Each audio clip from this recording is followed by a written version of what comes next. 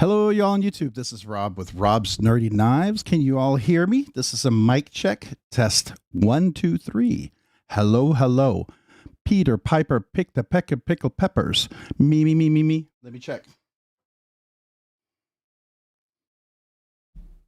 Let me check. Hear me? This is a mic check. Test 1, 2, 3. Hello, hello. All right, looks good. Or sounds good, I should say. No, the audio looks good. I can see sound. I can smell light. How about that? Welcome, everybody. So, YouTube is awesome. Love YouTube. I love YouTube. So apparently there's a new thing where it defaults when you start a live stream. And I'm not really sure I don't know about you guys. Do you create live streams and you make them private? Is that your default setting? Apparently it is my default setting now. So when I scheduled my live stream on Saturday, it was private the entire time. So you guys probably never saw the notification for it. So that was awesome. So we should have a wonderful crowd here tonight. That usually doesn't help. That usually means we'll have about 100 to 200 less people. But that's okay. We're here. We're having fun. We're going to have a super cool giveaway tonight. Members giveaway tonight. And then we're going to do the regular giveaway as well. Got a few things to talk about. Whew. I'm trying to, real quick, let's see here. Let's do this test. I'm going to reposition this real quick. So how do we get this smaller? Why are you doing this to me? Okay. I can't seem to move this down.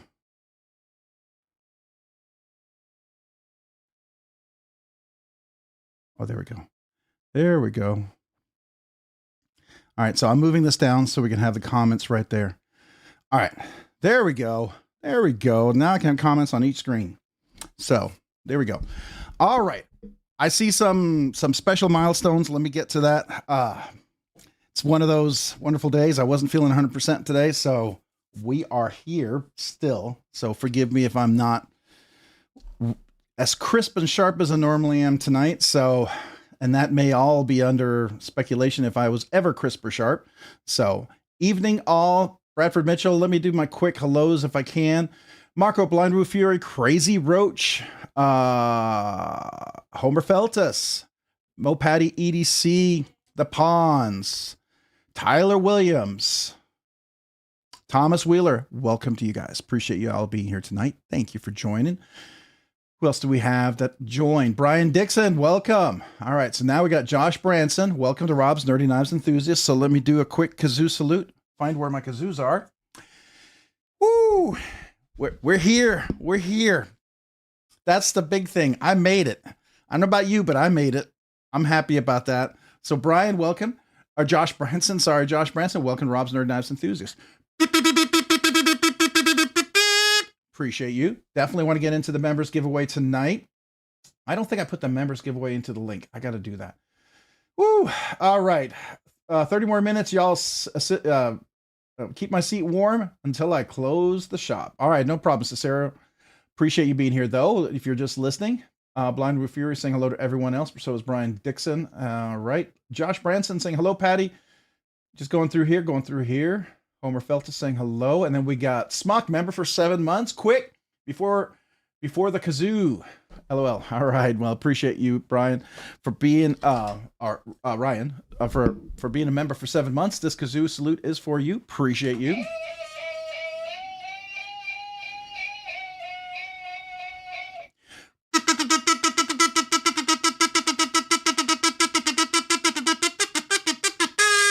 Appreciate you. Thank you for being a member for 7 awesome months. Thank you. All right. Make sure you guys go enter that giveaway if you haven't already. I'm sure most of you guys have, but just in case you didn't know. Michael Upchurch, hello. Welcome. Hoffy. Hey, Hoffy. Hold on. I don't know if anybody knows, but today is Hoffy's birthday. I got to be a big celebration for Hoffy. Hoffy, happy birthday to you, man. This kazoo salute is for you beyond anything else, but here we go, Hoffy.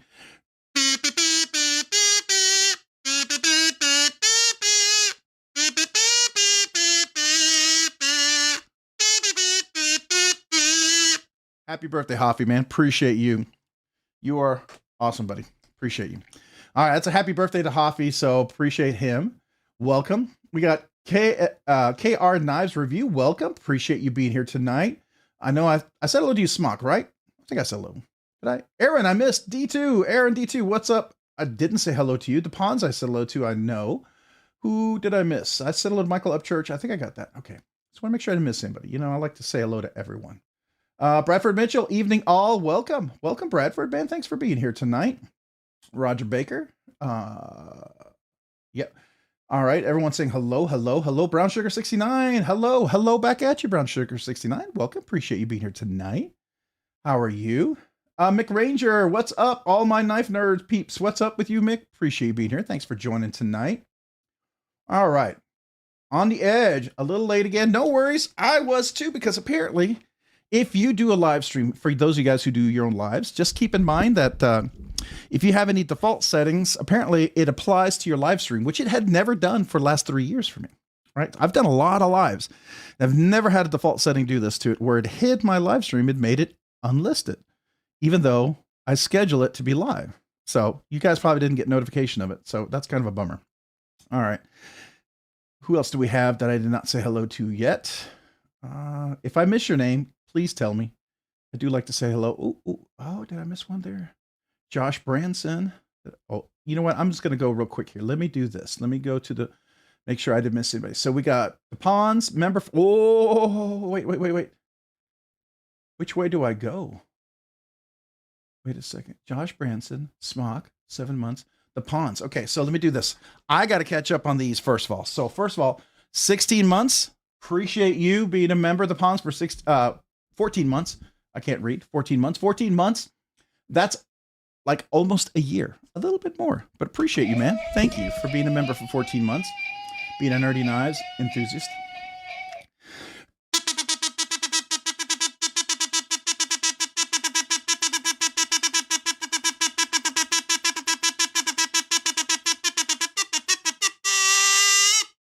Appreciate you, man. Thank you for being a member for 14 months. I'm trying to catch up here. So there we go. Thank you. Thank you, the Pawns. All right, then we got Blind Wolf Fury, member for 8 months, Nerdy Knives enthusiast. Almost could have had a baby. Almost could have had. Yeah, I guess. I hadn't thought of it that way, but yeah. Appreciate you. 8 months. This kazoo salute is for you.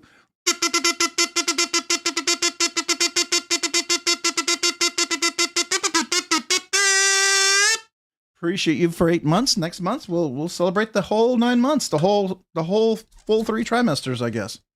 Anyways, all right. Then we got Bradford Mitchell with the super chat. OMFG, I won a Utsler Duck Lotto. What? No way, Bradford. Congrats. Which one? Which one? Congrats. That's a huge thing, man. I'll give you a like for that and a thumbs up. That's pretty cool, man.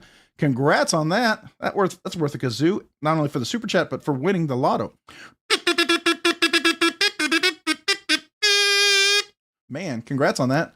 Hopefully you'll be able to post some pictures and share the good news with us. The Knight's Edge, Neil, member for 20 months, Nerdy Knives enthusiast. Thanks, Ron, for all you do.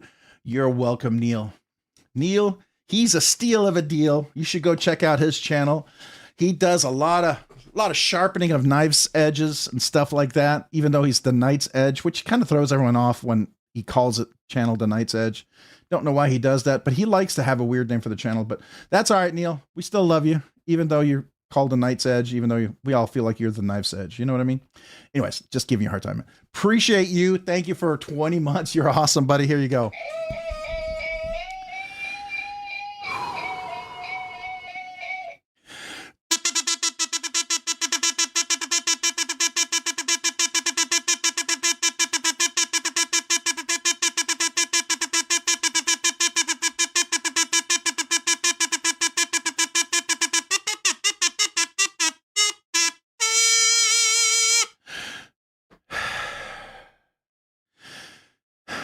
All right. Congratulations, man. Appreciate you for being a member for 20 months and not making me pass out just about every time I do that. You're awesome. Appreciate you, Neil. All right. Then we got Josh Branson, member for 16 months, Nerdy Knives enthusiast. What a great 16 months it's been, man. I appreciate you. I'm honored. 16 months here. Thank you. Thank you. Big kazoo salute to you. And a big thank you.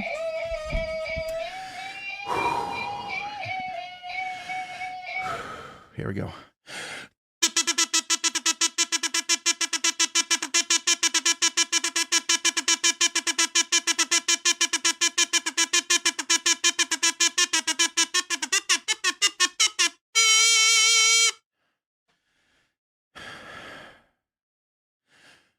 Thank you for being a member for 16 months, Josh Branson. Appreciate you, man. Thank you.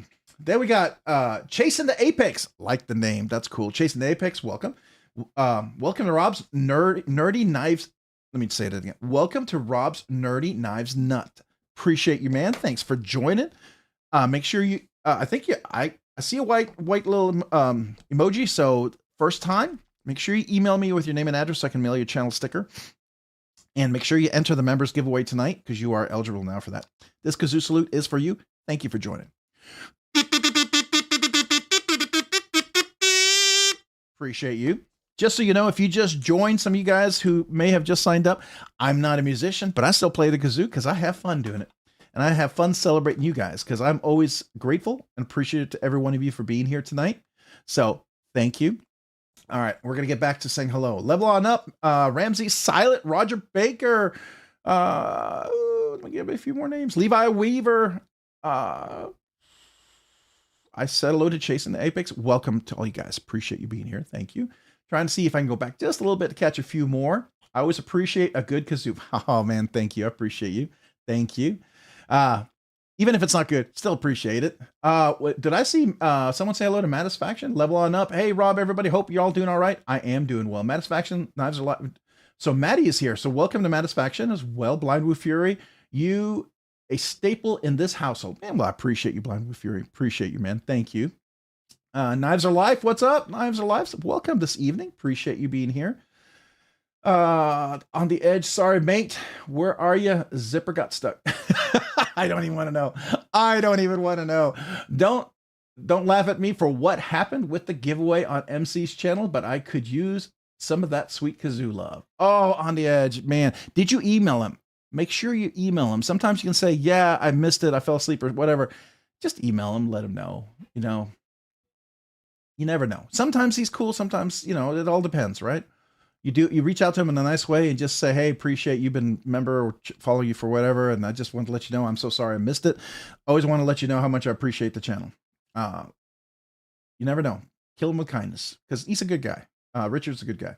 All right. Matisfaction, Hoffy birthday. Oh, I like that. Hoffy birthday. Hoffy birthday to you. Hoffy birthday to you. Hoffy birthday, dear Hoffy. Hoffy birthday to you. I can't sing, so I kind of did the semi-sing talk voice. So hopefully it didn't sound horrible, which it probably did, but that's okay.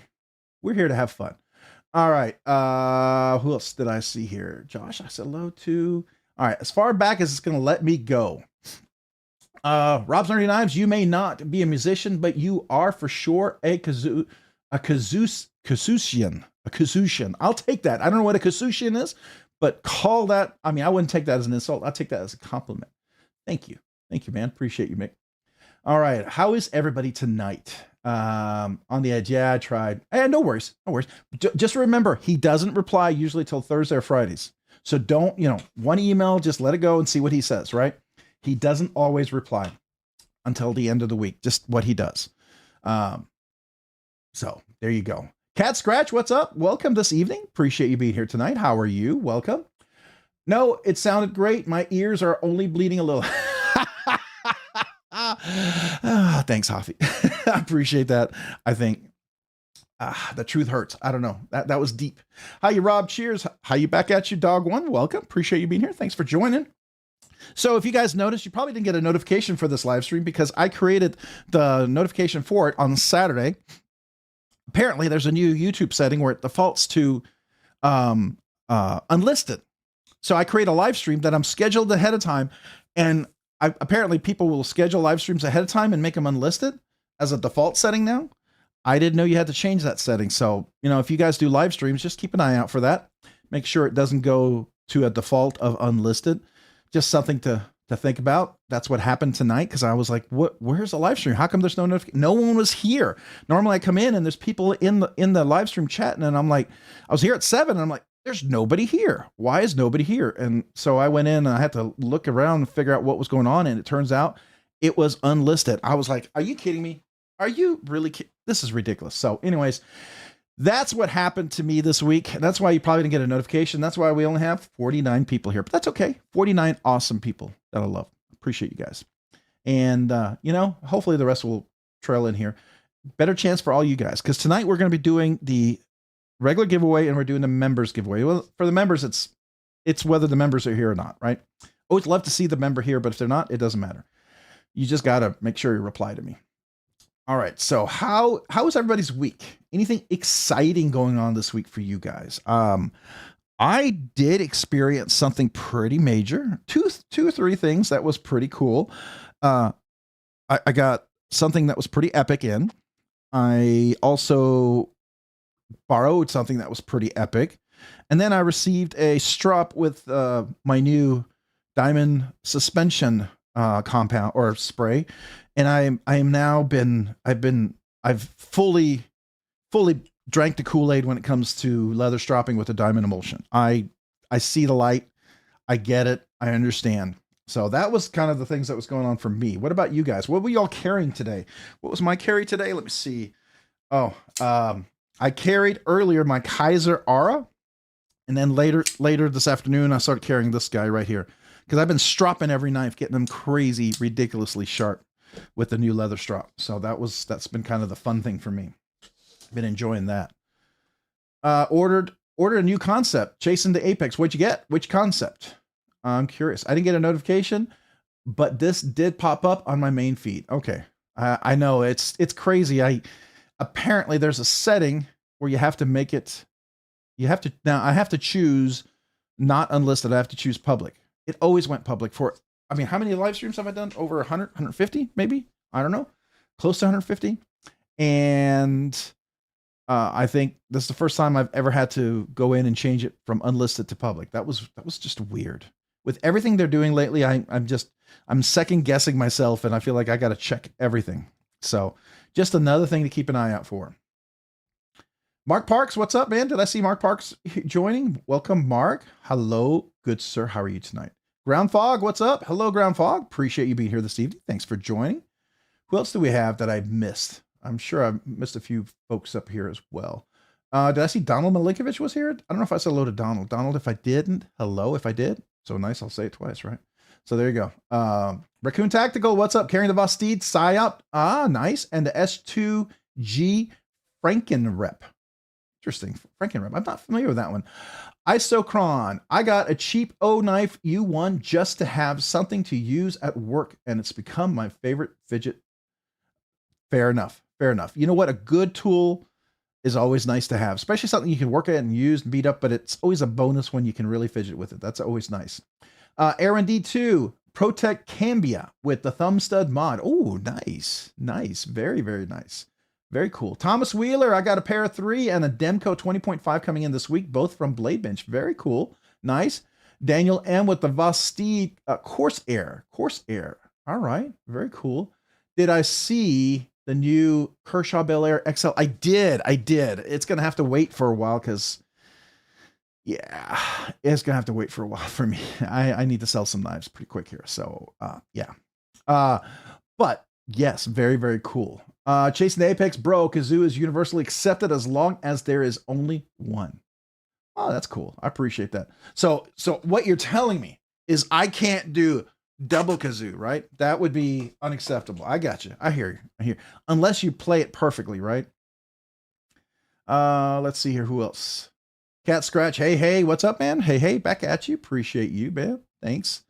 Brown Sugar, Mark Parks, Tote, Cat Scratch saying hello. Okay, level on up, saying hello to everyone. All right, I'm just trying to see if I'm missing anybody talking about their knives.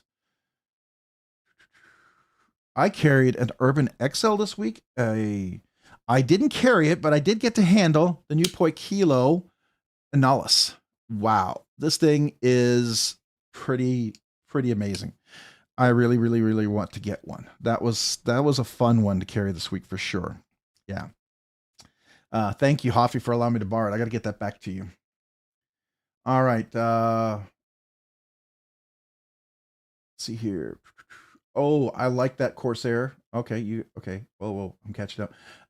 Let's see here. Chasing the Apex, Tiger Tie with the WE-XL bronze titanium MKM Miura. Nice.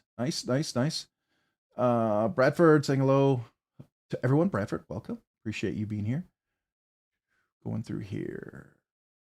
What's up, everyone? NFK 2026. Appreciate you being here, man. How are you this evening? Welcome. Hopefully you're having a good evening. Hey, level on up. I thought I said hello to you, level on up. Did I not say hello to you? If I didn't, hello again. I always feel like I said hello to you, but I might have forgotten to say hello to you, but I'll say it anyways. Grizzle Bear Leather Crafting, what's up? Hey. I dropped the unboxing of your stuff for the second afternoon video. I don't know if you saw that. That was my or early evening video. I was pretty excited about that. So thank you for the stuff. That was really cool. Really cool stuff. I like the patches. I like that. I'm kind of going through trying some of the different things and seeing how they go, right? Can I plug a knife I have for sale on BladeBinge? Thomas Wheeler, go ahead, man. Go ahead. Share away. If you got a cool knife on BladeBinge, for sure. Grizzle Bear Leather Crafting, how's everyone doing? We're doing good. How are you, man? We're good. It's been a rough week for me personally. Some heavy things on my heart, but you know, it is what it is. And this too shall pass as far as I'm concerned. So, and it'll make us stronger. So I ordered the Concept Deadite in black and white and Damascus. Okay, the Deadite. I'm not familiar with that one. I have to take a look at that. Very cool. All right. Who else? Anybody else have a different knife that they carry here? Going too fast. A Touche Dual Auto and a Shark Cub. Okay. A WE-XL is on your buy list. Very good. I like it. The WE-XL is real. -XL is nice. Very nice. It's one of those I sold. I wish I didn't, but I was happy I sold for what I sold it for. But there are knives I wish I could have kept in my collection. But you know, it's the nature of the beast when you are a YouTuber and you're checking out knives. You can only keep so many unless you have unlimited wealth, which I don't. So I'll have to package. I'll have another package out to you shortly, brother. Hey, no problem. I appreciate you. Appreciate the one I got though. That was really nice. I appreciate that. Thank you, man. Who else do we have here? NFK single Chef Rocky. Did I miss Chef Rocky? No way. Chef Rocky. Oh, I did reach your Touche Dual Auto and Shark Cub, but I didn't say hello to you. What's up?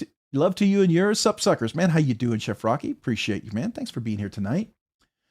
Who else do we have here that I did not say hello to? Bradford Mitchell. I am waiting for the final invoice for the Mini Cortex. Oh, you're gonna get a Mini Cortex. I am very curious how that handles. I would love. Now, I don't want to impose upon you in any way, but Trish, if you happen to ever allow someone to look at one of your knives, and you were to be comfortable for someone to look at one of your knives, and if it's not a crazy, super modded out one, would you ever consider allowing me to very carefully and gently borrow it? Just a thought. If not, no worries. I don't want to inconvenience. I don't ever want to put that upon you, but I would be very honored to be able to, if that would be a possibility. If not, totally fine.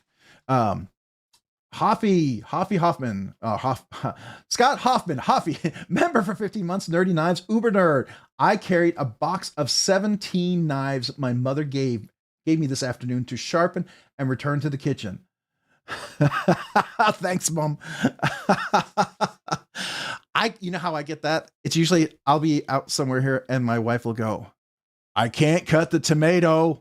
And that's my cue to say, it's time to sharpen the knives. So when I hear I can't cut the tomato, I got to go sharpen the knives. So yeah, I know how that is. Let me give a big kazoo salute to you, Hoffy. Again, happy birthday to you. If you didn't know, Hoppy's birthday. This kazoo goes out to you, Hoffy.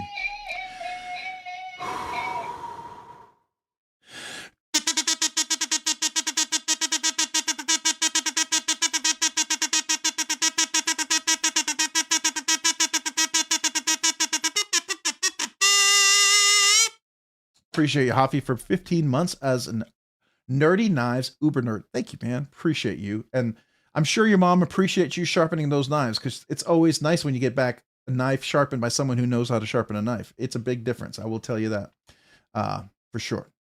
All right. Who else do we have here? Chef Rocky, stay strong, my friend. Yeah, I know.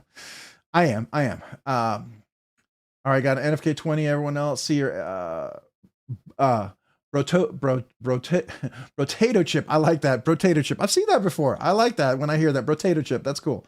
Everyone's saying hello, hello, hello. Oh, all good, good, good, good, good. Doing good. You awesome. Level on up. Hello, Rob, and hello back at you. Ox Soulstorm and a Microtech Dyra. Is that Dyratech? Dyratech SBD. The ever-present Leatherman. Oh, the Leatherman. So it's nice. I have my arc that I at my desk. I use probably 2-3 times a day for everything around the house. I kid you not. It's so much easier than going out to the garage and get into the toolbox. Most of the time, I can make it work for most things. Are you on the Tri-State Discord? Oh, okay. So you guys, yeah, he definitely has a big Discord. I will say that. That's for sure. I could not pass it up. The XL I have is too big for me, so I'm going to sell it. Oh, fair enough. Fair enough. That it's a pretty big knife. I mean, relative to, I think, the Mini. I just wondered if the Mini is so small. So I liked the FIF 18, which is a small knife. It's about 7 inches. And I was surprised how much I liked that. 7.1 inches, 7.08 technically. But it's actually a size that's right at my limit. But if I remember correctly, the Mini Cortex is 6.9 or 6.85 or something like that inches. So it might be just a hair too small. I'm not sure. I don't remember the exact specs on that, if anybody does. Who else do we have here? Neb Sig, SBD, and SBD, the new and Sharp by Design. Sharp by Design has something new. Wait. Am I seeing SBD? A new Sharp by Design, or are you just carrying a new Sharp by Design? I'm sorry. I got all excited there for a second, right? It looks perfect, Mo Patty. Oh yeah. Jesse, evening all. Welcome. Appreciate you being here. How are you this evening? Rob's Nerdy Knives. You can borrow my knives. Of course you can. Which ones do you want? I would love to, after you've had a chance to handle it, enjoy it. I would love the honor to be able to check out that the mini brown Cortex, if you would allow me the honor of that. I'm sure there's some other ones I would, but we can discuss that later. But yes, that would be awesome. Thank you. Thank you, Mopati EDC. Appreciate you. That mini Cortex will be awesome, I bet. Sorry, I missed that message. Chasing Apex, Daniel M. One of the best purchases I've made was the Hyphen XL. Had it a while, and that 20 CV still hair popping. Wicked hollow grind. You know what? I will tell you, I've not really ever wanted desperately a wee knife in their Damasteel until the Hyphen XL. That XL in their Damasteel with the all white polished titanium handles with the Damasteel. Wow. It's a bad overpriced purchase, but man, it looks so good. I had the blue one with a purple. Love that thing. Sold it for another grail. Was happy with what I sold it for what I got, but I miss it. I miss it. It was such a good knife. It was one of my favorite Wii knives out there, I'd have to say. All right, I'm getting a little behind. Got to catch up. Here we go. Starting to slow down. Hey, Stacy Bolster Blades, what's up? Appreciate you being here this evening. Thank you. Look at her. Big hello to everyone. Very cool. Bradford Mitchell saying hello to back, and who else do we have? Everyone's saying hello back. Then we have Nick Travaglini. Not sure if you saw my comment on your vid, but I have that exact poi kilo analysis for sale if interested. Okay, very cool. Well, let me know. Because I reviewed a lot of the poi kilo knives directly from poi kilo, I actually might be able to get it at a reviewer special discount. So we'll see if that's still available to me. And I wouldn't want you to have to sell it for less than what you'd be willing to sell it for. Okay. So that's why the issue is not that I don't have one available. The issue is I don't have money for one available, right? That's my issue right now. Everything's on hold right now as far as that's concerned. And we'll be having a pretty good knife sale here probably as soon as the live stream ends tonight. So yeah, for sure. I need to do that for some of the things I purchased recently. And you'll see here in a second what one of those things are, and you'll maybe understand why. All right. It's fair, I think, to be fair. All right. So I would be interested, and I'd love to talk to you about it. I just want to make sure you don't feel like, you know what I'm saying? I don't want you to feel like you'd sell it for less than what you'd want to sell it for. That's my only concern. But Nick Travaglini, appreciate you. This kazoo salute is for you.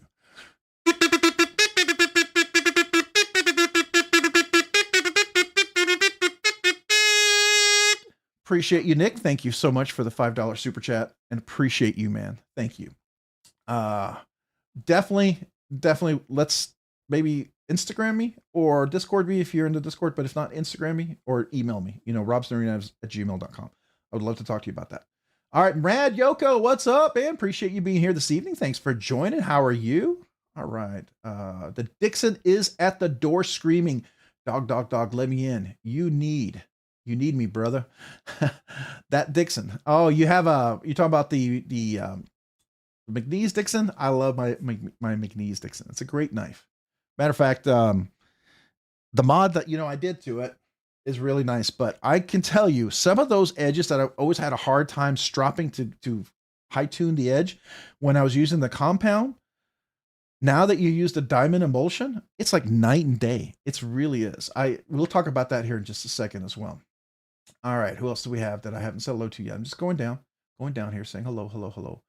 Josh Branson, chasing the Apex. I've wanted a high fin for a long time. It's a good knife. Even the mini high fin, the mini Trogon. The mini Trogon's really nice too. It's really small. That was a little too small for me. At least in that ergos, right? That was a hard one. Rob's Knives, I know it's 25% smaller than XL. See, and that 25% is doable, I think. I just need to know the exact, and it also, like the Para 3. The Para 3 is technically under 7 inches, if I remember, but it's doable because of the ergonomics, the way it's shaped. It works in my hand, right? It all has to do with how does my hand fit in. That's a big deal for me. Bradford Mitchell Mopatty, I can understand that. If I get another one, I'll still pass to you first. So if you are a better position, you can take a chance for it. Oh, very cool. Very cool. Bama Fan, Rob, and everyone in the chat. Hello, back at you, Bama Fan. Appreciate you being here. Thanks for joining tonight. Mo Patty, you got it. All right. Thank you so much. Appreciate you, Trish. Josh Branson, Stacy Bolster Blade saying hello. Hopefully everyone's doing well. I do hope so. What's up, Pete? We got Tegan here. Welcome, Tegan. Appreciate you being here. How are you this evening? Hopefully you're doing well. Welcome. All right. Who else do we have that I've not said hello to yet? Bama Fan, I've already said hello to. Really? I'm that far behind? No way. Wait a second. I wasn't that far behind originally. Holy cow. You're chatting up fast. Okay, so it's time for the speed round. Here we go. Speed round. Gonzo, what's up, man? Appreciate you being here. Thanks for joining tonight. Homer Feltus, how you doing? Welcome. We're going to go. Henry G, how you doing, man? Welcome. Appreciate you being here. Thanks for joining. Michael Threadkill. Threlkeld. Oh, I used to. What am I doing? Threlkeld. Welcome. Appreciate you being here. We're going fast. We're trying to. Let's see. Fret the Lug. Hello all. Welcome. Appreciate you being here. Thanks for joining. Rob, hope you are well. Hope everyone is doing good. We are. I mean, relatively everything. We're good for tonight. I'm moving. This is speed round. Cliffbot, what's up, fam? What's up with you, Cliff? Appreciate you being here. Thanks for joining tonight. Paul Mills, Rob's Nerdy Knives. Hey, Paul, welcome. Appreciate you being here. How are you tonight? Hopefully you're doing well. Let's see here. We're going to keep going. We're going. Everyone say hello. Lots of hellos. I'm going to skip them just because I'm trying to get down the list here. You know me. I get stuck. Squirrel, level on up, saying hello. Yep. Hello. Man Fan, everyone saying hello. Paul Mills, everyone saying hello. Lots of hellos. I'm going to keep going. Everyone saying hello. All right. Roger Jones, what's up, man? Appreciate you. Roger Jones, I don't think I said hello to you yet. Welcome. Appreciate you, man. Thanks for being here. Who else do we have that I've not said hello to yet? Ooh, why are you jumping on me, man? Why are you doing that? Thomas Wheeler, am I the only one who thinks SRM knives have the best looking factory edge?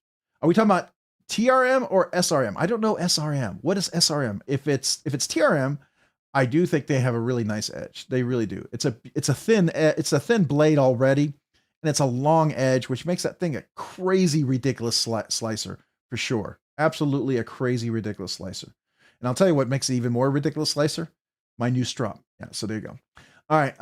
Who else do we have? The Rosie is a small knife too. Yeah, the Rosie is a small, but it works in the hand. You're right. That's a good point. So let me pull out the Rosie real quick. Let's look at that. So I'm going to get my measuring tape. Let me see what the measurements on the Rosie is. It's just under 7 inches. It's 6 and 15/16. So the Rosie is 6 and 15/16 in size.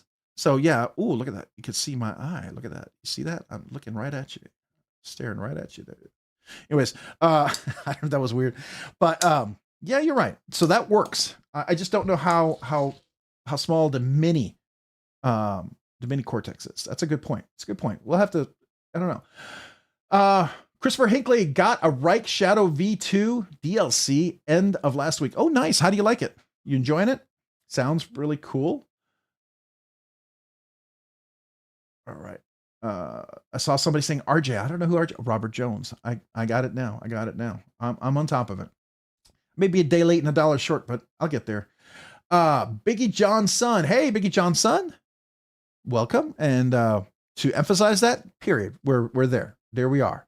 All right. Appreciate you being here. Gonzo saying hello. Nebsig saying hello. The new brown mini Cortex looks amazing. It does look really cool. I mean, it's a beautiful design. There's no question about that. I would absolutely agree with that. The look of it is fantastic. It's just, I hope it feels ergonomically as comfortable as it looks. Because for me, a lot of people don't. Number one thing is, how does a knife look? The ergonomics, if it's okay, they're okay. For me, if the ergonomics are great and it looks great, it's a fantastic knife. If the ergonomics are great and it looks okay, it can still be a really good knife. But if the ergonomics are great and it looks terrible, well, that's questionable. But if it looks great and the ergonomics are terrible, then it's absolutely not. It won't be in my collection. That's just my thing. I'm in Taiwan, so hoping to get a good price on the Wii Hi-Fin while I'm here. Oh, that's a good idea. Yeah, hopefully that'll be nice. Just make sure you ship it home. I don't know if you can take it through customs or whatever. I don't know how that works. That's a good question. I don't know if that works. Biggie John's son. What's invisible and smells like carrots? I don't know. I got it. I'm ready for a joke. You got to tell me, Biggie John's son. Let me know. I'm curious. All right. Who else did I say here? Thomas Wheeler saying hello. You said SRM? It is SRM? I have one SRM, but I do like it. SRM, what does that stand for? Help me out. What is SRM? Did you already say what SRM was? I missed it then. Thomas Wheeler saying SRM. Okay, Robert. Cheers, bud. Dog. What's saying hello to Robert? Robert Jones. All right, we're gonna keep going. I gotta get Layla Dodge. Robert, hi. Welcome. Hey, Layla Dodge. Speappreciate you being here. Thanks for joining tonight. Hopefully you're doing well. Thanks for being here. Who else do we have that I not back to speed round. Speed round. Here we go. I have a TRM Atom 2 that I like a lot. Okay, cool. I don't care for the Oz aesthetic much, but I said the same about the Spyderco for a long time. You know, I will tell you, once you handle the Oz, it's like the Spyderco. I did not care for the Spyderco. And then I handled it and I was like, oh, okay. And now I have 18, 19 Spydercos. So there we go. All right. Fred the Lug, very upset. C Brown took away the top flipper from the mini Cortex. I will not be getting it. I'm sure it's wonderful, just not for me. Fair enough. Buy what you love and love what you buy. And if that does not interest you, don't buy it, because you'll be unhappy. You'll be unhappy with the knife. Don't buy it just because it's a certain maker. To be fair, it's great that a maker makes different designs. You know, it's just every design the maker makes is not for every person. That's my opinion. All right, the mini Corda. I got this Hawk 2. I'm not sure what that means, but I'm not even gonna read that out. I read that broken uply enough that I think I'm okay. Maybe not. Hopefully I didn't get busted there. Christopher Hinckley, Michael T. It has a really nice action and great detail. That's cool. The Rosie XL is stellar. I like the regular one as well. Near perfect, like reality. Yeah, I love the XL. And as I said, I sold my XL to a certain someone who might be here. And I said to what I still believe is the Rosie XL makes me wish I had longer fingers. I have shorter fingers and it just doesn't work for my hand, but it's such a great knife. I wish I had longer fingers, but oh well. Mark Work 2 got my first China virus knife, a Zen. Oh, nice. I love it. It's only cut me twice in 4 days. The Zen. That sounds familiar. The Zen. Help me out. What's the Zen? I know what the Zen is, but the Zen, what is that? Why am I having a brain hiccup here? I can't remember. Somebody help me out. Help me out. Fred the Lug. Okay, everyone's saying hello to Fred the Lug. Hello. Layla, is anyone familiar with the Diskins live wire? It's heavy. Bought one, think it's fake. Looks great. Heavy though. I'm not familiar with that. No, I'm not. Skull EDC. Hello. Welcome. Appreciate you. With not work. Okay. All right. Got you. Mentioning tagging Mopatty EDC mentioning a Spyderco. I know Mopatty's like no. Layla, dodge no, but we'll look it up. Okay, all right. Nebsake agreed. Ergo's master looks are nice. Blade matters. Ergo blade shape, blade grind, look and feel, then looks. Yeah, fair enough. I mean, ultimately, I'm not going to discount the look of a knife, right? Ultimately, if you don't like the way it looks, you're just not going to want to carry it, right? If it looks ugly, you're not going to want to carry it. But there's knives that looked ugly until I saw the design and the intent and what they intended and what it became. And you're like, oh, okay. It made it look beautiful, because when you think about how they designed it, it's really quite brilliant. And I love that. Maroney, hey, what's up?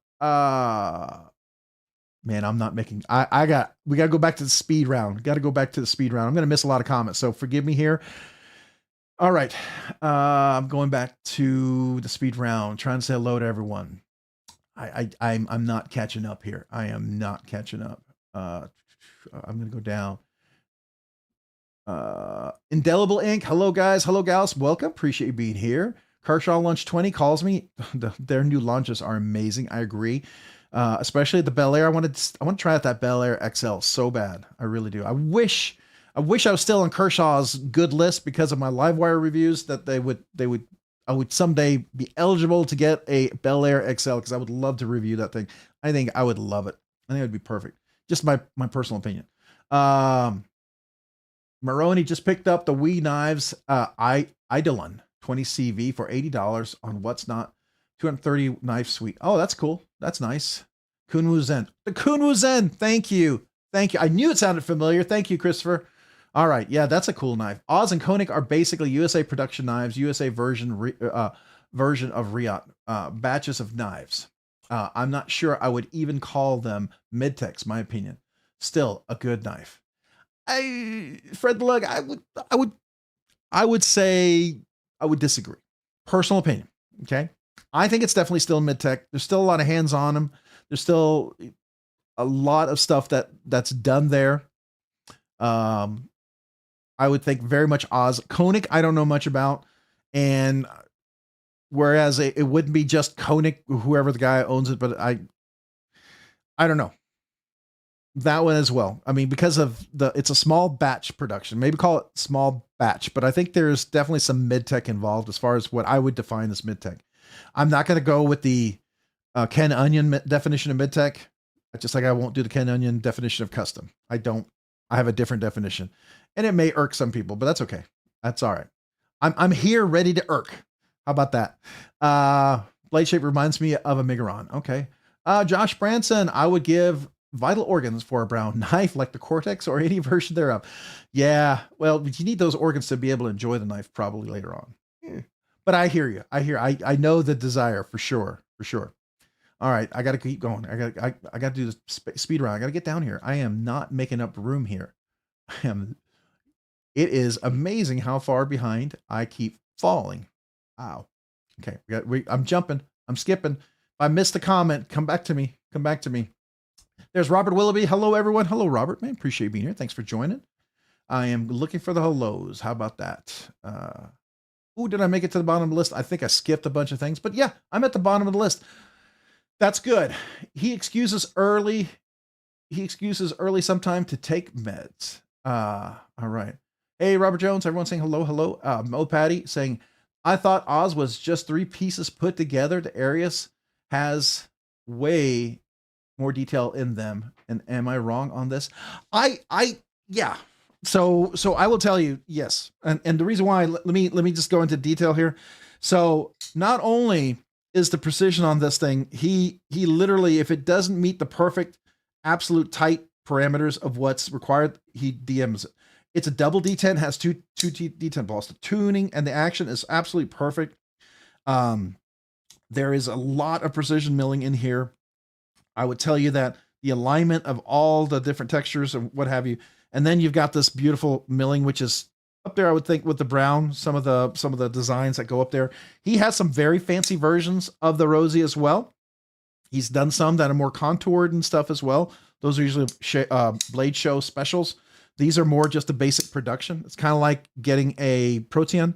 You can get the Protean that's kind of a basic production run or mid-tech run for, because I mean, Princeton's still doing all his work. So I guess that would be true mid-tech or mid-tech custom. Custom with CNC assist, I guess you could say. But this right here, I would say, let's get focus. Come on, focus. There we go. This right here, I would say, because of that, it's very different, right? So that's just my 2 cents on it, my opinion on it, my experience with it. It is absolutely phenomenal. Every Rosie I've ever handled feels exactly the same in the regard of precision. So, but people can always disagree. You don't have to agree with me, right? I mean, if it's not for you, it's not for you, right? I totally get it. Just like some people they're not big Arna Benar fans with the iMamba. I love this. Now, I do know that the 3 brothers do over 200 touches on this. This hollow grind with the polish, it's done by one of the brothers, and this is hand polished, hand ground, right? As far as the blade's concerned. Now, are the scales CNC assisted? Yes.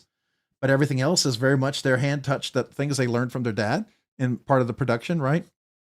So there's a lot of that going on here, and it's a phenomenal knife, I think, right? So I enjoy this a lot, but that would be probably more of a mid-tech, so to speak, because a lot of the hands-on. So there you go. All right. How far did I get behind talking and getting distracted? If you enjoy the community, stay true to it and sink in your teeth. I think it's inevitable that your taste eventually level up to knives like Craig Brown is doing, like the mid-techs. Yeah, I mean, I think everybody changes, right? Some people get tired of Chinese production knives and they don't want those anymore. Some people get tired of some of the mid-techs and they want super custom. I don't know. There's a while I wasn't really super interested in any of the production coming out of China. And then I found a few that were just kind of fresh and I liked them. And so I enjoy that. It's always, a lot of times your experience and reaction to a knife has a lot to do with where you're at the time. Right. And you can find that maybe your initial reaction to something may have been more a circumstance of the environment and the experience that you were in than it was necessarily the knife. I mean, sometimes it's the knife, but sometimes it can be just that. And so sometimes it's worth going back and giving a knife a second chance, I think. All right. Everyone's saying hello. Fred the Lug. The fancy versions of the Oz and Koenig are mid-techs, but the basic ones are just production. The milling is all done by the computer and CNC. KB Knives Pioneer has wonderful milling too. So Fred the Lug, yes and no, but there is hand touching. It's not all just CNC and then they just put a couple slabs together and there's some robot that puts them together, right? There's a little bit more to that. Having if you go like even to Tactile Turn Company, you go and look at their production knives. There's still a lot of hands-on. I mean, when you put the detent ball in, you tune the detent. When you tune the lock bar, when you're trying to find the action and close the screws, when you're trying to make sure the blade shape and the blade is centered. There's a lot of things that a machine can't just do. So I'm not disagreeing. My opinion is I think there's a little bit more. Now, the mid-techs, when it has extra fancy stuff, yes, that definitely involves extra stuff because that's dealing with more expensive materials that require higher care and more precision, right? And more knowledge in how to handle it. So I do think that's a little bit more. Prince and Latama, persevere, please. Anyone got an idea where to find one? Lamia. Are you talking about Nebsig? Are you talking about a Prince Customs Protean and a Lamia? Maybe? Is that what you're talking about? I don't know. G-Man, hey, bro. Saying hello to everyone. Okay. Did I get far behind? I did. Oh, gosh. All right, we're back to the speed round. Jason Price, what's up? Hope you all have a great Monday. Same to you. Hopefully you are as well. Welcome. Henry G, did I say hello to you? Kodiak Edge, Bladesmithing. Hey, Cliff. Hello, Kodiak Edge, Bladesmithing. Appreciate you being here. Thanks for joining tonight. Jim Cox, what's up, man? Appreciate you being here. Kevin Smith and Knives, hello. Welcome to you. Appreciate you being here. I'm just sad about the hype around Oz and Koenig when some of the other USA companies don't get it. American Blade Works, for example. Yeah. Now, my personal opinion, American Blade Works is fantastic, but I absolutely feel an $800 Oz Rosie is worth more than a Model 1. I think the price for the Model 1 is fantastic. What they offer for USA production is amazing. But we are talking, my personal opinion, two different types of knives altogether. One has a lot more value, I believe, than the other. But the other one doesn't mean the other one doesn't have any value. It just means the other one has more value. And I think their value is justified. That's just my take on it. But you know what? It's your money. You buy what you want. And ultimately, what it's worth to you is what you're willing to pay, right? So, and if it's not worth it to you, it's not worth it to you. And that's fair, right? I get it. I get it. Oh, I read your comment, but I didn't link it. Sorry. All right. Saying hello. Everyone saying hello. Gonzo, Robert Jones. All right. Okay. We got to go down. Because make no mistake, there's levels to the knife game, not only in manufacturing, but I feel it's more prevalent in and around collector side.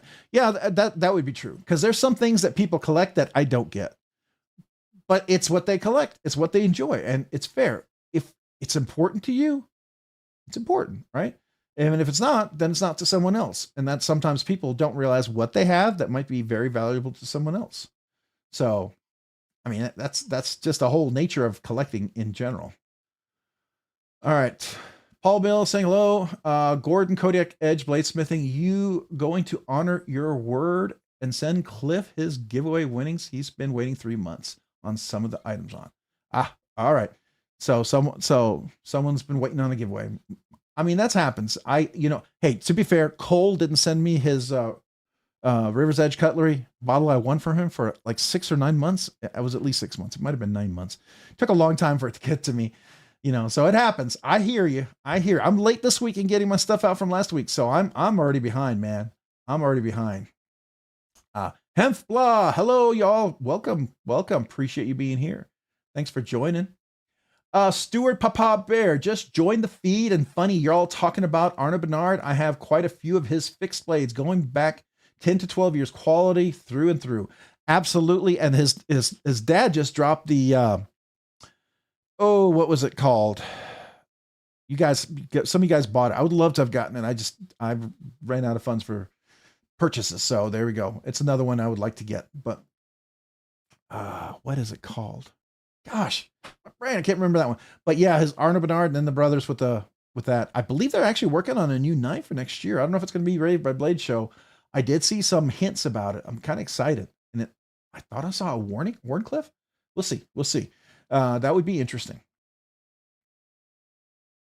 All right. McNeese is like that too. McNeese, so again, with everybody, McNeese was typically, he was a custom knife maker. He went production and he knows he does production, but there's a lot of touches in that production and it has a lot to do. And Jonathan is always hands-on with everything that goes on in that production line. I'm pretty sure Craig Brown's the same. I'm pretty sure Oz Machine is the same. A lot of those folks keep a close eye to make sure the quality is what it is. So Kodiak Edge, Bladesmithing, McRanger, howdy, bud. I sent you a text today. All right. Everyone's saying hello. All right. Ooh. Oh, whoa. How far behind did I get? Come on. You so slow and refreshing here. Come on, YouTube. Okay. All right. Speed round again. Here we go. We're just going to say, hey, it's the Johnsons. Hello. Welcome. Appreciate you being here. Thanks for joining. Howdy. Hey, Addicted to Blades too. Hello. Appreciate you being here. Thanks for joining tonight. Ed, hey, what's up? Rob and Peeps. Hello. Thanks for joining tonight. Appreciate you being here this evening. Thank you. Let's see. Josh Branson saying hello. All right. I think I heard say hello to Josh. Dan Stan EDC. Hi. Saying hello to everyone. Hello, Dan Stan EDC. Appreciate you being here. Todd, evening, Kodiak. Okay, Todd Carr is saying hello to everyone. Todd, man, I don't know if I said hello to you yet. Welcome. Appreciate you being here. All right, I'm going to keep going. It's amazing how far behind I can get quickly. None for now. I'm torn between getting a McNeese on BladeBinge and a North Mountain BBNM next month for my birthday. Well, happy birthday coming up, but both good choices. It's ultimately what you want, right? That's going to be a tough one. I hear you. I saw Metal Complex plug your show on Friday. Did you get a boost in members? I did. I think like 130 folks signed up, and I very appreciate it. Hopefully some of them are here tonight, and hopefully they're enjoying the live stream and enjoy some of the content. I have 2 videos recorded I'm going to be dropping. I said once we hit 9,500, every 100, I would drop a video for 2 knives. That's going to be part of the big 10K milestone giveaway. So I have 2 videos I need to drop because we hit 9,500 and then 9,600 because of that. So I got 2 videos, and I can show you what those 2 of the 10 knives for the giveaway for everyone will be at 10K, because I've been working on that for quite a while. All right. Skylar G, what's up? Appreciate you being here. Thanks for joining. All right. I am trying to do the speed round here. Fred the Lug, everyone's saying hello. I can't read every comment, so if I miss one of your comments, sorry. I am just going to keep going so I can catch up. Wow. Okay. Pills, what's up? What's up, y'all? What's up with you, man? Appreciate you being here. Thanks for joining. Everyone totally has their own taste for sure. Absolutely. That's why there's so many awesome knives out there. Sometimes we all love a similar one. Sometimes there's a very select few who love a certain one. But that's the thing. If there's enough people who want a very specialized knife and there's enough demand for it, a knife maker can have a career making those types of knives, right? I mean, and that's why some of you guys have some of these really eccentric, interesting knives. May not be in my collection, but could certainly be in yours if you love that type of knife, right? It's like swords. How many people collect swords? I don't really collect swords. I don't. But some of you guys may. All right. We got to keep going. All right. Then we got Josh Branson with a super chat. Mo Patty is attacking her 500 subscribers milestone. We need to help her reach it. Yeah, absolutely. So let me do that real quick. Let's go over here and find, let me open up another window here. I'm going to try to find Mo Patty. So let's find that real quick here.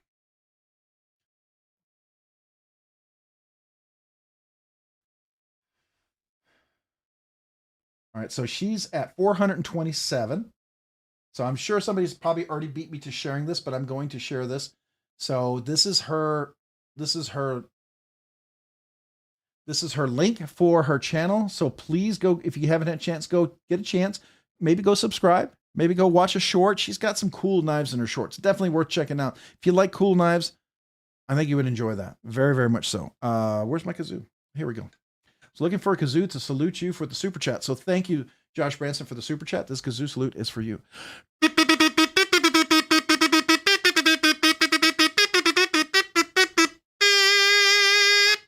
Thank you, Josh, man. Appreciate that super chat. And please go check out Mo Patty. This is her channel right over here. I've subscribed, 427. I love her shorts. She has some amazing stuff. I love her travel little thing here. She's got a little, I needed to ask her about that. I wanted to ask you about that, Trish. I didn't know they made a fuller version of the duckling. That is freaking cool, because I only had the thumb stub version. I didn't know he made a fuller version. That's really cool. And I like the lanyard with the speed holes. Not too much, just a little bit. I like that. So anyways, I thought that was really cool. Very, very nice. Please go check her out. If you happen to watch one of her shorts, make sure you like it and watch it all the way through. If you subscribe, that way your subscription will stick.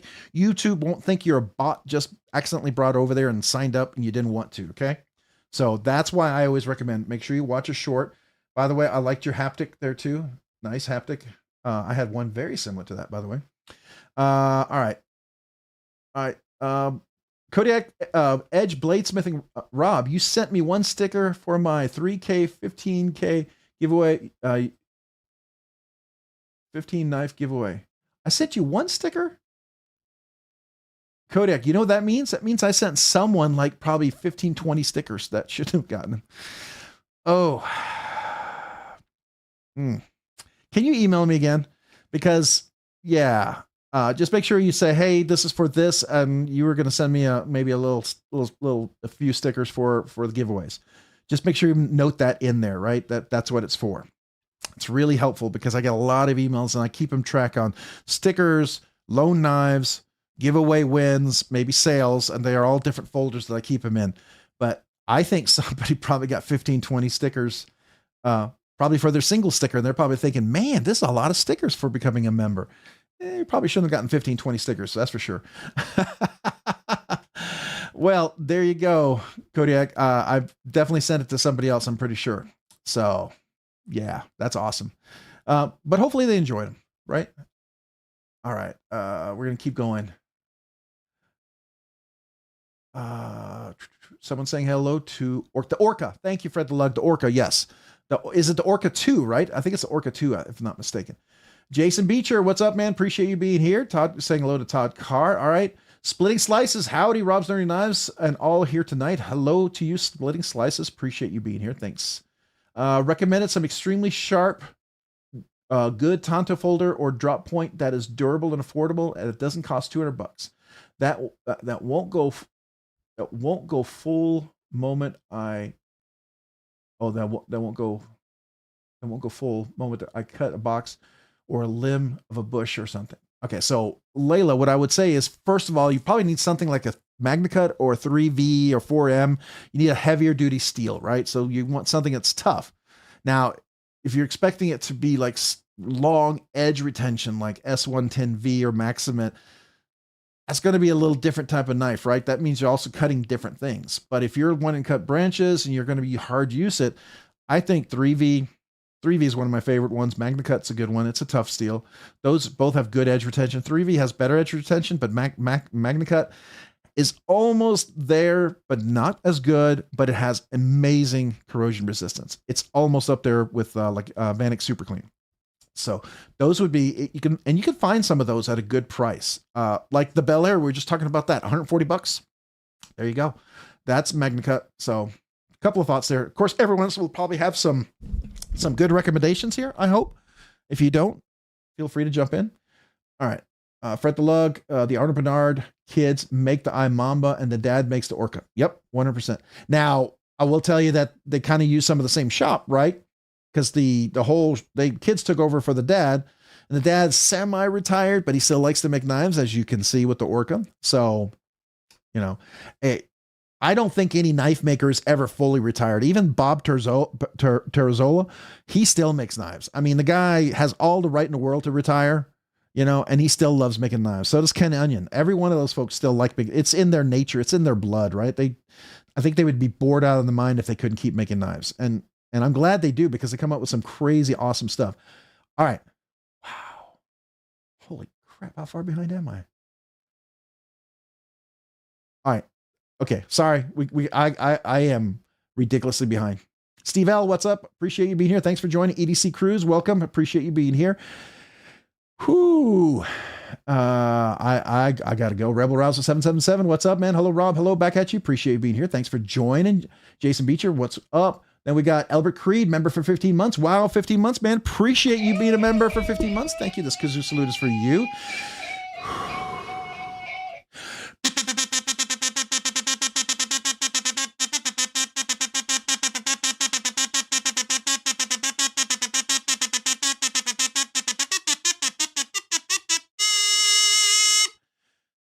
Albert Creed, appreciate you being a member for 15 months. Thank you. All right, Gonzo, saying hello. Rob Rousel saying hello to everyone. If I miss your name, let me know, because I'm doing the speed round here. I'm doing speed round. Jason Beecher, okay. Larry Bora, I'm doing a little knife maintenance. All right, very cool, Larry Bora. Welcome. Appreciate you being here. Blaze Burger, what's going on? Artisan filed backspace is lurking. Can't chat. Hope everyone has a great night. Okay. Oh, okay. Oh, you're working on some stuff. All right. Very, very, very cool. I like it. Planning another huge giveaway when I hit 1,000 subs. Ooh, congratulations, Grizzle Bear Leather Crafting. Definitely, if one of the mods could post their channel, that would be awesome. All right. Ramsey Silent, say hello to my little friend. The like button, smash it. I appreciate that, man. Malcolm Holt, welcome. Appreciate you being here. Thanks for joining. Stacey Bolster Blades, hey there. To all I've missed, saying hello. I like that. That's kind of how I say hello sometimes, because I try to keep up, and I know I miss people. I know I miss people. All right. Hey, everyone saying hello, hello. I am so far. I got to keep going. I got to keep going. I can't even stop. I got to keep going. I can't stop. Can't stop. Feel like I could go into a song there probably, and you probably would say, please stop. Please stop. My birthday's coming up. Hope I can get a Manix 15V before they're all gone. Yeah, I hope so too. That would be awesome. Well, happy birthday coming up. Let me know when we're within a few days of your birthday, when it's closer tonight to your birthday than it is for another Monday. Okay. I'd love to celebrate your birthday, because I know tonight it's Hoffy's birthday, and I played happy birthday to him already with a kazoo. Rob's Nerdy Knives, YouTube, Mo Patty, thank you so much. Myself for posting that. I was like, thanks for whoever posted that. That's like, well, that was me. So make sure you go give her a chance. How far behind was I? Okay. All right. Wow. Christopher Hinckley, what's up, man? Appreciate you being here. Thanks for joining. BladeBinge Official. Hey, welcome. Appreciate you guys being here tonight. You know, we're going to talk about next week's big giveaway. If you didn't know, I'm going to be dropping a video next week. The giveaway for everybody is a BladeBinge binge.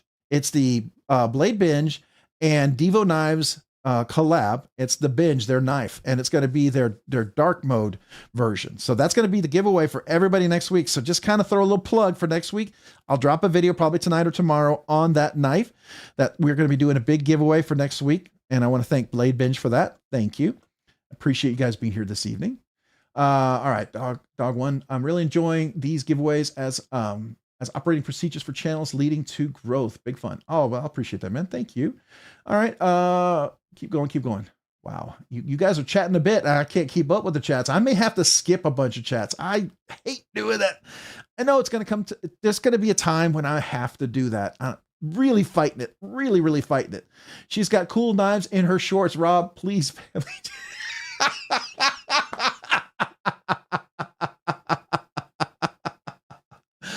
Oh, and I'm sure everyone's laughing. Appreciate you, Hoffy, man. Always, I will always laugh when Hoffy has something fun like that. I appreciate it.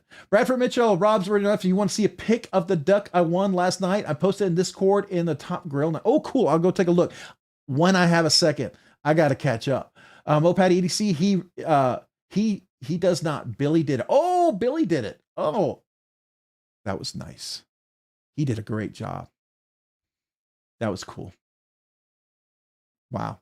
Billy did the Lamia as well. That was nice too. Okay. Very cool. Those are special. Very nice. Sorry. I got a little, that was the knives became that much more meaningful. And that's to me what I love about knives. Sometimes knives have a lot of meaning when they're special for reasons, right? There's a lot of reasons for that. All right, what's the name I use, Paul? Childish in the action you use as well, not in a name. I don't know what's going on there. All right, laid off Pete, 12 months. Hey, 1 year. Congratulations. You're going to get the acapella tonight. Nerdy Knives Enthusiast, it's happening. It's happening. The time has come. It has come. Make sure you email me. You get the 1 year card. Email me with your name and address, even if you think I have it. Tell me that you hit 1 year, and that way we can celebrate. So here we go. 1 year. When you hit the 1 year, I've always promised. I recorded this because the first night we got monetized. I did this a cappella the whole night. I couldn't talk by the end of the evening, so we recorded it. But I always promised on 1 year anniversary, I would do an a cappella. So this is for you, laid off Pete. Mind you, this is called a Scottish throat pipes. It's a lot more fun if you've had a couple of beers. If you haven't had a couple of beers, you might look at it and go, huh? Just be fair warned. Here we go. All right, laid off Pete. This is for you.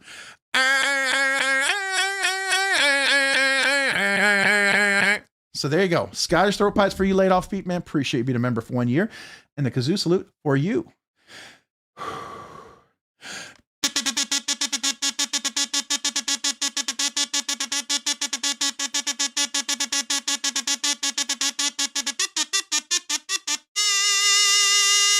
Thank you, laid off Pete, for being a member for a full year.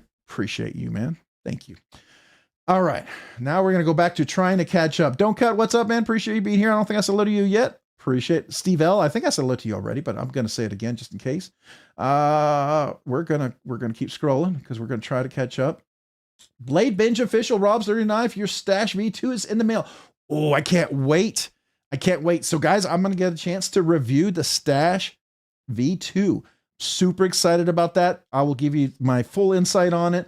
I love the Stash one. I can only imagine it's even more goodness.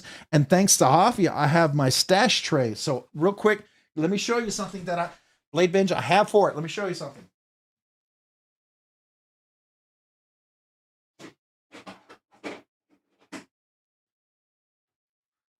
So I'm going to assume it might fit. If it's close, I don't care. All right. But Hafia made this for Cole. It's the Stash knife tray. So you can take a Stash and put it in there and it holds the knife. So I've got a little place ready and waiting for it. So here we go. All right. So thank you so much, guys. I appreciate that. All right. Steve L. All right. We're going to keep going. Chris229. Hello, evening. Find a dog. Welcome. And Chris229, Find a Dog, welcome. Appreciate you both being here this evening. Thanks. Matt Mayer, sorry, can't talk. Welcome. Appreciate you being here this evening. Thanks for joining. All right, we got to keep going. I got to catch up. I am so far behind. It is not even funny, but it is funny in some regard. Oh, wow. Okay. I think the time has come where I'm going to have to skip a bunch of comments. I hate it. I really... I hate having to do this because I can't. There's Mallory. Hey, Mallory, what's up, man? Appreciate Mallory Designs. How are you doing this evening? Appreciate you being here. Thanks for joining. Yeah, we're going to keep going. Mick Ranger saying, I hope you're ready for a long night. I just drank some espresso. I had a few espresso beans. I usually have a few espresso beans before we start the live. I have to. Aaron, D2, Sheepsfoot 3V8020. Nice, nice. Life Survival EDC. Appreciate you being here. Thanks for joining. I don't think I said hello to you yet. All right. Christopher Hinckley saying hello. Matt Mirror. Okay. BladeBinge saying hello. Kodiak Edge. Bladesmithing. Thanks, Robert Jones. I have a tracking number for you tomorrow. Oh, very cool. All right. Mick Ranger. It's the Flintstones time. Please and thank you. Love y'all. All right. Let me do a quick like and a thumbs up on that, Mick Ranger. Oh, try that again. There we go. So, here, this is for you, Mick Ranger. Appreciate you. And yeah.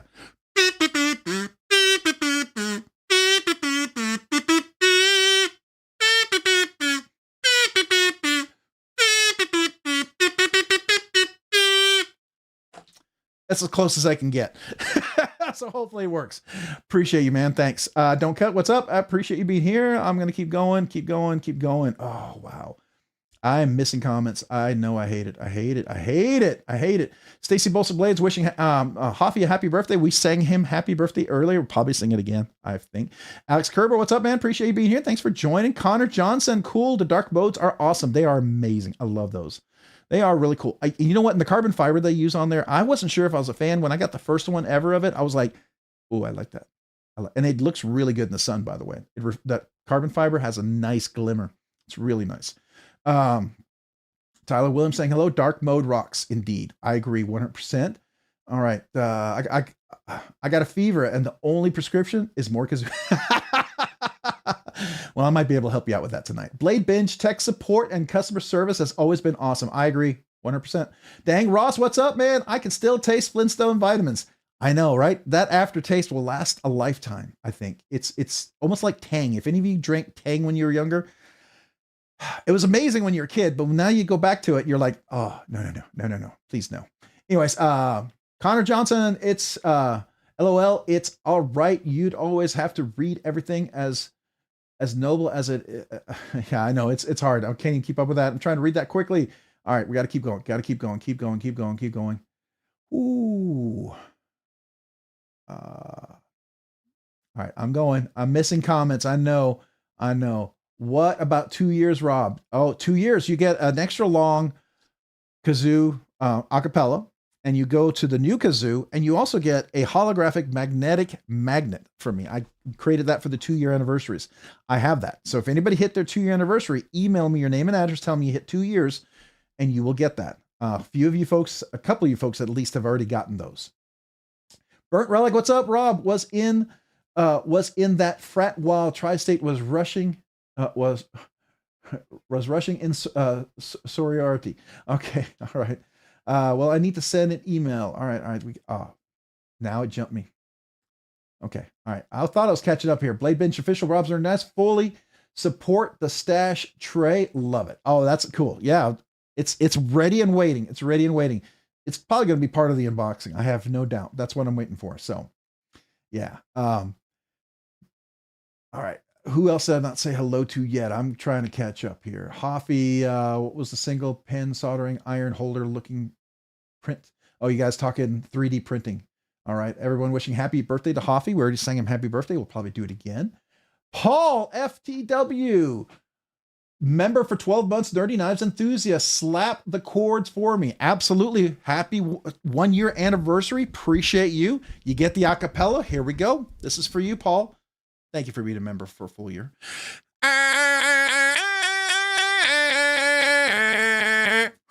Man, appreciate you being a member for a full year. Paul, this kazoo salute is for you.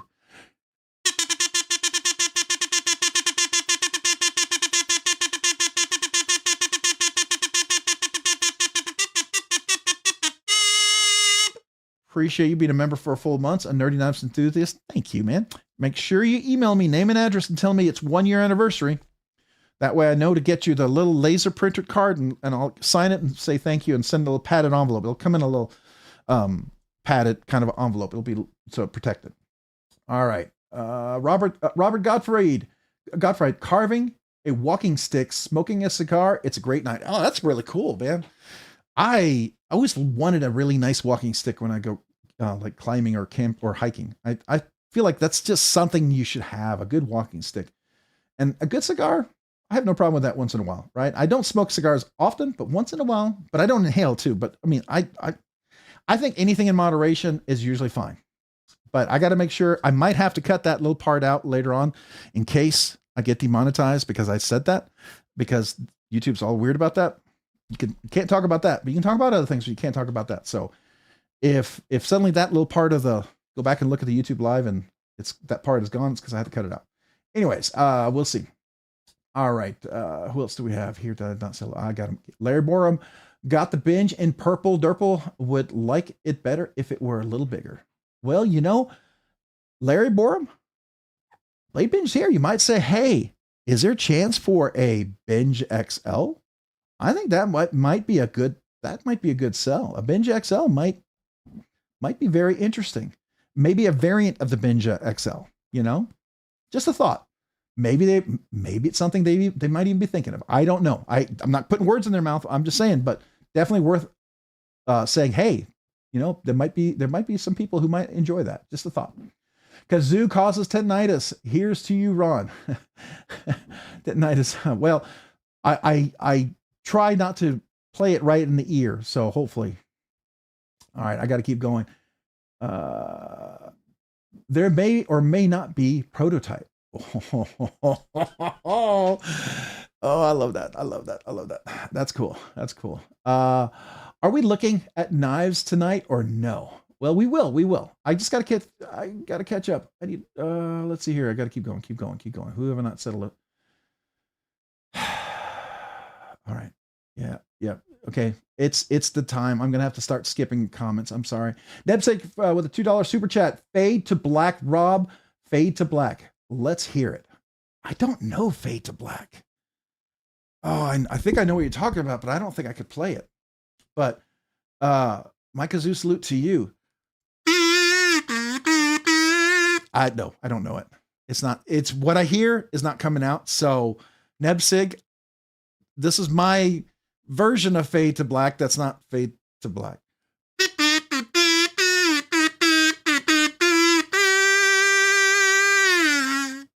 It's like fade to black.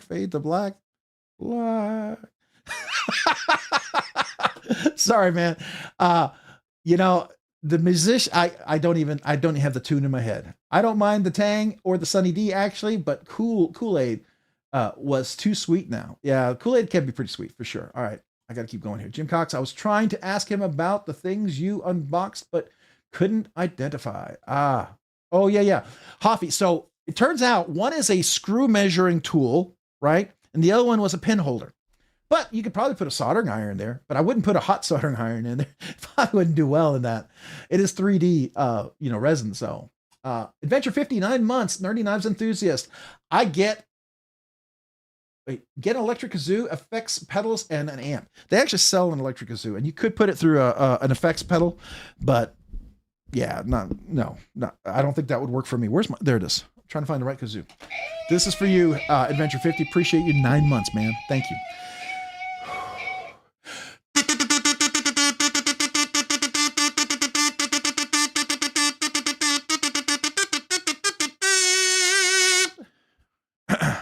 Appreciate you, man. Thank you for 9 months. That's awesome. All right. There's a new Tri-Stash stands on Binge for sale. Holler if you want, and I'll send you one. Oh, that's cool, man. That's cool. Yeah, that would be really cool. BladeBinge, if you happen to go to any Blade shows, that would be a nice thing to put on there to really highlight maybe the Tri-Stash if you have them at Blade shows. Just a thought. Hoffy does a really good job, man. He's awesome. My parents, all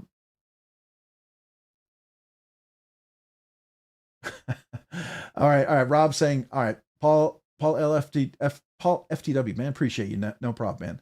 Todd Carr, all right, okay, we gotta go. Sup, suckers? Hey, Chef Rocky, good to see you back, man. Thanks for being here. All right, I gotta keep going. Because I'm so far behind, and every time I think I catch up, I'm behind. All right, so we gotta go. And if I missed a comment, just come back to me, right? Christopher Hinckley, what's up, man? Appreciate you being here. Thanks for joining. Yeah. This is one of those nights you guys are chatting a lot and I can't keep up, but that's okay. I knew it would come. A day would come when I would have to skip and I couldn't even keep up with the chats. I hate that. As a personal thing, I always want to read and acknowledge each chat. I don't think I'm going to be able to keep doing that. So I just want you to know that's always my goal, even if I don't do it. So yeah, it makes me feel like that's part of the live stream that I really enjoy, is the connection. I get to talk to you guys and kind of read comments and have a chat back and forth. It means a lot to me. So, and it keeps wanting me to jump. Dog one, my great uncle was like that. Okay. So you guys have a conversation. Layla, no, I'm not rushing you, Rob. Just curious if we are. I need a folder that doesn't suck for under $200. Stay sharp after use. Yeah. A lot of that's got also be with edge geometry and use, right? So I think that's definitely something worth talking about. The secret to Tang and Kool-Aid is to make it brain freeze cold. Oh, that I do remember that. It tasted better with ice, lots and lots of ice.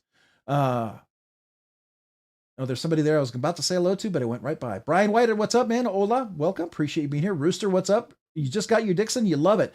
Awesome. Congrats, man. That's super cool. All right, I'm going to keep going. I got to catch up. Mo Patty EDC-robsnerdyknives, Knives. You thought no one would be here. Joke's on you. I did, because of the stupid notification didn't go out like it should have. Connor Johnson, what's up? You could put it on slow-mo if you wanted to read it all, really. Well, the problem is I have a plugin that works in Chrome that shows me this, so I can pick the comments and let them display. But the problem is there's so many comments that even the slow-mo, it's flying up really fast. But, Adam Carlson, what's up? Good evening, everyone. Late to the party, no problem. Late, but not, you're late, but you're still here. So we appreciate it. B-Shady22, RNK, what's up, man? Appreciate you being here. Thanks. Restart YouTube, Skylar G. Might fix it. Yeah, so far the audio and everything else is pretty good for someone. I've got good feed. Uh-oh. Drop frame. Hold on. Let me see if I got some issues in the feed out. Let me check here. Hold on a second. I might have to close some windows. Let me just see if we got a little thing going on here.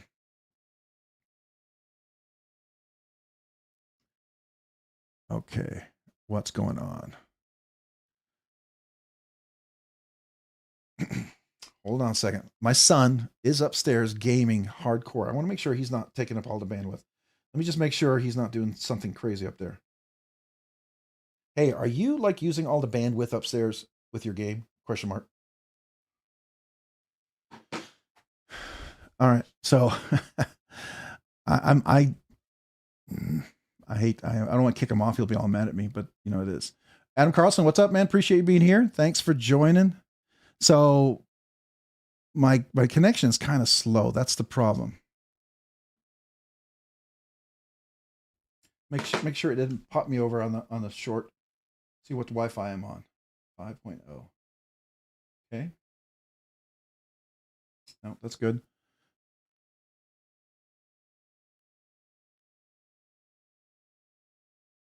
I just put skiffs in my Dixon. Oh yeah, nice. The thing about putting skiffs in Dixon, and the thing you always want to be able to do is make sure you don't over tighten it. Tighten it just till it starts to not have blade rock. Just don't over tighten it. That's going to be the key there. All right.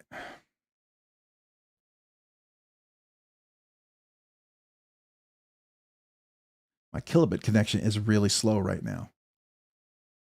I'm not liking that. So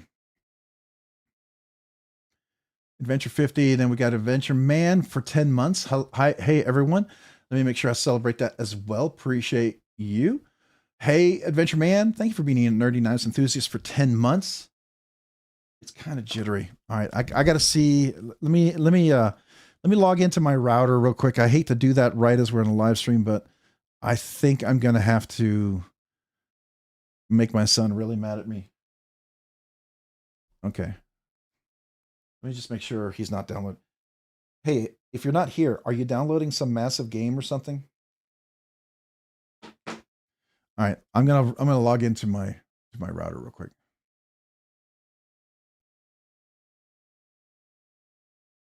Give me just a second, guys.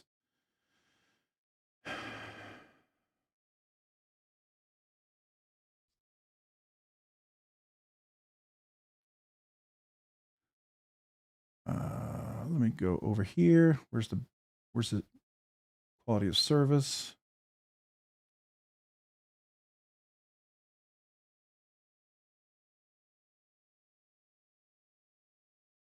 Give me just a second, guys. This is ridiculous. I don't want, it is slow. I see it being slow, and it's really ticking me off right now. What is using all this bandwidth? Transmission, reception, upload. Why is the upload so? Oh, that's me.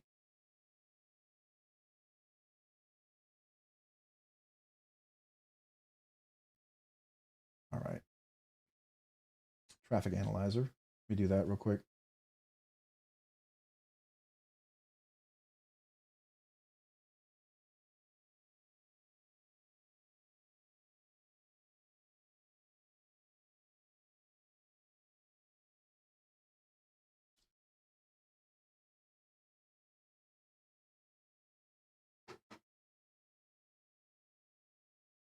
Trying to see if I can get recovered. It's really slow. I don't know what's going on here.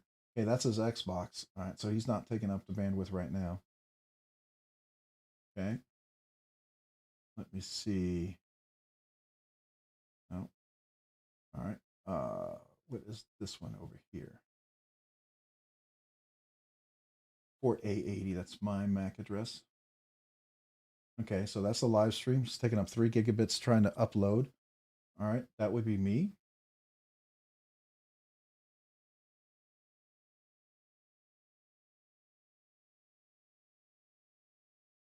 So something else is uploading right now. Sorry, guys, man. I really hate when the quality of service is like this, because it's telling me there's a lot of drop frames. Can you guys hear me? Can you at least hear me? This is not.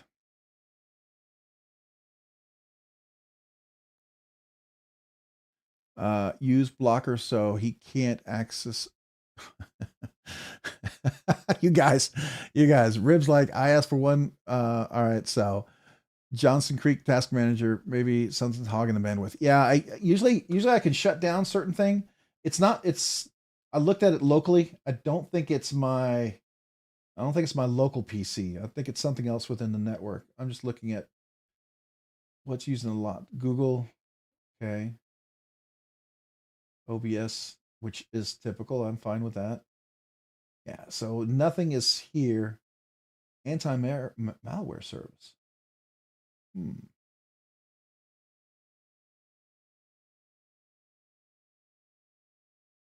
right. I'm going to close down Google Chrome. Let me see if that gets rid of it. It's going to be the little comment thing here. So I'm going to turn this off. Just see if that clears it up.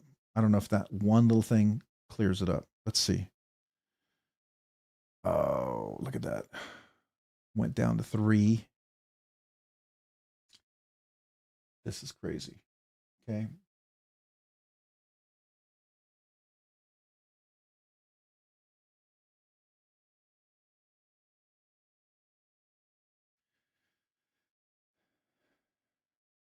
I should have done this beforehand. I'm sorry, guys. It's going to keep struggling because it's not clearing up. That's the problem. Here, let me close this off over here. Let me just make sure there's nothing here. I'm going to close this. See if that kills it.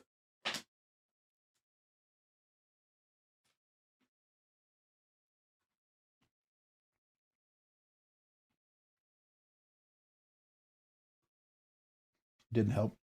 All right, now I got to open up Google again so I get back to your comments. Okay.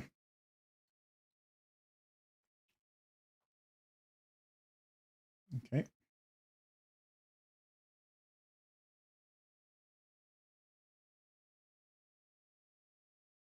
me do this.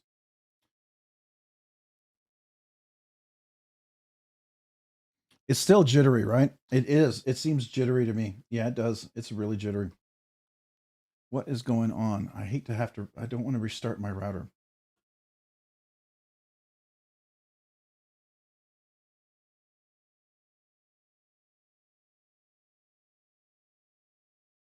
What is going on here?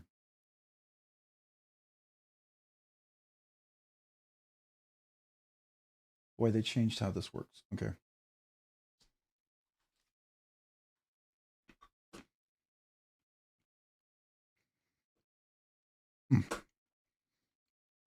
Come on.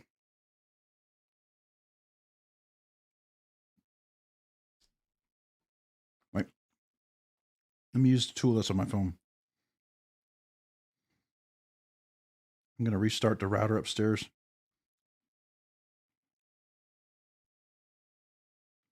Let me do that.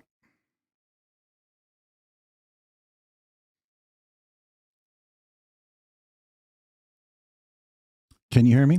Hello? Test, test, test, test. Oh, my goodness. What is going on? I don't feel like I need a whole network admin just to be able to figure this out.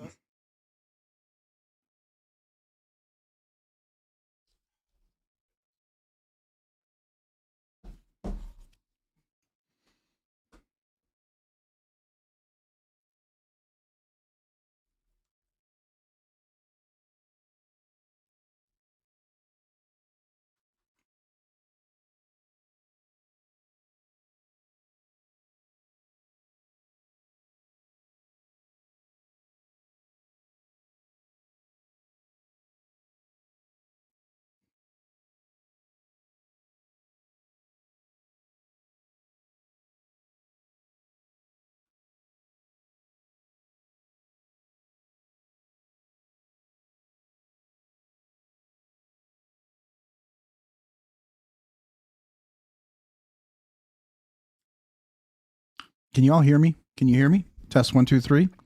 Test 1, 2, 3.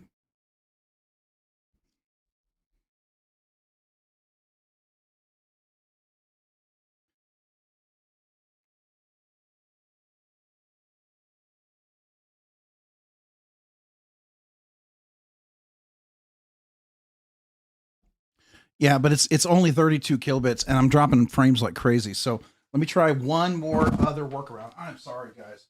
This is really annoying. There's no rhyme or reason to this.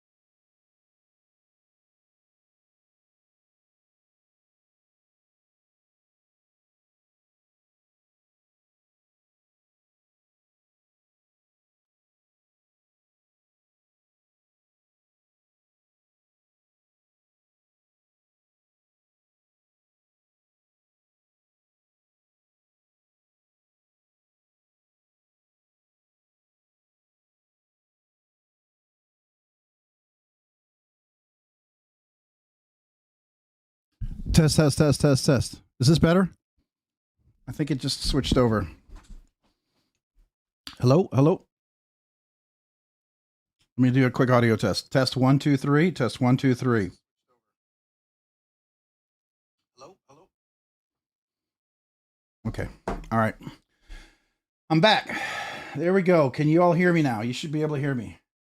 Can you hear me?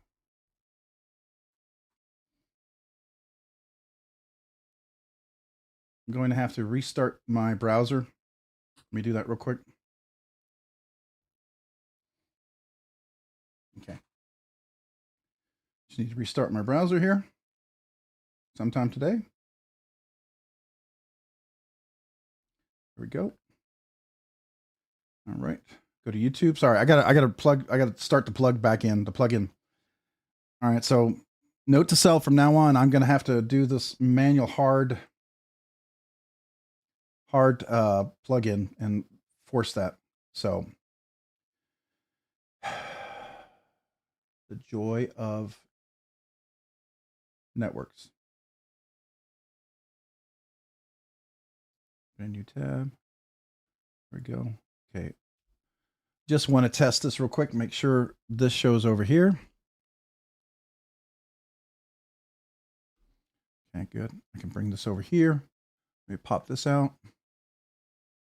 Pop out the chat.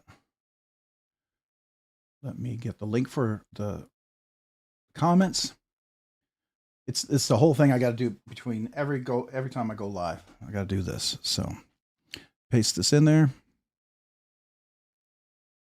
Paste that. Save it. Let's see. I'm going to go ahead and click on the comment. There we go. All right, we're back. Okay, I'm back. No frame loss. Looks like everything's looking much better. I got a good 8 gigabit connection speed for the full 1280p, 2K, whatever, 4K, whatever it is. We're back. Yes, Gonzo. I hate it when you have to force it to, but there's a time and a place, I guess, right? All right. Should I be able to connect there rather than spam or connect info in live? All right. Let's see here. Everyone must love you. We stuck around. Well, I appreciate that. Thank you, guys. It wasn't my son, apparently. I don't know what's going on here, but for some reason, the whole network was super taxed and there was not a whole lot of bandwidth. All right, I am back. Well, thank you. Appreciate it, guys. Thank you. All right, so I missed everybody's comment. Anybody who joined. We got Karen. Hello, Karen. Welcome. Appreciate being here. Just Nate. Hello, hello. Anybody else that I didn't say hello to? Welcome. All right, so let me go to the desktop. I didn't even get that really fully prepared, but as you can see, I kind of have not much here today, but that's okay. The first thing I wanted to go over was this. This is my strop. Now, the strop that I got, that I still use, and I actually have them over here now. These are the ones, these are my main strops. So these were made for me by someone who made these, and these are horse's hide strop. This uses the 0.5 micron diamond suspension, and this uses the 6 micron diamond suspension. This had the material on it before when I bought it. Do I still have that other strop? Because I was going to bring it and show it to you. Yeah, here it is. So this is what I had before. This was my original. This was the paste, and I had just reapplied this with a thick, melted it on there and applied. And it worked great when it's brand new like this, but as you can see, it's all flaky. It's all flaky, and it's just not great. And this is what I would always use when I was working on PB washers to polish them. But I had it on these straps here, and I scraped it all off, followed the outdoor, whatever the guy who does the outdoor videos. He's friends with Jared with Neves Knives, but I scraped that off, and then I applied this on here, and I've been using that since. And then this is my 6 micron. So these are the ones that I have been using and will continue to use. This was the very fancy kangaroo strop that I do like it. I like this a lot. This is from Stroppy Man, and a really nice one. Could you make this for a whole lot less? Absolutely. 100%. Sure. 100%. But this is really nice. If you're looking for something that's pretty cool. I like the handle, actually. It works pretty well. And it does drop the knife really nicely. So, oops. And of course, there you go. First thing you're not supposed to do. as I'm doing this right on the camera. But this really does such a nice job. And I am so amazed at how well this works. And you can already see the edge is already polished thanks to that diamond suspension that's in there. It's really quite amazing. Really, really quite amazing. So this was really a lot of fun. And you can see this is kangaroo hide. This is the thin, and then this is the thicker kind of suede version of it. You can see how thin each of these sides are. Still a nice to have an extra strop. And I'm going to be swapping this over there and getting rid of the stuff that's on here. This was my very first strop I ever bought. I bought this at the House of Blades up in Dallas. And it's USA made, but it's both very thick sides on one. So still nice to have around, small enough to carry, make it portable. Yeah, so let me show you the stropping compound. I used the stroppy stuff. So Todd Carr recommended the 6 micron stuff, the 0.05 micron run here. And then everything I read, they talked about the 6 micron for after you sharpen. So I figured the 6 micron would be good to have to really touch it up. And then the 6 micron would be good after I sharpen a blade. And they do work really well together. But this one really does a nice job. And I do agree with Todd that this is really good. These weren't cheap. These are expensive little bottles. But as I read, I shouldn't have to replace or do anything with this for like 6 months to a year. I mean, that's how long that stuff lasts. It doesn't wear off like the compound you put on. Don't stop believing. Don't stop believing. There you go. Connor Johnson, what's up? Leather thickness is fair bit different there. Yo, yeah. So very, very much different, right? The thinner the strop for the higher micron, less, can put a little more pressure on there. When it's thicker, obviously, you probably want to do a little less pressure because it could roll over the edge. So you always got to be careful about that. I think that's fair. NFK 2026. Oh, you're still here. Awesome. J1 Doobie, what's up, man? Appreciate you being here. Thanks for joining. I didn't say hello to you yet. You probably were here the whole time after I had started having network issues, which was awesome. But yeah, I really, really, really, really like this stuff. Very, very happy with this. And I got this off of Knife Company. It's Neves Knives, their company. I will tell you this pink stuff, it stained a little over here. I couldn't get it off. And once I got it on the handle over here, I still couldn't get this off. I think the only way I'm going to get that off is if I sand it off. So it does stain a little bit, but it is really nice. Oh, one knife that I didn't strop? Let's see. Let's see if I do the Sonder, the Grail, the Ozark Grail. Let's see how that works. Will it sharpen it?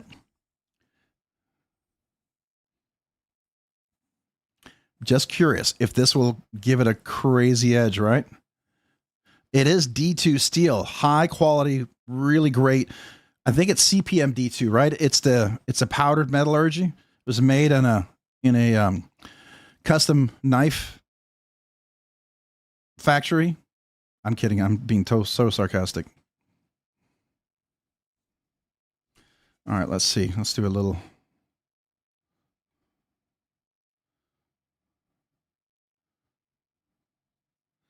I'm just curious if this makes the edge kind of sharp. So let's see. Oh, surprisingly it does. All right, here we go.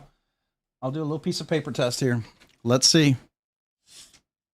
Well, surprisingly enough, it does. So there you go.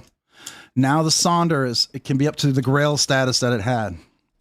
If you didn't know, just in case you guys are curious, get rid of that old compound. This was given to me by Addicted to Blades 2. He gave me my first Ozark Trails. Oh, you can see some of the powder there. But he gave me the first Ozark Trails. And this is the Sonder. This is the D2. This is the new one with the contoured scales.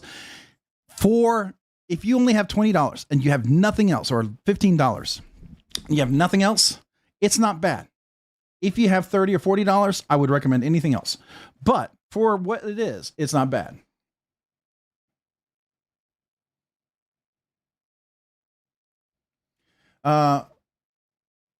Your buddy could do that. Yeah. So this was gifted to me a long time ago when the channel first started, and I've never said who it was because they asked me not to, but it's been one of the most meaningful gifts because this is zebra wood. Wait, This is the zebra wood. This is the walnut. And the walnut has Danish oil on there. And it's just very meaningful. And it was really nice. And it's horse's hide. So this was really powerful. So I really appreciated this. And I continue to use those. I bought this one just because I wasn't sure if I could get the compound off and make it usable. I was kind of concerned that since I've already used the compound, had I kind of screwed it up, but I was able to get it off and use it and worked actually really well. So I was very, very, very pleased with that. Did you see the $19 Ozark Trail aluminum scaled knife at Walmart? It's not bad. I think it says 14C. What? What? No, no way. No way. Get out of town.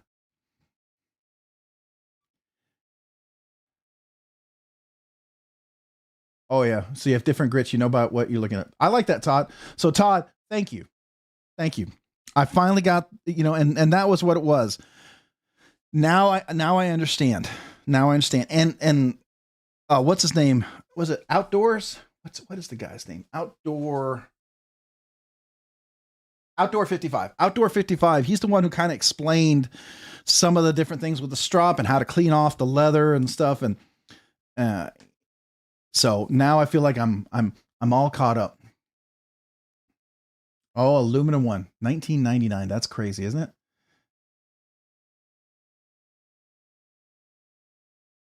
Took a great edge. But the question is, Cicero, how long will it take the edge? Right? All right. So real quick. So this week, what we're dealing with is, obviously I got this Ara. This is a knife that I bought from Hoffy. He had an extra one. It was a little too small for him. It works in my hand. It is small. It's right at my limit. And let's see. Does it fall into that mini? Does it fall into the mini, the mini, Cortex? Or does it fall? Yeah. See, it's 7 1/64, maybe 7 1/32 of an inch. So it's right at 7 inches, right? So it's really small, but I can get it in my hand. It's right at my limit. The action does work, and I know exactly where to place it, and it does work really well, right? So for me, it works. And I got to admit, I don't mind that crystal tie. This looks really nice in the sun. I love what Kaiser calls this snowflake titanium. I'm guessing in Chinese that probably translates similarly.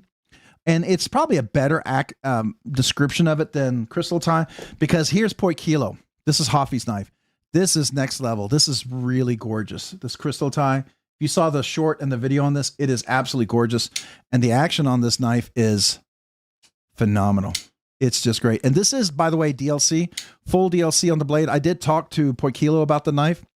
So this is full DLC. Really, really gorgeous knife. Love that. One of the other knives I came in, which is actually a really nice knife. I was very surprised. This is one of the knives I bought from Hoffy. It's going to be part of our future giveaway. This is the Artisan Cutlery. Why can I not remember this all of a sudden? I had it earlier. It's a unique name. Some of you guys help me out. Anyways, and I did carry this week, obviously, my Prince Customs Protean with the dragon scales. So I really, really like that. And then of course, you know, I had the Urban EDC, the Urban XL, which I love. This is a great knife. I bought this one off of River's Edge Cutlery, frame lock. This is the Purple Haze Fat Carbon scale. Really, really nice. And then I got this one off of Knife Joy. This is the Dakar. There's another Trevor Berger custom right here. You can definitely see the Trevor Berger touches on here and everything. But then this came up. So let me zoom in here real quick. That is Mammoth Molar. It's inlaid into the pivot, custom pivot. This is black paper micarta. Notice that there's no screws except for this right here. Okay. Clip right here, milled, hidden hardware. Hand satin finish right here as well. Beautiful blade. The screws are inside here, and I've got 3 unique tools to be able to get into it. And the action on this thing is ridiculous. It's still kind of breaking in. I put a little bit of oil on there. I didn't want to put too much at all, but this thing is phenomenal. It's just really, really great. Super comfortable in hand.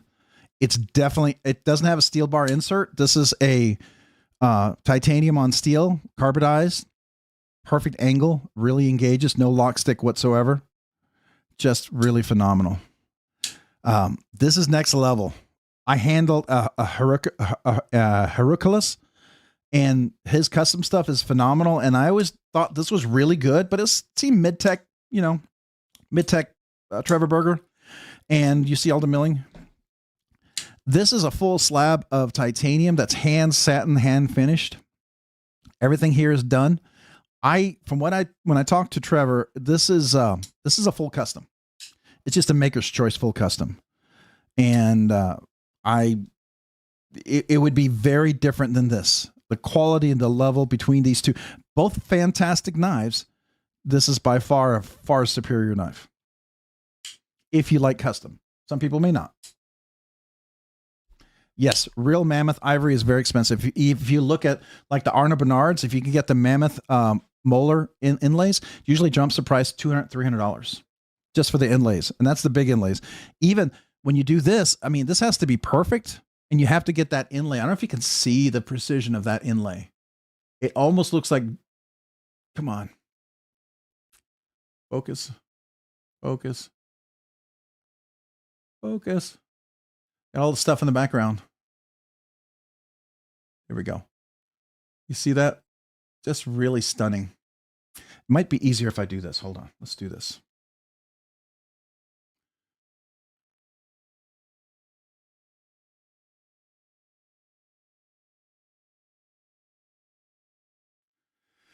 All right. Got to get the background out of the way.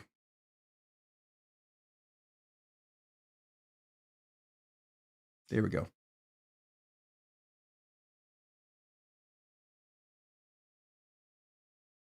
You see that? Come on. Focus. Focus. Why is it not focusing? Sorry, guys. It's really fighting me. That's a bummer. But it's absolutely stunningly gorgeous. This is a real delight. And I can slow roll it too if I want to, right? So you can slow roll this puppy if you need it to. Really, really nice. A lot of fun. What else? Strops, titanium. I did end up sharpening everything with the strop, and every one of these has now a ridiculously insane edge again. And I've got lots of little nicks and cuts everywhere thanks to that. So there you go. That was a lot of fun. All right, Ron Crow. Hey, what's up, man? Appreciate you being here. All right, let me make sure I don't go back here. Let me make sure I didn't miss anything while I was out. So we did Laid Off Pete 12 months, McRanger, the Flintstones. Let's see here. Adventure 50. Adventure Man, I did Kazoo Salute You for 10 months, right? Was I able to finish the Adventure Man for the 10 months, or is that when it broke up? Adventure Man, if I didn't get the Kazoo Salute You, please let me know, because I know we started having some network issues. Nebsig, Rob has a Discord server and semi-controlled access, so much less people viewing the info, sort of semi-private group of us knife nerds. Yeah, and the thing is, Nebsig, is my Discord is technically open right now. As long as everybody is respectful and kind in there, one, you're welcome to be there. You have to be respectful, even if you disagree with people. Certain conversations are in certain chats, right? As long as that's the case, we'll continue to be open, right? And more people can join. I don't want to have to limit it, but you know, if we have to get to that point, maybe we will. But it is open as long as people don't come in and spam and do weird things, right? So just let you know. And we do have like a trade or sell channel in there and talk about grails, which may be your personal grail, or I have a list like knives I would like to check out. These are my dream knives. I would love to look if somebody has one and you want to loan me one. I also have my top grail list at the moment, which changes. And I love to hear other people's top grail list. What are your grails, right? So Skylar on the shirts. All right. So I have Hoffy helped me out talking to one company, and I'm waiting on a local company to see if they can do a smaller quantity in case the quantity is smaller and see what their prices are. But Hoffy does have something. I will tell you, he did send me a sample. This is the shirts that they have. This is a long sleeve, okay? And don't look at the color, but the material is really, really nice. It's a nice print, right? Hoffy works out in Arizona, so this is his company. They do the tent crew and stuff, but it's a nice cotton shirt. This is 50% cotton polyester, which is okay. It's still nice and stretchy, so it's not. No, I just don't want fitted shirts, right? So that's nice, and I think this is a decent. And I love the print, but to be able to get the sizes and the cost, I mean, I have to be able to. I need to be able to cover the cost of the shirts. I've got to cover the cost of the shipping to get it out to you. So I'm looking at, I think it's probably going to be somewhere in the realm of, we're looking at a $30, $35 shirt. I don't know if anybody's in for that, but it will be a good shirt. It'll be a nice shirt. Like I have a Bluminati shirt on. I don't know if you see this. This is one of Bluminati shirts. So I don't know if you saw that. You see this? Bluminati. He sent me this shirt. That's a nice quality shirt too. Right? It's a nice patch. It's really good. And I'd be more than willing to, personally, I'd rather have a good shirt that I can wear for a while than have a cheap shirt. So if I do that, and if you're in, what I'll do is I will set up I would ask that if we do this, I'd ask you to prepay for the shirt. Now, I want to see if everybody's okay with this. I would get an email from you. You tell me who you are. And then you would prepay maybe to PayPal, right? And then I would mark that down, and I'd have like a 2-week period where I would take orders, and I'd tell you what they cost. Because like if you get a 3X or 4X, they're going to be more, right? So if you like a larger shirt, that's just going to cost more, and so things like that. So we would need to have that, and then I think right now I might be able to do one, maybe 2 colors. It would be the black and white, and we'd go with a simple version for the first one. So if people are in for that, and I'm going to reach out to the people that I reached to locally. I'm going to reach out one more time tomorrow. If they don't get back to me, then I'm going to just ask Hoffy. Now, if I go with Hoffy, I have to order 50 shirts. So I would need to be able to buy 50 shirts. So I'd have to cover the cost of 50 shirts. Okay. So just keep that in mind. I don't have like $500 or $1,000 just laying around for shirts per se. Right.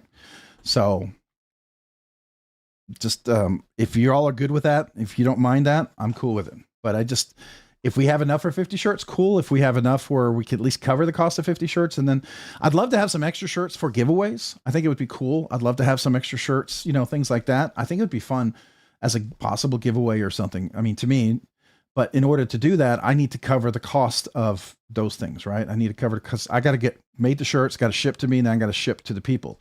So if you're all good with that, let me know. Seems like a lot of people say in, so that's cool. I just got to make sure we have enough. So what I'll do is trying to figure out what's the easiest way to do that. Yeah. I don't have like an online order form or anything like that. So let me see if somebody has a way. Thank you, Hoffy. The QSB hornbill. That's what this was. QSB hornbill, which is not a bad knife at all. I mean, it has some good action. It does fidget well. It's a unique shape. You can choke up. Really pretty solid little knife. And it is S35 yen, I believe. What was it? I think the S35 yen. I think it said on there somewhere. I thought I saw that on here somewhere, which is ironic because the artisan, the QSP, not artisan cutlery, but QSP. I thought it was like a S35 yen blade steel. It just doesn't say it on there, which is yeah, there it is. S35 yen right there.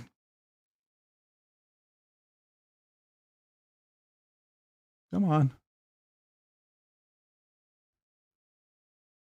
There we go. S35 yen. So there you go. All right.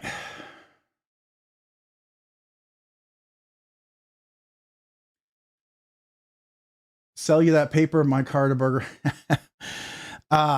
It was a lot, man. This was a lot. And That's why I'm going to have a knife sale. I'll probably be I'm probably put this one up for sale. As much as I like this one a lot, some of the funds will go to pay part of this, I think. Yeah, when I saw this, it was just so mesmerizing. I was like, because I'm on the books for Trevor Berger for 4 years out. That's how long his books are. And if this was a taste of what's to come, oh, it's definitely worth waiting.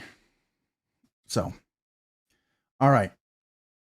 So that was what this week was. You know, I did carry the Dixon, and one of the things that I noticed was I redid the, now I don't know if you noticed, all my edges that I've been sharpening on the leather strop with the diamond suspension, I get this natural polish, and I'm not trying to polish it, but it is, and it's crazy sharp.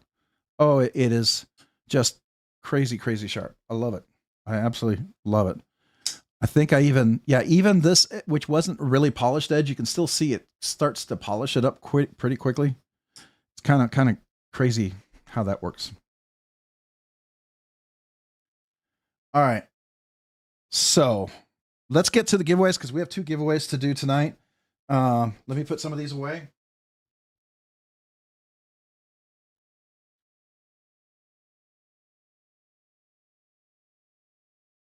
This was, by the way, my sharpest production knife I'd ever gotten when I got it in from Quiet Carry, my Rincon, the one that I had the laser etched on. With the strops, it's back to being that insanely crazy sharp edge again. It's just really, really awesomely crazy sharp. Love it. All right. I'm going to put this off to the side. Make sure to keep that one safe. All right. And I can't believe they're doing a 14C28N of that one. And again, the Raven from Blackbird Blades is really, really cool. I talked to Steve about it, and I told him about the steel washers and how they're kind of been milled for a specific size washer, which is kind of a bummer. Again, the Dixon, still one of the craziest action smooth buttery knives I have. All right, I'm gonna put these guys over here.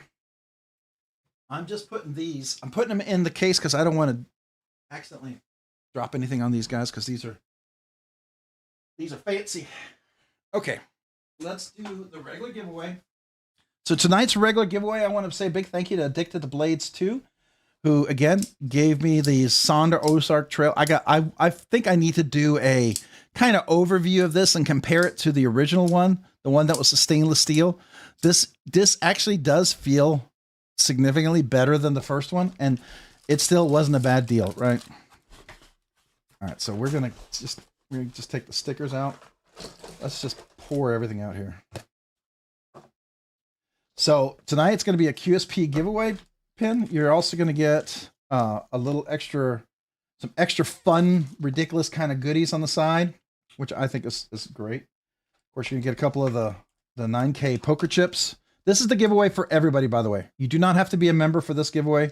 This is the giveaway for everybody. I'm going to do in honor of Addicted to Blades 2. I decided to do the green kazoo, so I thought that would be apropos. And then, of course, he had some multi-tools in there I thought was really cool. Then we got Grizzle Bear Leather Crafting, who donated some patches, and Mrs. Grizzle right there. And, of course, a little happy little Jesus there for her as well. And then you've got, he made me a Rob's Dirty Knives, a little patch here as well for an R, which I think is really cool. A unique little kind of design there. So those are all patches. Of course, you're going to get some stickers. I'm going to stack some of these stickers on top of them, at least the companies. So we got a Gecko Customs. We've got a couple of Sencut and Civivi. Let's see here. Of course, we've got of course Sencut, Civivi, and then we've got the Sencut little sticker there. Any of the channel stuff I'm going to wait on. We'll talk about those in a second. We got another Gecko Customs. We got the DCB Customs, a couple of Rob's Nerdy Knives stickers. Let's get Strange Beast. I'm not exactly sure what that is. Addicted to Blades 2. What is that exactly? Gear Infusion, I know, because I have some tools from Gear Infusion. Really good guy. Mule sticker. I use Zug, but I've heard good things about Sticker Mule, so I need to do that. Stimulus, I'm not sure if that's from the same company or not, or if that's somebody else. Then you've got the McNeese knives, Be Nice. I can't remember, is that GP Knives or somebody else? I forget. And you got Smoky Mountain Knife Works. A lot of channel stuff here. Hold on. I want to do that at the end. This particular one, I have a lot of channel stickers. We got Blackbird Blades, which is the Raven over here, Vince. Really, really nice little knife. I love the budget version. If you don't want to spend 170, 180 bucks or whatever, 170 bucks, I think 169, or this one might be 189. But if you don't want to spend that, you can get the budget version, which is really, really good deal for under 70 bucks, right? Okay, everyone's channel sticker, channel sticker, channel sticker. Oh, and then we got Vero Engineering. Of course, I got Kelly's paracord. I'm going to throw this in here because I've got one of her paracords that I won. I still have some of those to give away. Then I'm going to go through some of these channel stickers here. So we got JDC for EDC. I'm going to put that over here. We got Splitting Slices. I ran out of stickers, but I got some more from Addicted to Blades 2. I don't know Mike's Knives. That's a new one for me, but I got that from Addicted to Blades. So I don't know if anybody knows Mike's Knives. I'm not familiar with that. Off-Grid Knives. Oh, that's another company one. That was not a channel. Help with Gadgets. And then we got Bluminati Ninja and Twisted Sis 76, right? Then we have... Did I already put that out? No. Hold on. Where's the other one?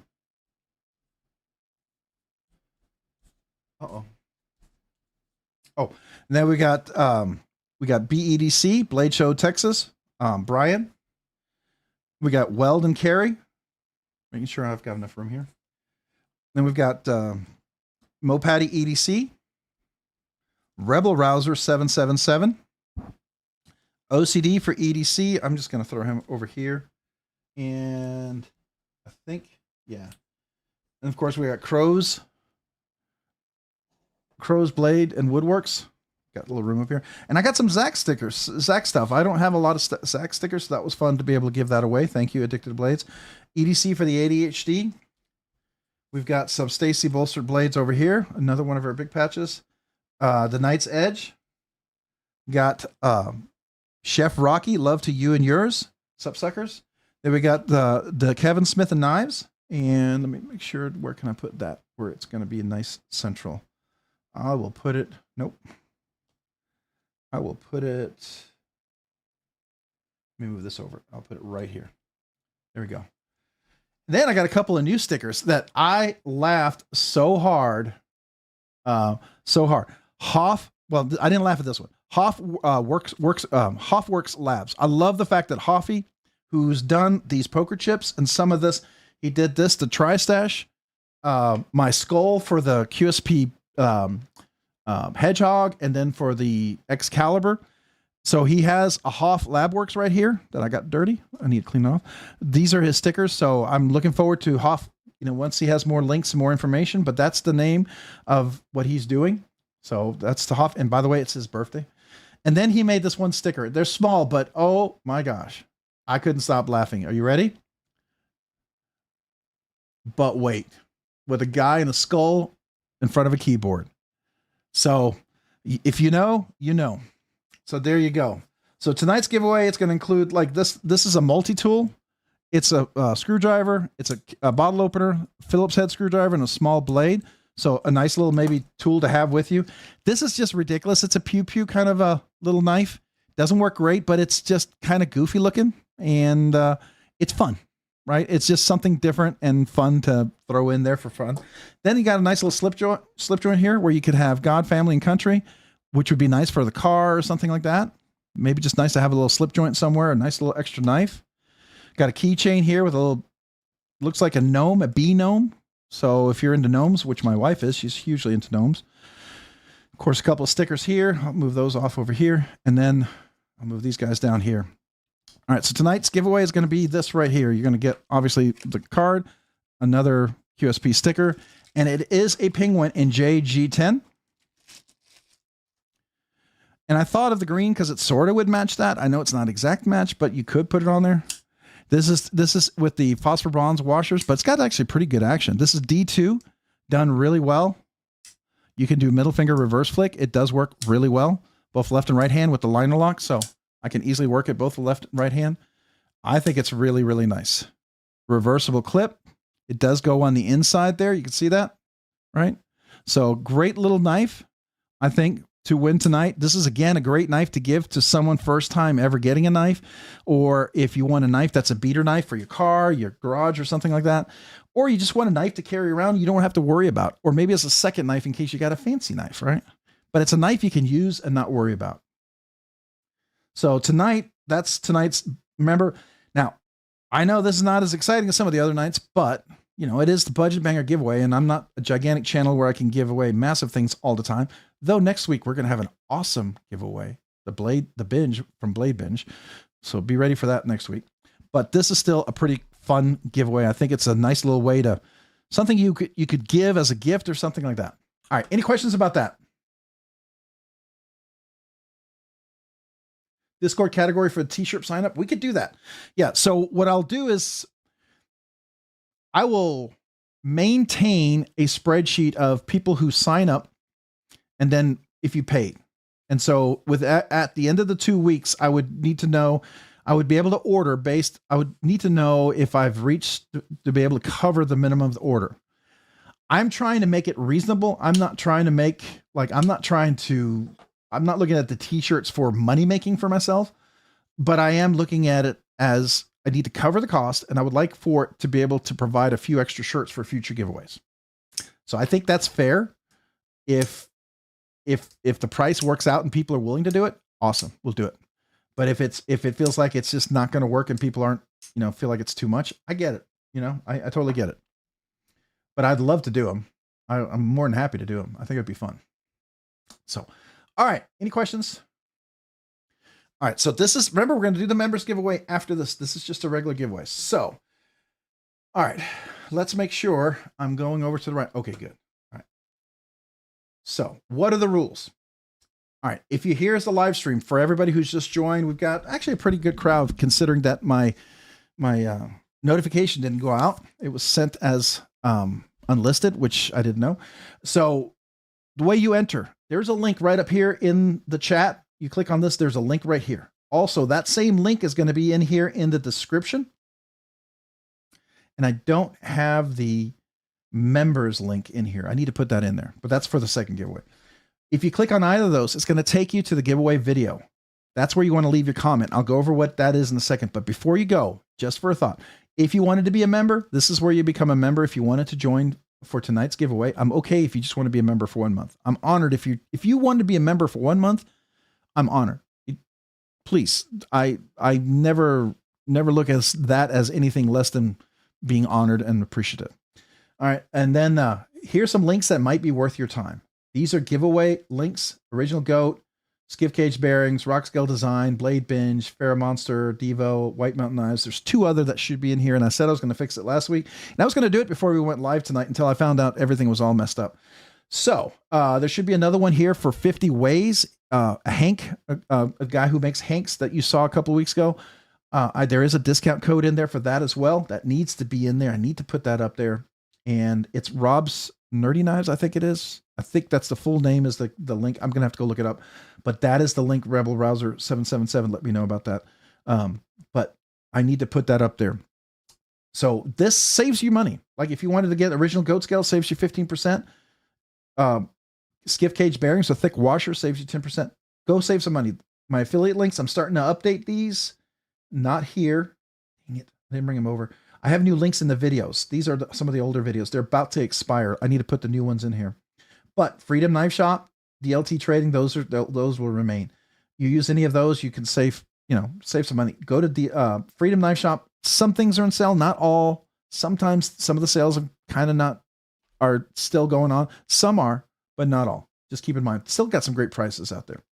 All right. So that's the affiliate links. That's the discounts here. Definitely want you to save money. If you click on the link, this takes you to the giveaway video. So real quick, you got to be 18 years or older.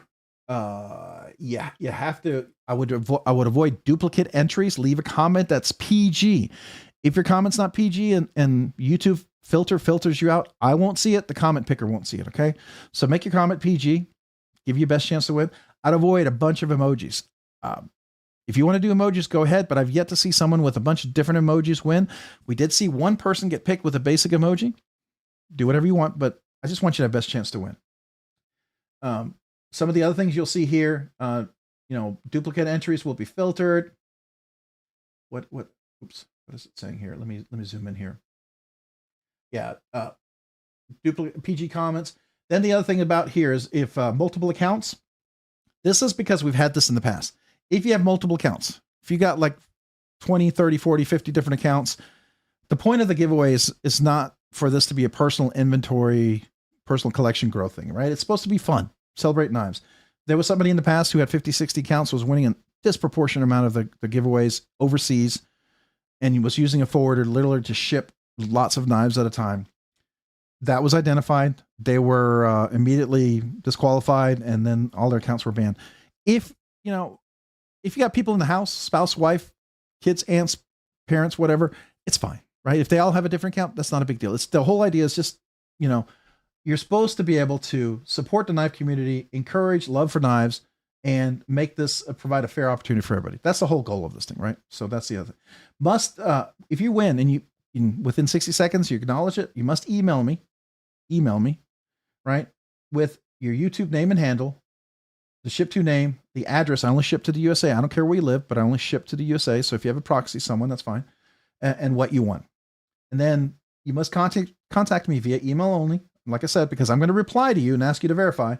You don't wait till the last minute. Don't wait to right before the next live stream because there may not be enough time, right? I reserve the absolute right to refuse shipping to any forwarding address. This comes back to this thing up here. Boy, I'm timing it exactly as I'm describing in the video. Isn't that weird?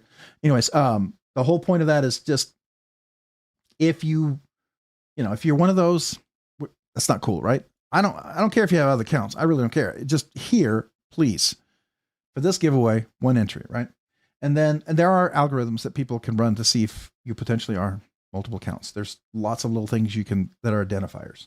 Unless you're really good at subverting that kind of code, it's hard to hide that. I'll just be straight up. So just don't do it, right? And by the winner emailing me, you're going to acknowledge you adhere to your state and local knife laws wherever I'm shipping it.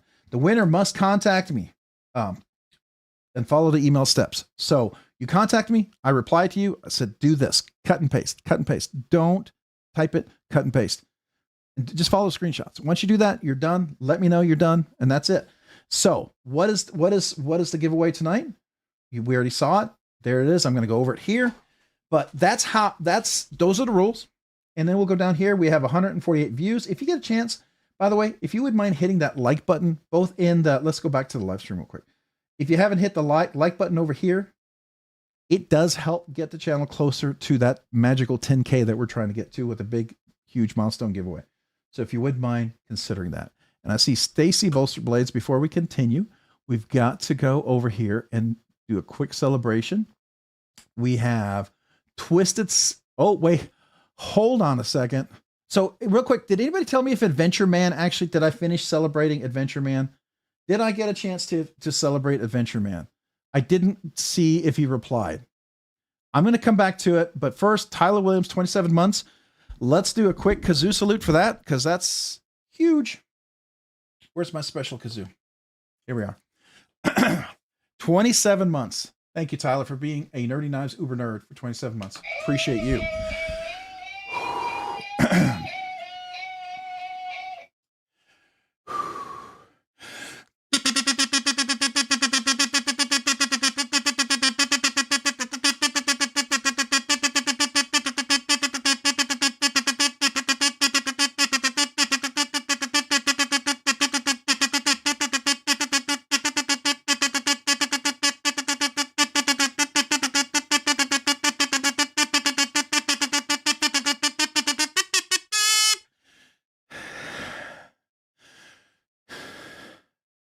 Thank you, Tyler, for 27 months. Appreciate you, man.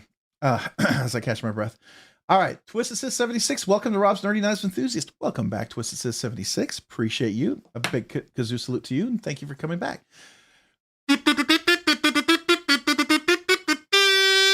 Appreciate you. Thank you, Twisted Sis 76. And then we got Stacy Bolster Blades, 15 months, nerdy knives enthusiast. Thanks for all you do for us, Robin. Thank you for all you do for the channel and being part of it and supporting the channel. I appreciate that. Let me find my right kazoo. There it is. It's behind the strops. All right. This is for you, Stacy Bolster Blade. Appreciate you. 15 months.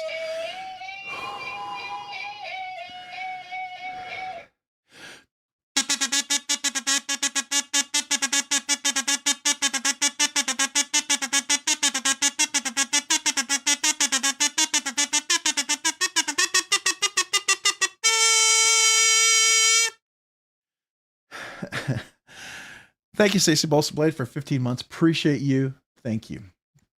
As I catch my breath. And then we got Hate Nate 704 with a super chat. But wait, why haven't you sold me that Trevor burger yet? What's that I hear? The sound of silence, hardcore heavy metal, jazz rock? No, it's something else. The polka kazoo, Sheila style. Oh, can I do polka? I'll try. I will absolutely try for sure. Let's see if we can do it. I feel like if I'm going to do polka, I got to do this, right? So let's see if we can do it. I'm going to try. So forgive me, guys, if it doesn't sound like what it is.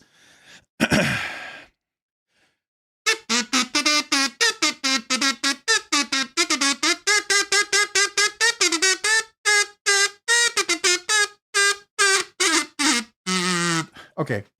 It sounded good in my head. It didn't come out as good as I wanted to, but I tried.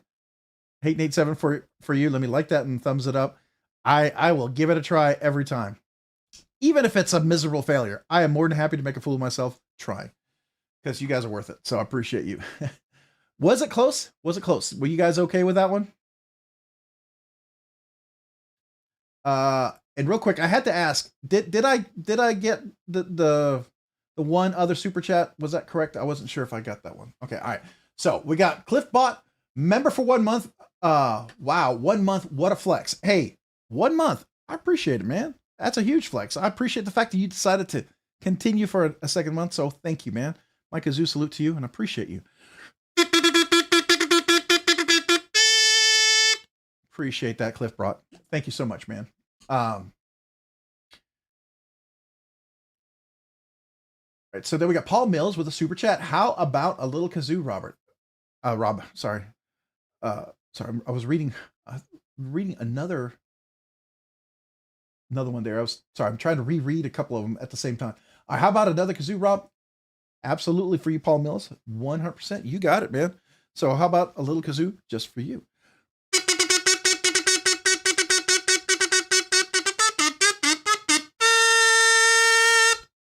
Thank you, Paul Mills, man. Appreciate that super chat. Just for you. So real quick. Hey, Nate. Okay, so, all right. It was close. Thank you. Now, the one question I did have, I know we got to get back to the thing. Did I, Adventure Man 50, did I get to kazoo salute you? Did anybody remember if I didn't get a chance to see if he replied? I hate to ask again because every time I look, I get distracted. But Adventure Man 50, did I get to kazoo salute you for your 10 months? I feel like I didn't. If I didn't, I want to celebrate that. I want to make sure I properly thank you for that. Hey, Griffin Hungswell. I'll just say Griffin. Griffin, didn't realize I needed a polka kazoo in my life. Absolutely, right? Right? Roll out the barrel. Everyone needs a polka kazoo in their life. Absolutely. Robert Willoughby, do it again anyway. On the edge. I'm watching Charlie Kirk's. Oh, okay. I understand. Yeah. All right. Dirty Dan, kazoo him anyways. I will. I'll kazoo him anyways. 100%. You got it. Because you know what? I feel like I want. Ooh, I feel like I'm repeating myself there. Let me go back to that. I feel like I didn't really properly thank you, Adventure Man. So I'm gonna re-kazoo salute you anyways because I feel like I didn't finish it. So hey everyone, Adventure Man, this kazoo salute is for you. First that. Here we go.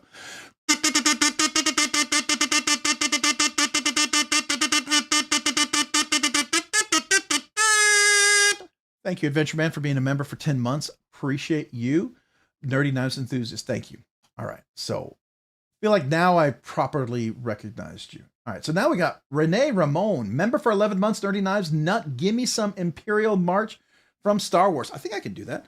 And next month, you get the full year. So here we go.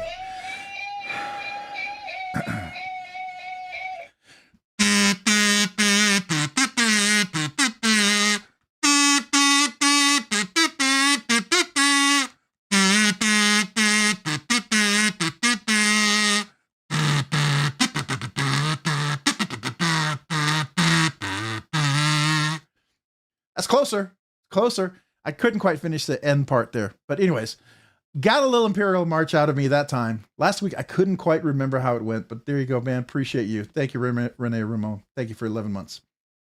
All right. Let's see here. Did I?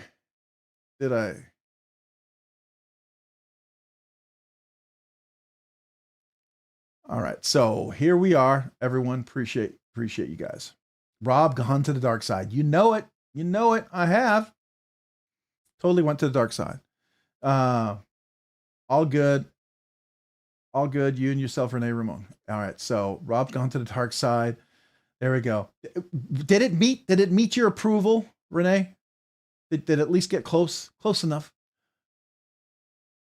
I've accepted being Griffin in Rob's lives. Definitely a lot closer, brother. Yeah, definitely a lot closer than it was before. How about that? All right, so we're gonna get back real quick. So if you just joined, we are doing the giveaway. Here we got everything that's going on over here. We've got the giveaway, the QSP. We got all the little extra goodies. We got the patches over here. We have the little kazoo, the keychain, the paracord, the extra little multi-tools, and the little slip joint, and then the penguin, the poker chips for 9K, and all these fantastic stickers are all part of the giveaway. So over here, we're going to go back over here to the actual giveaway video. If you haven't had a chance, please hit the like button. Would appreciate that. It does help the channel get us closer to that big 10K milestone that we're attempting to hit, right? And then we're going to go over here at the top. You can click up here.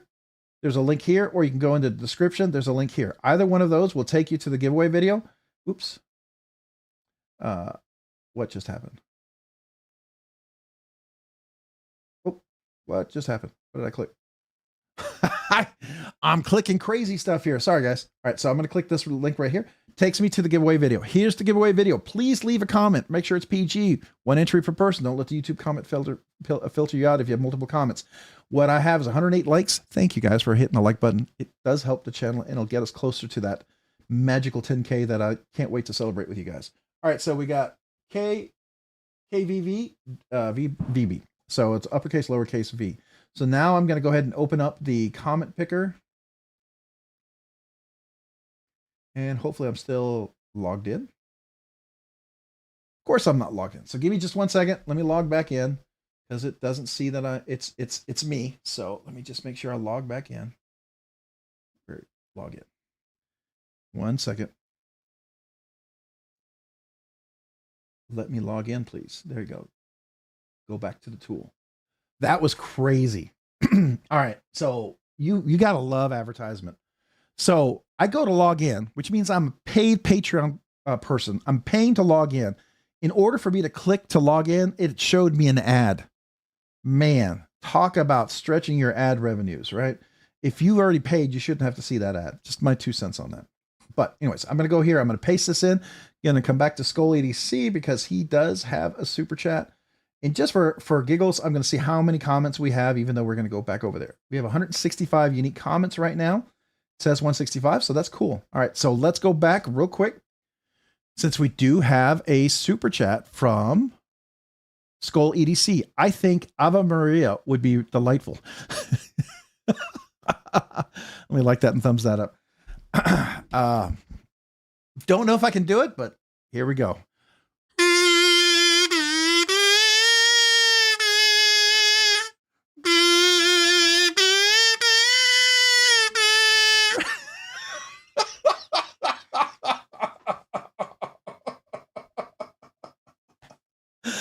Oh my gosh. Oh my gosh. All right.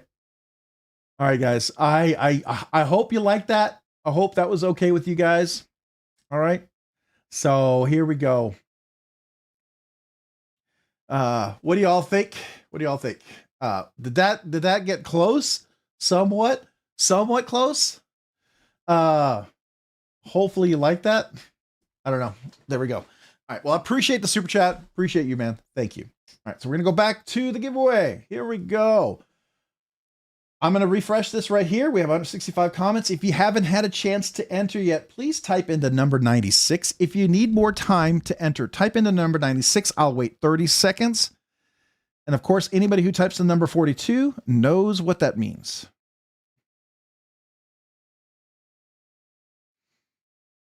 All right. All right, so I'm gonna say, all right, well, before we do that, we do have another super chat, so we'll go to that real quick. Rules sounds rigged to me. Probably is, at least against you, Levi. We're always gonna rig it against you. I'm kidding. No, we're not gonna rig it. It's not rigged for anybody. If anything, every game is always rigged against me because I've yet to really win any big giveaway.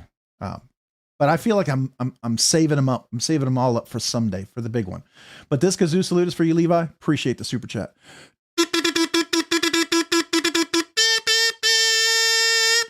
Thank you. Appreciate you. All right. But wait, there's more. Okay, everyone. There you go. All right. Hey, Mullen the Babe. Appreciate you being here. Thanks for joining. Hopefully you're doing well this evening. All right. So we're going to go back over here. Karen, my cat left the room. Oh, Karen. That would not be the first cat that's left the room. Now, to be fair, Karen, if you were here when the very early live streams, I sounded more like a cat howling than I do now. And I know it may be hard to believe, but this is actually a lot better than it used to sound. I know that sounds unbelievable. Trust me, it really is. It's a lot better. It's not great. It's just better. That's all I'm saying. I'm not trying to, blow sunshine up your nose, but I am telling you, that's what it is. All right. So I'm going to go ahead and refresh here. Hopefully if anybody needed more time, you type in the number 96. We got 169 comments. But wait, just as I do that, we have Top Dog 8762, member for 15 months, nerdy knives enthusiast. But wait, more kazoo.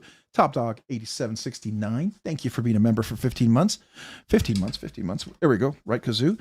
Appreciate you. This kazoo salute is for you.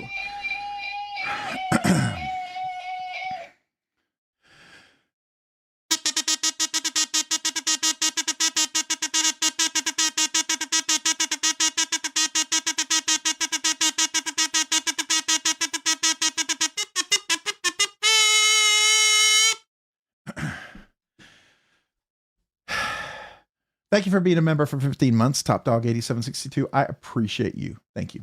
And Bluminati Ninja, My Ding-a-ling by Chuck Berry, please. Oh, I think I know what you're talking about, but I don't know the tune.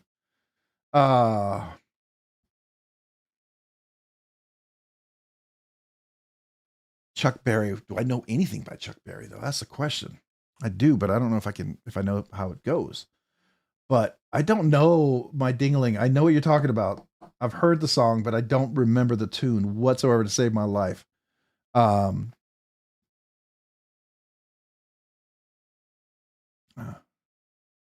See if this will be okay. I'll try this.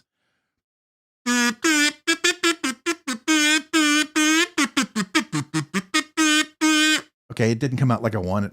I was trying to do the Purple Peter People Eater. That's a Chuck Berry, right? If I'm not mistaken, that's Chuck Berry. If I recall correctly. I could be wrong, but I'm probably wrong. So I'll just leave it at that. It was my attempt. Here, Illuminati, just for you to let's go. Forget I did that. We'll just pretend I didn't even try. There you go.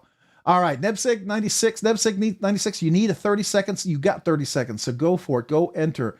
All right, Nebsec 42 is the answer to the universe, sci-fi thing, and others are just being funny. Yeah, so 42 is the answer to the universe. It's Hitchhiker's Guide to the Galaxy. Pretty cool little book. Interesting book. I mean, you if you like sci-fi, it's a fun book. Need the lyrics? Yeah, I don't know what the. Oh no, I don't think that would help. I don't think if I did that. No. Just got an ad for senior singles. I hear about these ads coming in. I really, really despise that. I really, really do not do not like that. I'm not a fan of those at all. That really ticks me off. I know that's a new thing. Everybody's been experiencing on all the live streams. Unless you have like the paid, you know, YouTube premium or whatever, I hate that. So I'm sorry. All right, here we go. What's your favorite snack on for sci-fi film? Oh, without a doubt, it's the licorice, the little pink and white licorice. It's a licorice one, and then the other one is Charleston Chew. Charleston Chew or that. Those are my two favorites. I prefer that over popcorn and a Slurpee. So those are my two favorite. Is there Rob's Nerdy Knives? There is Rob's Nerdy Knives. We are here. Sure was hard swimming across that lake holding on to the I'm gonna just kind of pretend I didn't read that and just keep going. All right, so we're gonna go back over here. Back over here. All right, so here we go. We have 169 comments. I'm gonna hit refresh. Remember, we're doing the members giveaway after this. Members giveaway following this. All right, so we have 169 comments. I'm gonna go ahead and share. We're gonna get a copy of the link. We have ends in NOV, so we'll copy that. We'll go over here. We'll refresh the link. Go over here. I'll paste it in. Paste it. Scroll down. Get the YouTube count. We have 169 comments. But wait, we've got a couple of milestones. So real quick. We have Drink Water member for 11 months, Nerdy Knives, Nut, Yippee, Skippy. Yeah, Yippee, Kaye. Oh, sorry, I was thinking Yippee Skippy. I don't know why I did that. Like Yippee Kaye. All right, so there we go. 11 months. Hey, next month, that'll be a whole year. So there we go.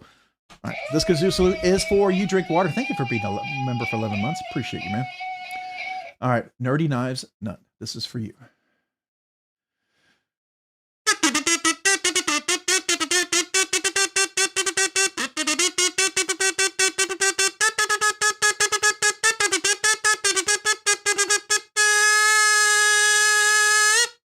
Thank you. Thank you for being a member for 11 months. Appreciate you.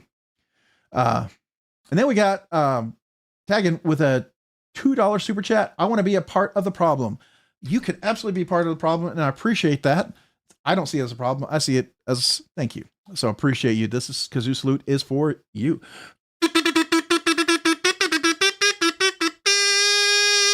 Thank you for that. Appreciate it. All right. Oh, then we got Rooster, member for 1 month, Nerdy Knives enthusiast. Appreciate the hard work you put in for the community. I appreciate you guys. Appreciate you being part of it, making it like fun and enjoyable. I mean, it'd be kind of a bummer you put in the hard work and no one shows up, right? I mean, if I love doing it, I'd probably still do it, which is probably the reason why I still do this, because I do enjoy this. So that does help, right? But appreciate you, Rooster, man. Thank you for being a member for a whole month. I appreciate you continuing. So thank you. Thank you for that. All right. See.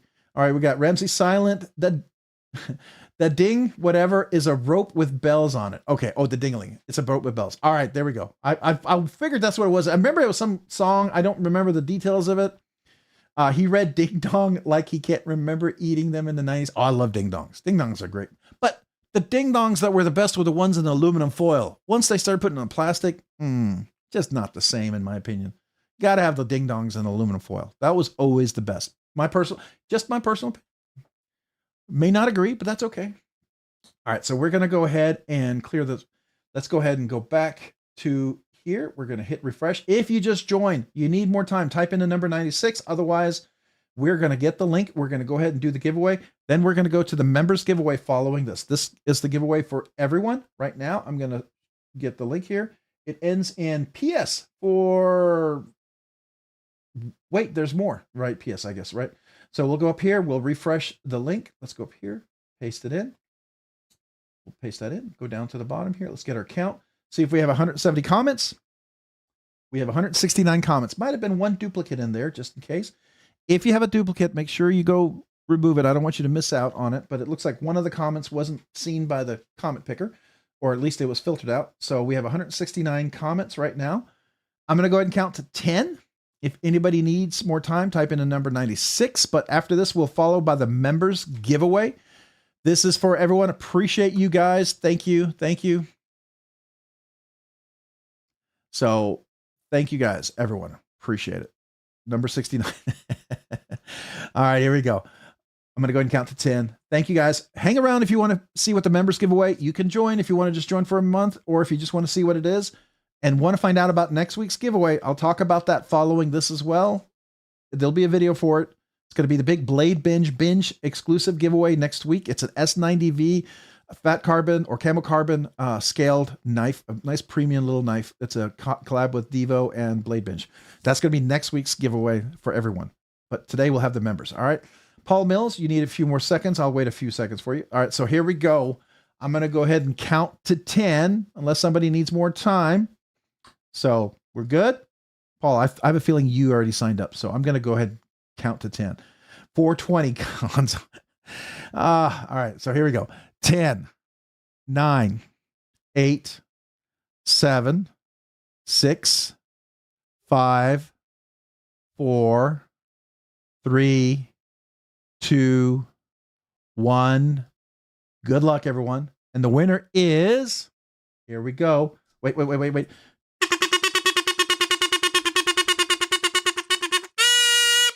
It's David Young, 1322. Thank you, my brother, for what you do for the community, for the channel, for this channel. Thank you for what you do for this channel. Well, you're welcome, man. Appreciate you being part of the channel. Now, let me start the timer. To be fair, 1 minute. If you're here, David Young, all you gotta say is, I'm here, it's me, and I'll just confirm it's you. That's all we gotta do. Just gotta be here. Got 60 seconds. We'll go ahead and start the timer. If you're here, just let me know. Type here, me, it's me, whatever. Conventional methods. Well, we just called one name out. Hopefully they're here. If not, we'll redraw, but we're still going to do the members giveaway after this. Okay. So, and then we're still going to hang around and talk knives after that. But David Young, there you are. I see you. Okay. All right. Let me confirm. I'm just going to look at go to your channel. Congrats. There we go. Go to the channel. And there you are. Congratulations. You are the winner for tonight. So let me leave that up for 1 second. We're still going to do the members giveaway, but anybody who's leaving, just so you know, next week, if you want to hang around, you can see it, but I'll have a video. The BladeBinge Divo collab binge knife, the dark mode version that was sold on BladeBinge, an S90V with the camo carbon scales. We're going to be giving that away as a regular giveaway for next week, thanks to BladeBinge. So I just want to say thank you to BladeBinge for that. But this is the regular giveaway here. Let me go back to the table. All right. So I got 4 questions for you. 4 questions for you, David Young. First of all, 1, do you want the green kazoo? I have 6 other colors to choose from. That's the first question. Secondly, do you want it signed? Now, if you're going to give it to a child or grandchild and you don't want Sharpie on there, I totally understand. Some people ask me to sign it. I'm happy to sign it. If you don't want me to sign it, no problem at all. But do you want me to sign it? And then thirdly, I do need to know, you need to email me with your name, your ship to name, your YouTube handle and name, and then the address I'm shipping to, and that you won the QSP Penguin with the, let's just say with the extras, with the extra goodies, right? So just let me know that you won that. Those are the 3 things. And then I think, well, that's more, I said 4, just 3 things. So if you could, David Young, just let me know. First of all, do you want the the green kazoo, or do you want a different color, and do you want it signed? I'm trying to find to see if you replied yet. Maybe you already replied and I missed it. Did you reply? Angela, I got to come back to you and celebrate you. Just 1 second. I haven't forgotten about you. We're going to come back and do a kazoo salute to you. Green is fine, and sign it. Okay. I will sign it, and green it is. All right. So appreciate you. So this is the first giveaway tonight. Everyone, if you're leaving and you're not a member, because you know, hey, I'm not a member, I'm not going to be here for that giveaway. Just know, next week we're doing the binge giveaway. That's the BladeBinge Divo exclusive S90V premium knife with the camo carbon or fat carbon. I don't know if it's camo carbon or fat carbon, but it's premium carbon fiber scales. It's the top flipper. That's going to be the giveaway. That's it's like a $225 knife or something like that. I think it is. That's going to be the giveaway for next week. Thanks to BladeBinge. BladeBinge donated that to the channel. We're going to be giving that away and promoting that. So make sure you come back for that. That's going to be a lot of fun. Everyone will be eligible for that. Okay. We're going to go to the members giveaway next. If you want to hang around and see what the members are going to be trying to win, maybe you want to sign up for a month. I'm okay with that. I really am. I don't mind. You won't insult me if you sign up for just 1 month and then don't renew the membership. Really, you won't. I just want you to know that. I'm never insulted. Also, the other thing before I move this away, people, I think there was at least 3 people who had a 1-year membership. I need you to email me that 1 year, your name and address, so I can mail you your 1-year cards. If anybody was a 1-year member and you haven't emailed me, email me as well. Some of you guys who had 2-year celebrations, you haven't emailed me with your name and address. I haven't gotten that yet because I haven't had a chance to mail out your holographic magnetic special thing that I created for you guys. It's a holograph. It's a holographic magnetic magnet. It's from Rob's Nerdy Knives. If you want it, maybe you don't want it, and maybe that's why you haven't emailed me, but that's fine. But I'd love to send that and just say thank you for 2 years of membership if you would like that, because I went out to create those just for you guys. So that's what I would love for you to do. Brand new channel members, email me as well. I'd love to mail you a channel sticker and a thank you note. Please do. All right, let me pack this up and we'll go to the next part and get the member stuff out. And I'll try to catch up on some of the comments as I'm packing up and making sure. See, we got some links to some different places. All right, let me while we do that, let me grab the link for and pin it. I'm going to get rid of the pinned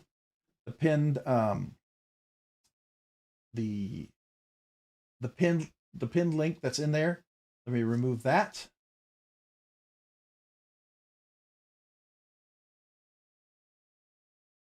Why is it not going away? Hold on. I've removed the link. Why is it not, why am I not getting rid of it? Hold on. Unpin. There we go. I removed the link, but I wasn't unpinning it. I guess I clicked the wrong one. All right. So let me grab the link for the members giveaway real quick. Okay. And then I'll put that in there. Thank you. Thank you, by the way, moderators, for posting that so that people can have it, especially if they're brand new channel members. We want to make sure they get that. But let me grab the link so they actually have it as well, because I'm sure they wouldn't mind having it there.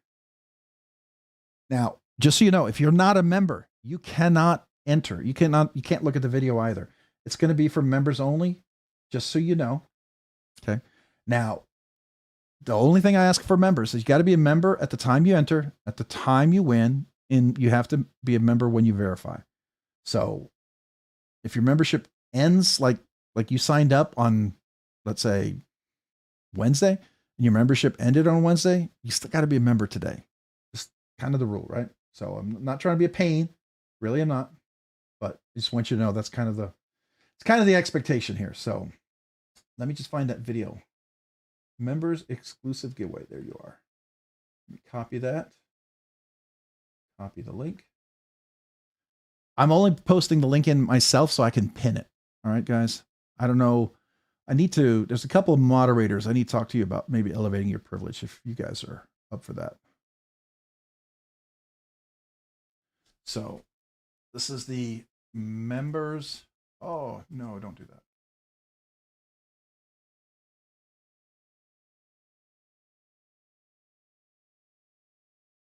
Members. Why are you doing this to me?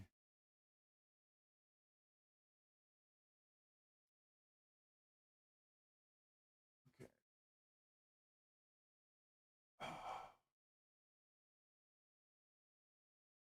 Sorry. I'm having a hard time typing, apparently.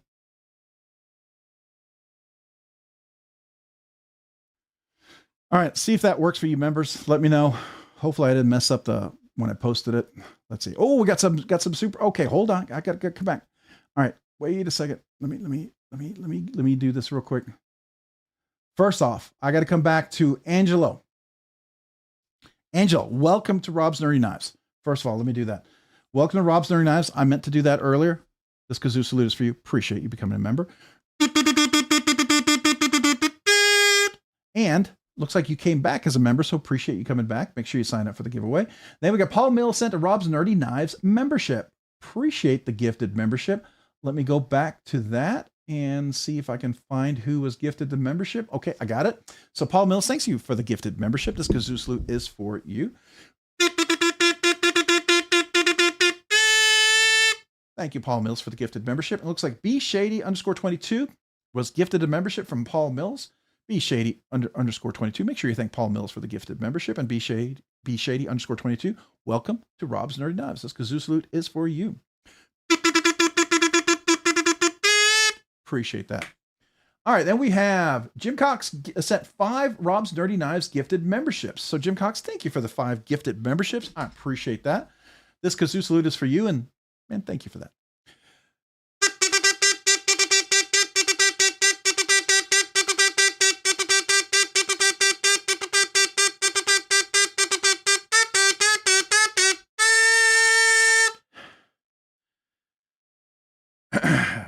That kazoo took a little more oxygen out of my lungs than I expected. I don't know why, but I should have been a little tighter on the lips there, and that was. Whew, hold on. There we go. Okay, I'm catching up. All right, let's welcome the 5 new members. So it looks like Taggin received a gifted membership from Jim Cox. Taggin, make sure you thank Jim Cox for the gifted membership. Steve L received a gifted membership from Jim Cox. Steve L, make sure you thank Jim for the gifted membership. Ed received a gifted membership from Jim Cox. Ed, make sure you thank Jim for the gifted membership. And welcome to Rob's Nerdy Knives. Dan No Plan received a gifted membership from Jim Cox. Dan No Plan, make sure you thank Jim for the gifted membership. Robbie W received a gifted membership from Jim Cox. Robbie W, make sure you thank Jim for the gifted membership. And Rob W, Dan No Plan, Ed, Steve L, and Taggart, welcome to Rob's Nerdy Knives. So let me do a little kazoo salute to you and welcome you.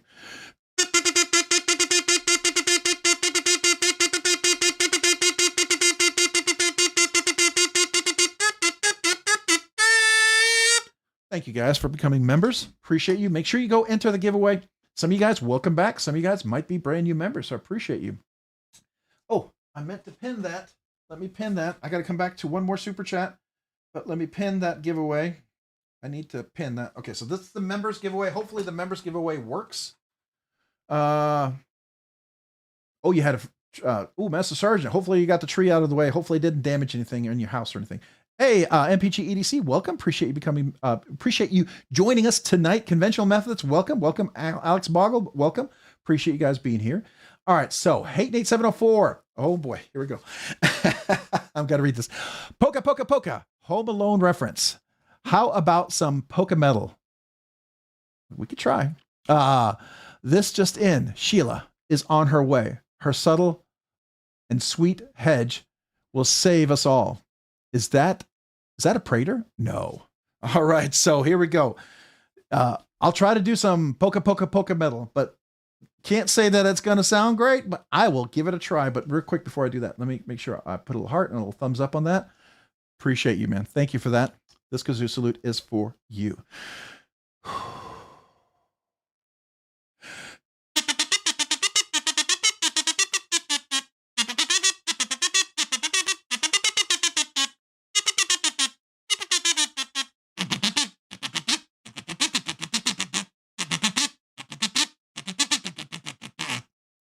How's that? Is that pretty close? Do you like it? Did that get your thumbs up? Seal of approval? You good with that? Oh man. Hopefully you like that. Put a little at the end there just for you, man. Hate Nate 704. Hopefully you like that one. All right. My son's gonna be 20-year-old tomorrow. I can't believe it. Hey, McRanger, is he around? Is he near you? I can wish him happy birthday. If you'd like. Anybody else besides Hoffy's birthday? You know, since we got a whole group of you guys here, I feel like Hoffy needs one more happy birthday. He got one early when there was not so many folks here, but I feel like, you know, now that we're here with the members, I feel like Hoffy needs one more happy birthday, and I'm happy to wish anybody else happy birthday that has birthday as well. Here you go, Hoffy. This is for you. Wait.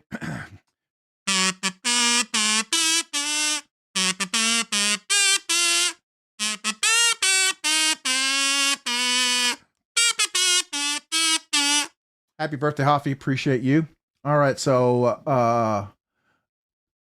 tell him I said happy birthday. Everyone's saying happy birthday. All right. All right. Let's see here. No, he's at work. Okay, no worries. If he was near, I'd be happy to sing him happy birthday. I think it's the prices is Ever Microtech, ZBDT Ultratech, Golden Design Works Subcaliber, or the Jarrett Osier F22 Kickstop. It's a nice knife. Those are all really nice knives. Very, very nice. Rob, if we made a comment with when the giveaway video came out 5 days ago, we don't need to do it again. No, you don't. That's the same video. You should see your comment in there. The comment is good. The only thing I ask is make sure it's PG. You don't have a ton of emojis, right? And I would avoid duplicate comments, right? Because, you know, the filter will filter out duplicate comments. That's the only thing I'd say. But if you've already left a comment, you're good to go. Now, if you wanted to change your comment, if you want to change your comment, you can update it. That's certainly possible, but that's up to you. All right, Ramsey Silent, happy birthday to you. Happy birthday, Scott Hoffey. Happy birthday from good friends. All right. So you're singing the whole, I was like reading it, like just reading it, but you're like singing it. So sorry. Old Man on the Ridge. Okay, now I'm ready. Left the ranch at 6 p.m. Did the 2-hour drive home, unloaded the Gladiator, took the shower, ate dinner, struggled through Mr. Softy update, and still managed to miss the giveaway. Oh man. Well, you're here. But you're here for the giveaway. You're here for the members giveaway. So that's not over yet. So you're still here. All right. Anybody else need, does anybody else need more time to enter the members giveaway? Because once we start, remember, I can't stop, right? But once we start, then we're good to go. Is everybody ready for the members giveaway? If you're a member, you haven't signed up, go to the link that's at the top. Click on that link. It'll take you to the members giveaway video. Only members can see the video and only members can enter the video and leave a comment, right? Otherwise, it'll prevent you from being able to comment or anything like that. So we got 123 comments in there, which is cool. That's super cool. Only need more time if you're not going to draw my name. There you go. I'm broke, so hey, there you go. You know, hey, I think I am there now too, and I got to sell some knives. You're going to see that dropping tonight. Definitely need to move a few knives for sure. Oh, I was sure I'd entered, wasn't. Yeah, so go check your comments. Make sure if you just check the link, go click on it. If you go look at the comments, typically if you've left a comment, your comment will always show up near the top. It'll show you what you've entered, right? It'll pull your comment. If you don't see it, you might not have commented. You might have commented on another video, but not this video. All right, so everyone else is signed up. Everyone's ready to go. Let's break out the list of knives after this, Rob. You might save me looking. All right, absolutely. You better get some more coffee beans, Rob's Nerd Knives, because espresso has me gassed up. There we go. All right. The regular giveaway was won by, let me see, I think I still have it up. Do I still have it up? Yeah, it was David Young. David Young won the regular giveaway.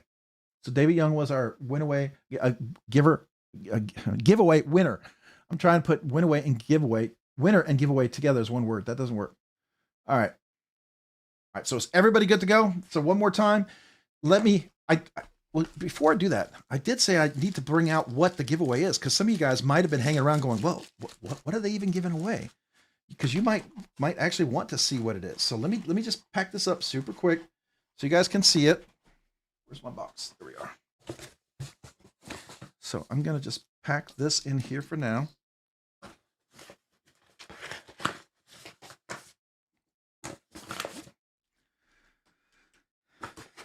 Real quick, just get this in here.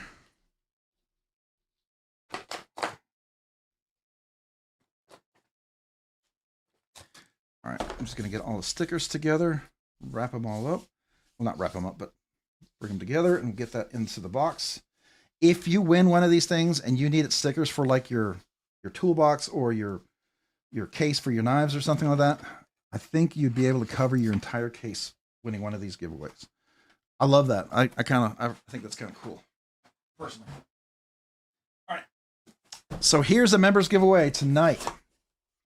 This is going to include some pretty cool things.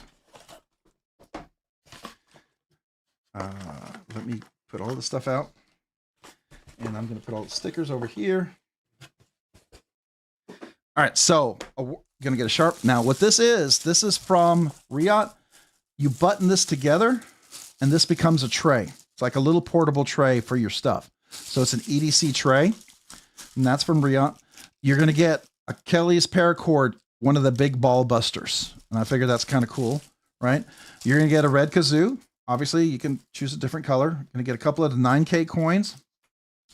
And then you're going to get a Blade HQ patch. We'll talk about the knife here in 1 second. Quiet carry patch. Let me move some of the stuff out of the way. Gecko Customs, GP Knives, another Gecko Customs, and a business card from Gecko Customs. Kelly's paracord. I'm going to put this over here because that's her paracord, so you want to know who that is. It's Kelly's Mishmash. Then we've got a bunch of channel stuff here. This is, again, DCB Customs. Well, all these are upside down, so let me flip them over.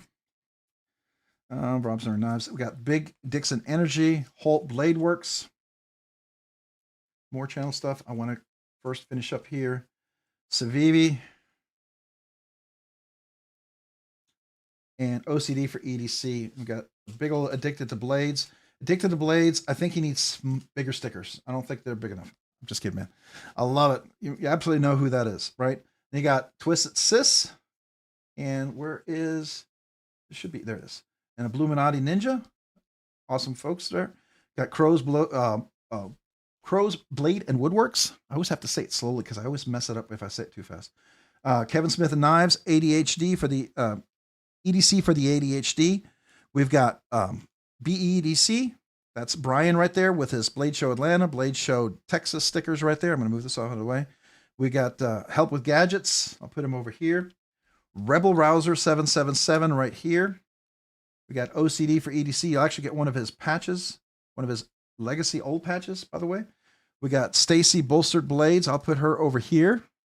They got Chef Rocky, Love to You and Yours, suckers. I'm going to put, yep, there we go. Let me move that.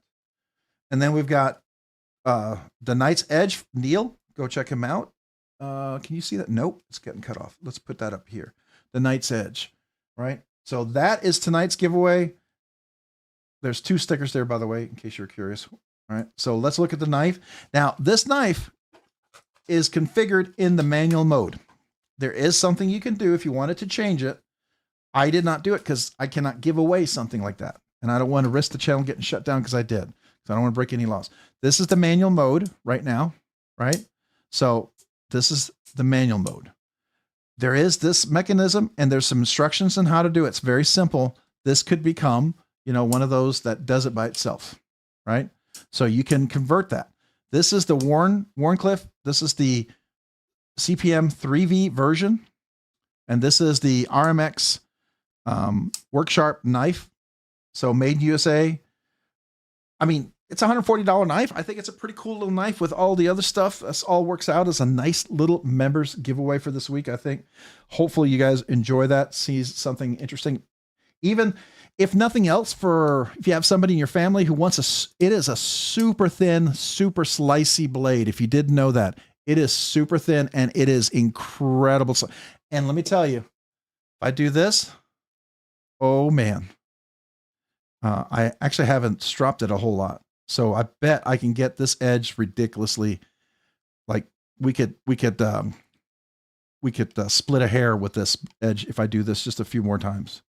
Anyways, but that edge is super, super. Oh yeah. I do this, I can cut my fingerprints off. That's how sharp that is. So anyways, very, very nice little knife. Hopefully you enjoy it. It is reversible, by the way. You can reverse the clip and everything. Any questions about that? Sticker on the front of my laptop. Oh, that's cool, McRanger. I appreciate that, man. Thank you.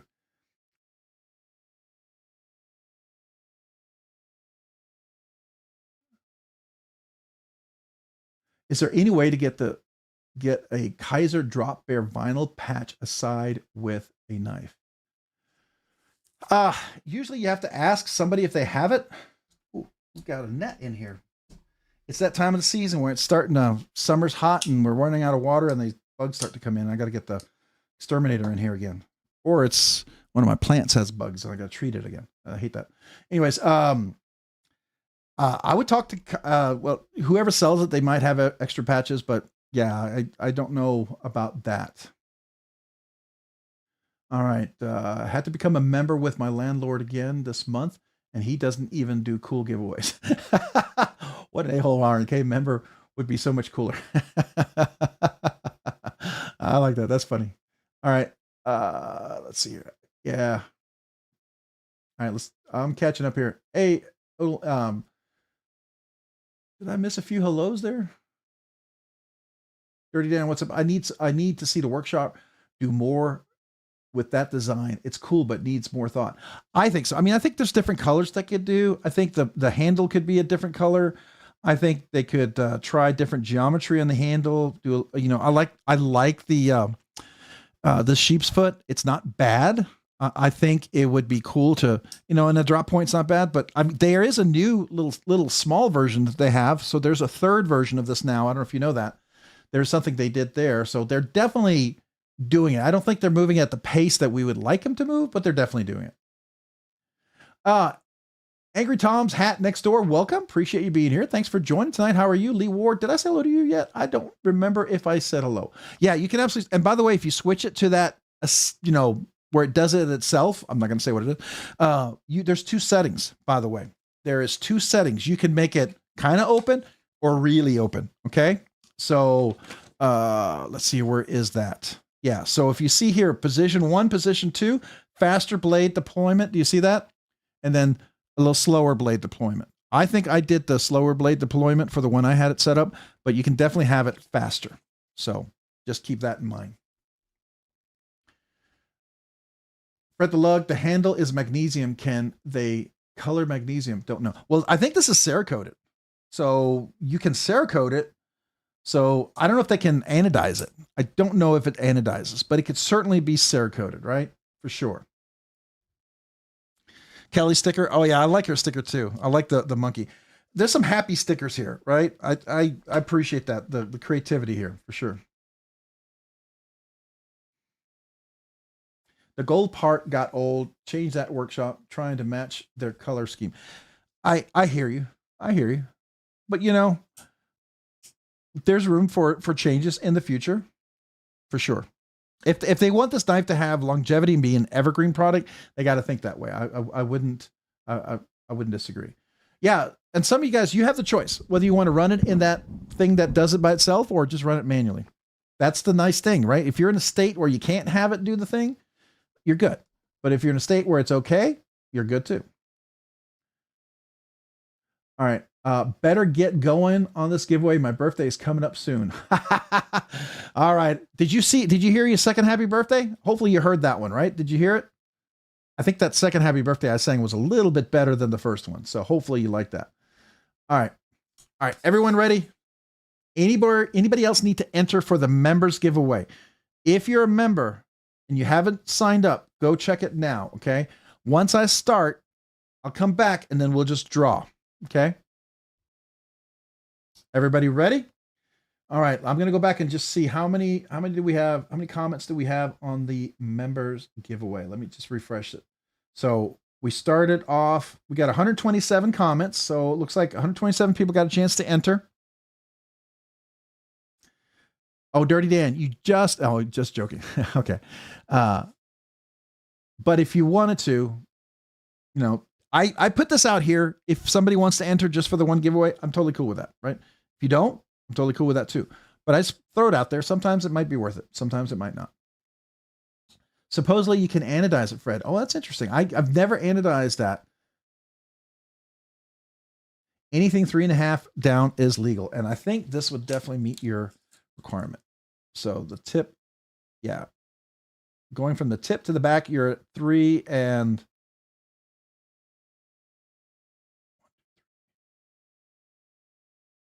5/8. You're 3 5/8. So you're definitely under 3.5 for sure. So you're good. All right, here we go, guys.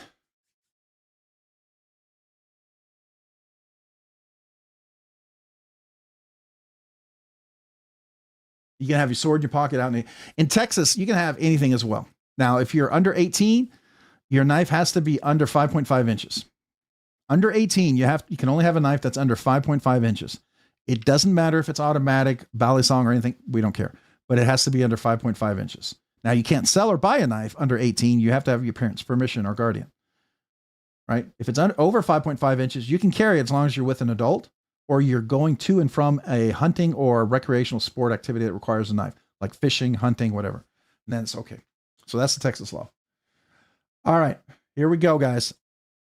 If you need more time, type in number 96. I'm going to go ahead and start it. I'm going to give you, I would play a little song in the side. You know what? Let me see if I can grab the song. Do you want to hear the song over here? In order to do this real quick, I have to go to the intro and copy it, and I'll bring it over if you want to hear some music. Maybe we can do that. You want to give me just a second? I'm not leaving. I'm just going to the intro for a second to copy the music part to play it. Okay, so give me just a second.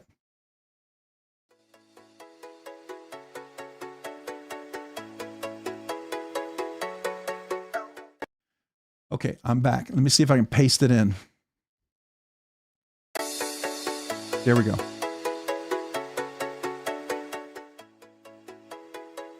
So I'll play that in the background for you guys as I go do this. Now we can have a little background music. Does that work? So here we go. Let me go do that real quick.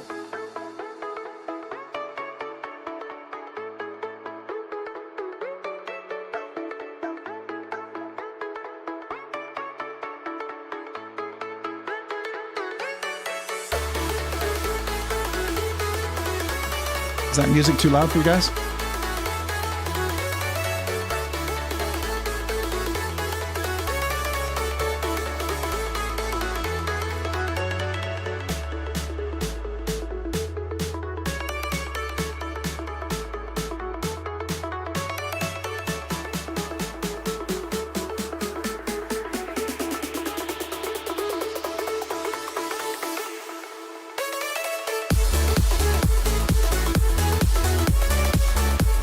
Sorry, I'm dancing now. I do this at the end of the live stream. I get kind of into it. It's a little too much, probably. What's wrong with it?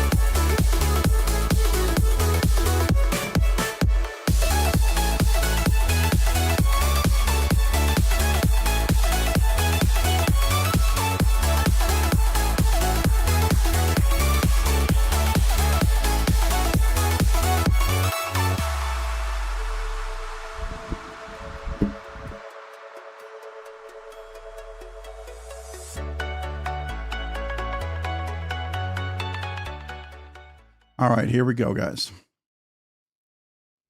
So now we're back. Everybody ready?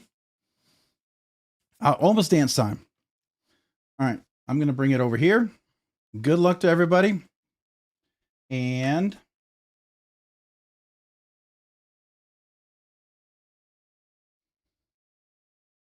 $123 unique entries, and I'm going to count down 3, 2, 1. Good luck to you. And the winner is, hopefully you're here. You don't have to be, but hopefully you're here so we can celebrate with you. Sharper Than Most. You're the man, Rob, for real. Well, appreciate that, man. Sharper Than Most. Are you here?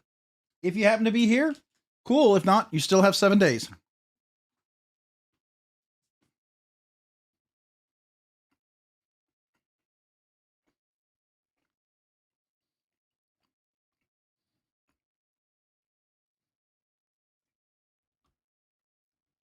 Sharper Than Most, do you happen to be here? If not, no worries. I'll just wait a minute. If they're here, they're here. If they're not, they have 7 days. That's the benefit of being a member. You don't have to be here. But you still have to verify, but you don't have to be here for the giveaway. So, sometimes, I don't want members to feel punished because they couldn't make a giveaway. You've been a member for the whole month. You should have a chance to win it even if you're not here. So, if they're not here, congrats. If you're here, let me know. So Sharper Than Most, hopefully come back and check this. Because if not, we'll be redrawing next week. If you don't do that before the start of the next live stream. But if you do, remember, I need to know from you, one, is a red kazoo okay? Okay, so I'm going to, real quick here, trying to go over here. All right. So I need to know, is a red kazoo okay? Do you want it signed? Right? Do you want it signed? If Sharper Than Most is here, let me know if he popped them. If not, right? So Do you want it signed? If not, if you don't want the Sharpie on there because you're gonna give it to a child or grandchild, I totally understand. 2, make sure you email me with your name and username, the ship to address, the ship to name, what you won, September members giveaway, work sharp knife, whatever. And then you got to verify. So email me that to robsnerdyknives@gmail.com. We will do that here in 1 second. Here, I'll put that up here. robsnerdyknives@gmail.com, right? Make sure you email me. And then you can, then we'll just confirm who you are. I mean, confirm you. I'm still going to make members confirm because, I mean, we have hundreds of entries into the members giveaway now. So I don't want somebody to, I don't want you to miss out on winning something, right? Because it could happen. And I just don't want that to happen. So there you go. All right, everybody good with that? Sharper than most. I don't think I saw them in here, so they're probably not here tonight, which, it's fine. It's always fun to celebrate with somebody, but it's absolutely fine because they did win. So congrats to Sharper Than Most. If they don't verify by next week, wait, Josh Branson, is that you? Wait. Hold on.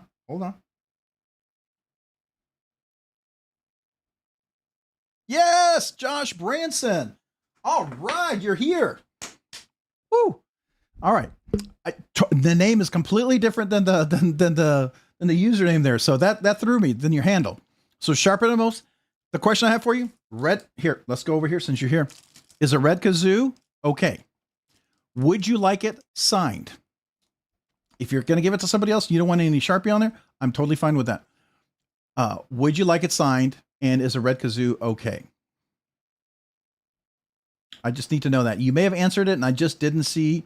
I didn't see if you answered. So if I missed your answer, forgive me.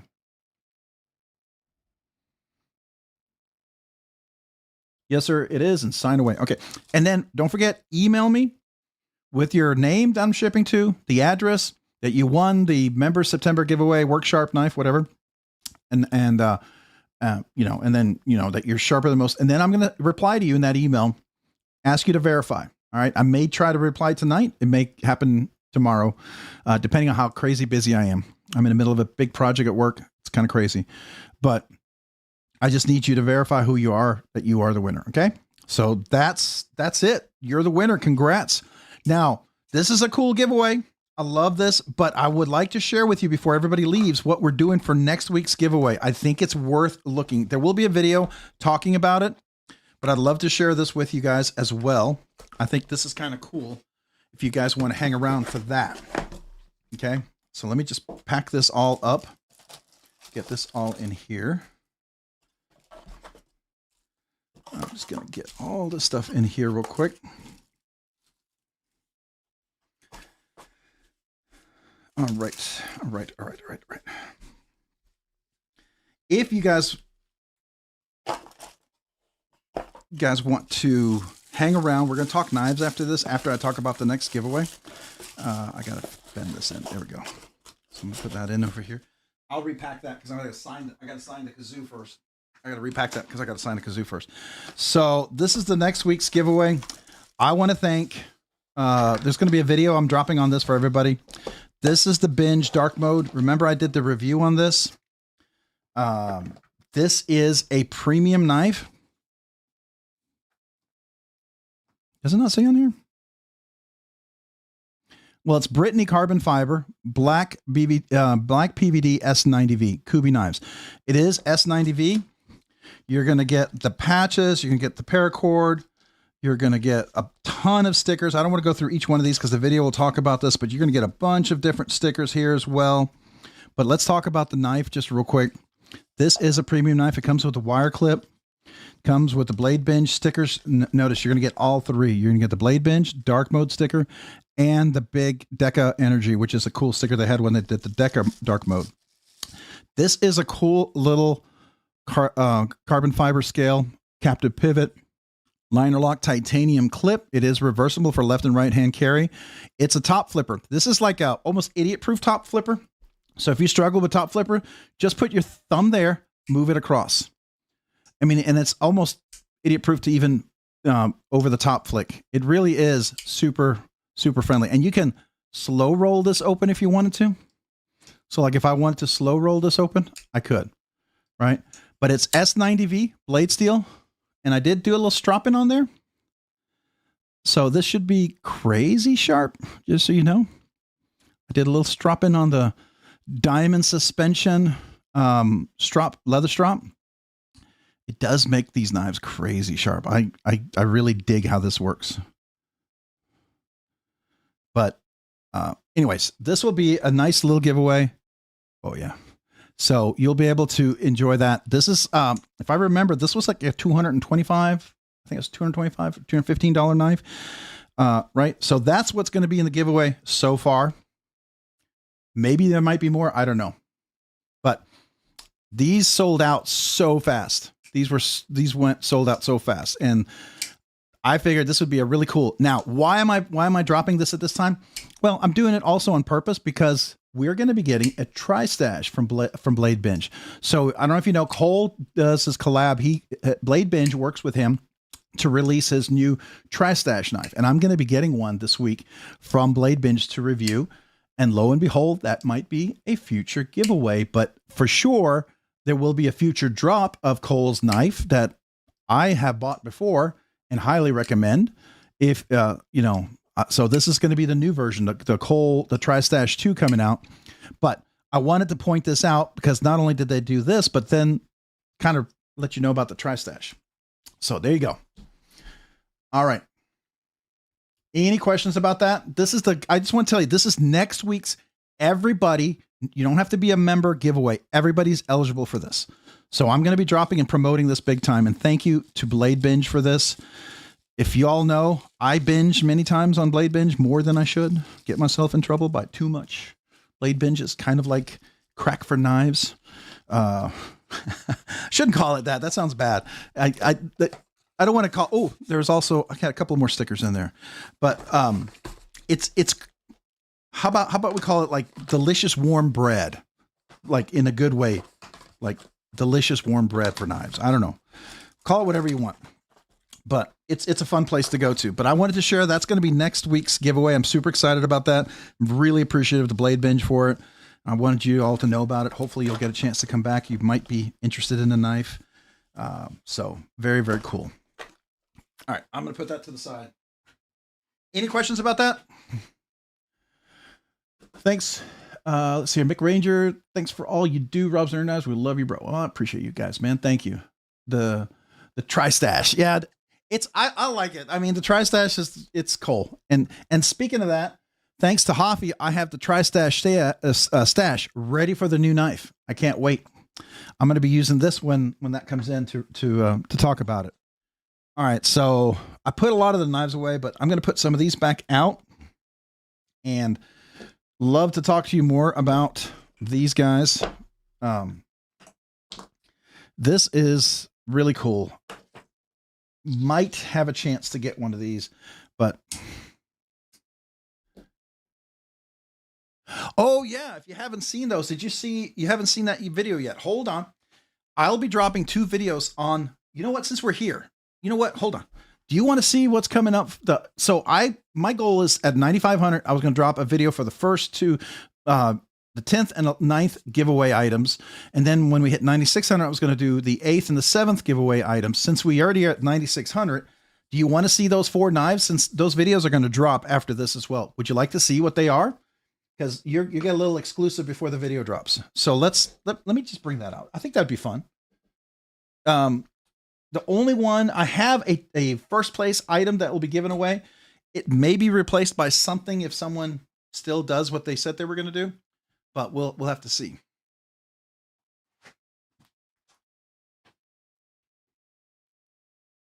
All right.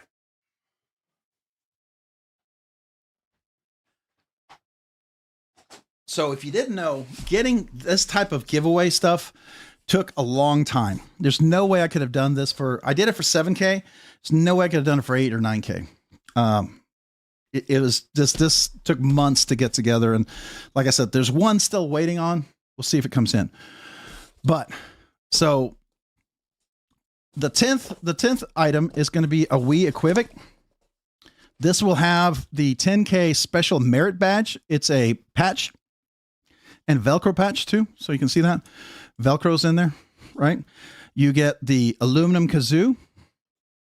And then you get this super, super awesome 10K fidget spinner coin. I love this. So Hoffy came up with this. This is so cool. Special 10K fidget spinner coin. Of course, you're going to get the stickers. There's going to be 2 of them in there. There's no extra stickers in here yet, but there'll be more. Excuse me. There'll be more stickers coming in. This is the Equivoc. If you didn't know, this was the Blade Show West for Best Production Knife Award winner at Blade Show West in 2023 or 2024. I can't remember. But this is the aluminum carbon fiber inlays. It 20 CV blade steel, has a nice fuller that works really well. Oops, let me do that again. Works really well. This has had skiffs put in. Flipper works really nice. So this is like a $225, I don't know if it still is, but it's like a $225, $235 knife when I bought it. So that is going to be prize number 10. So as it stands right now, this is probably a, you know, maybe a, look at the stuff that we have here.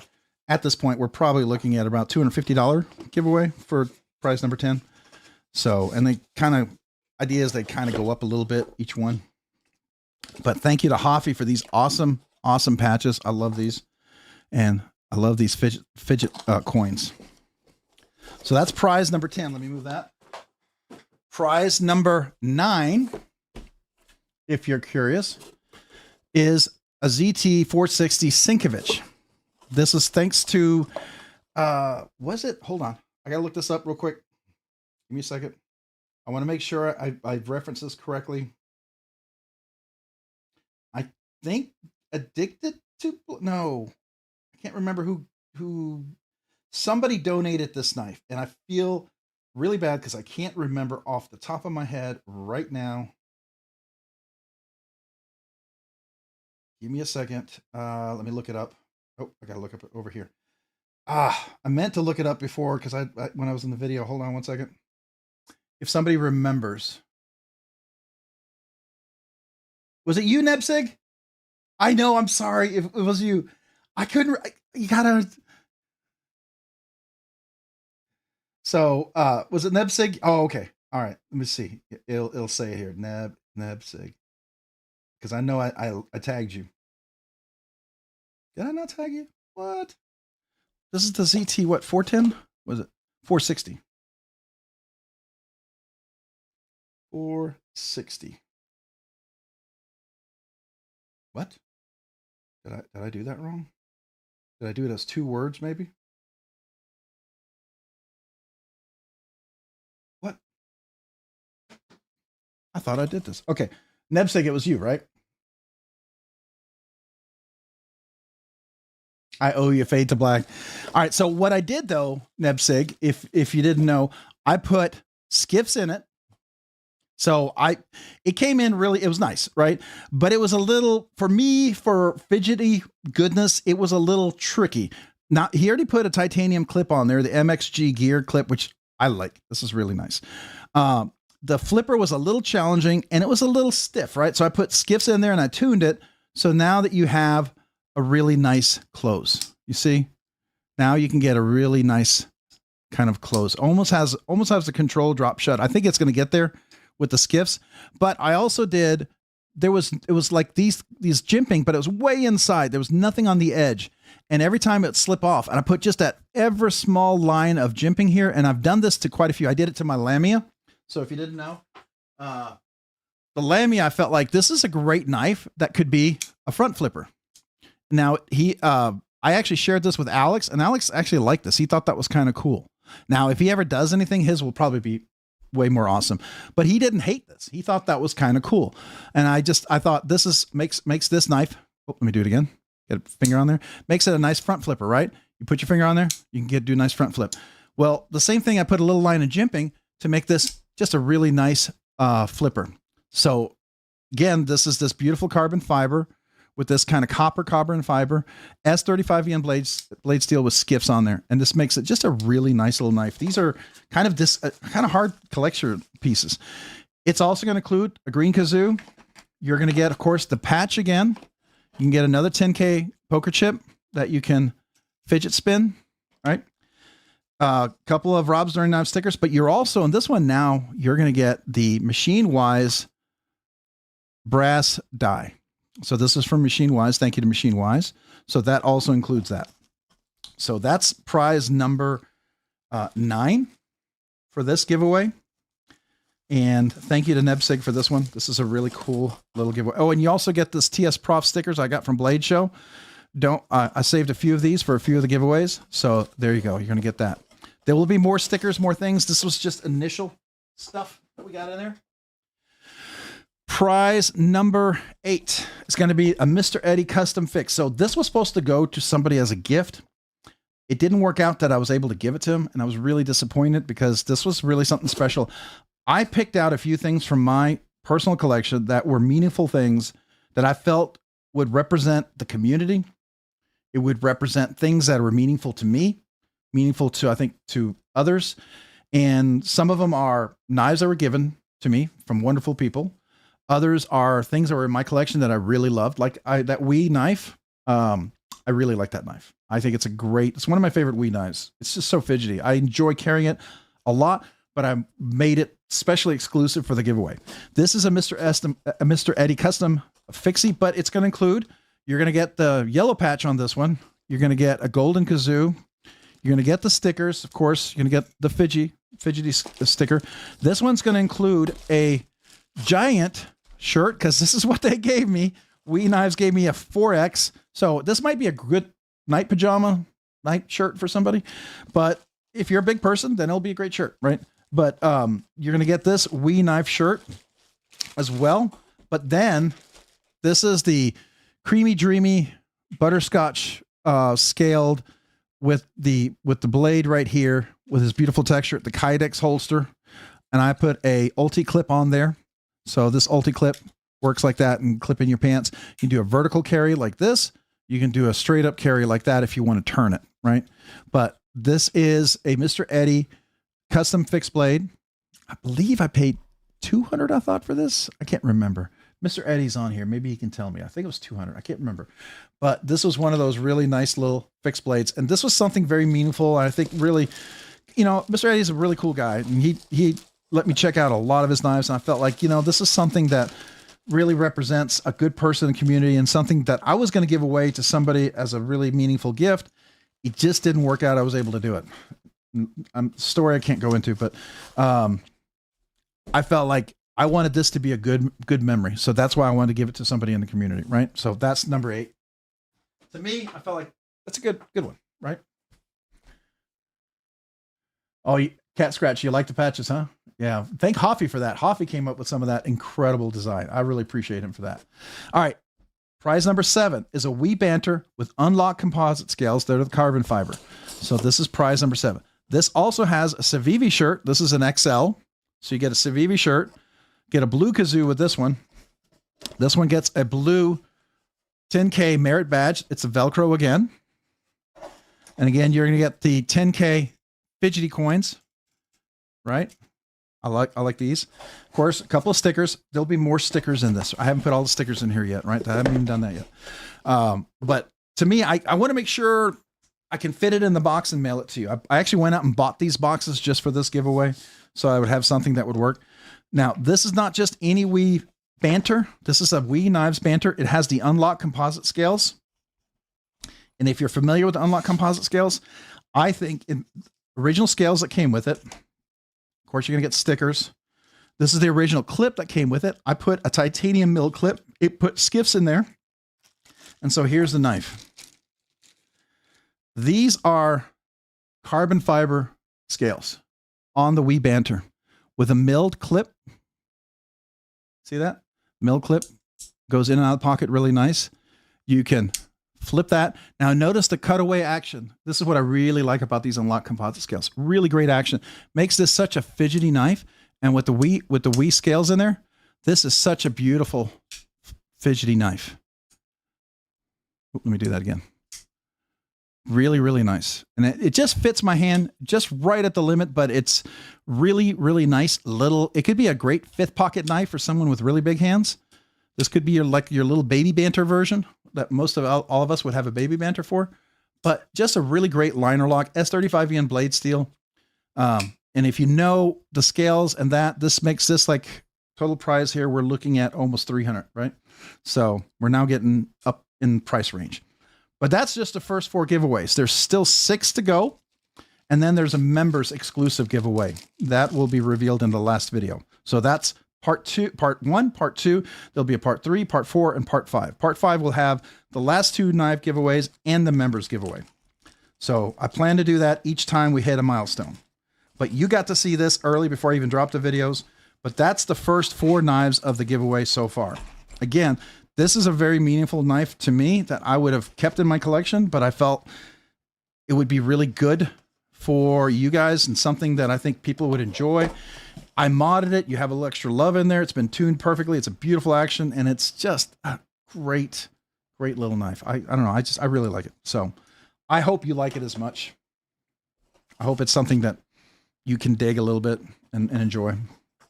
But that's the giveaway here. Just make sure that's off to the side. Okay.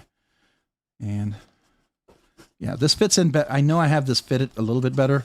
Right now I'm not going to close this, but there you go. So that's the first 4 giveaways.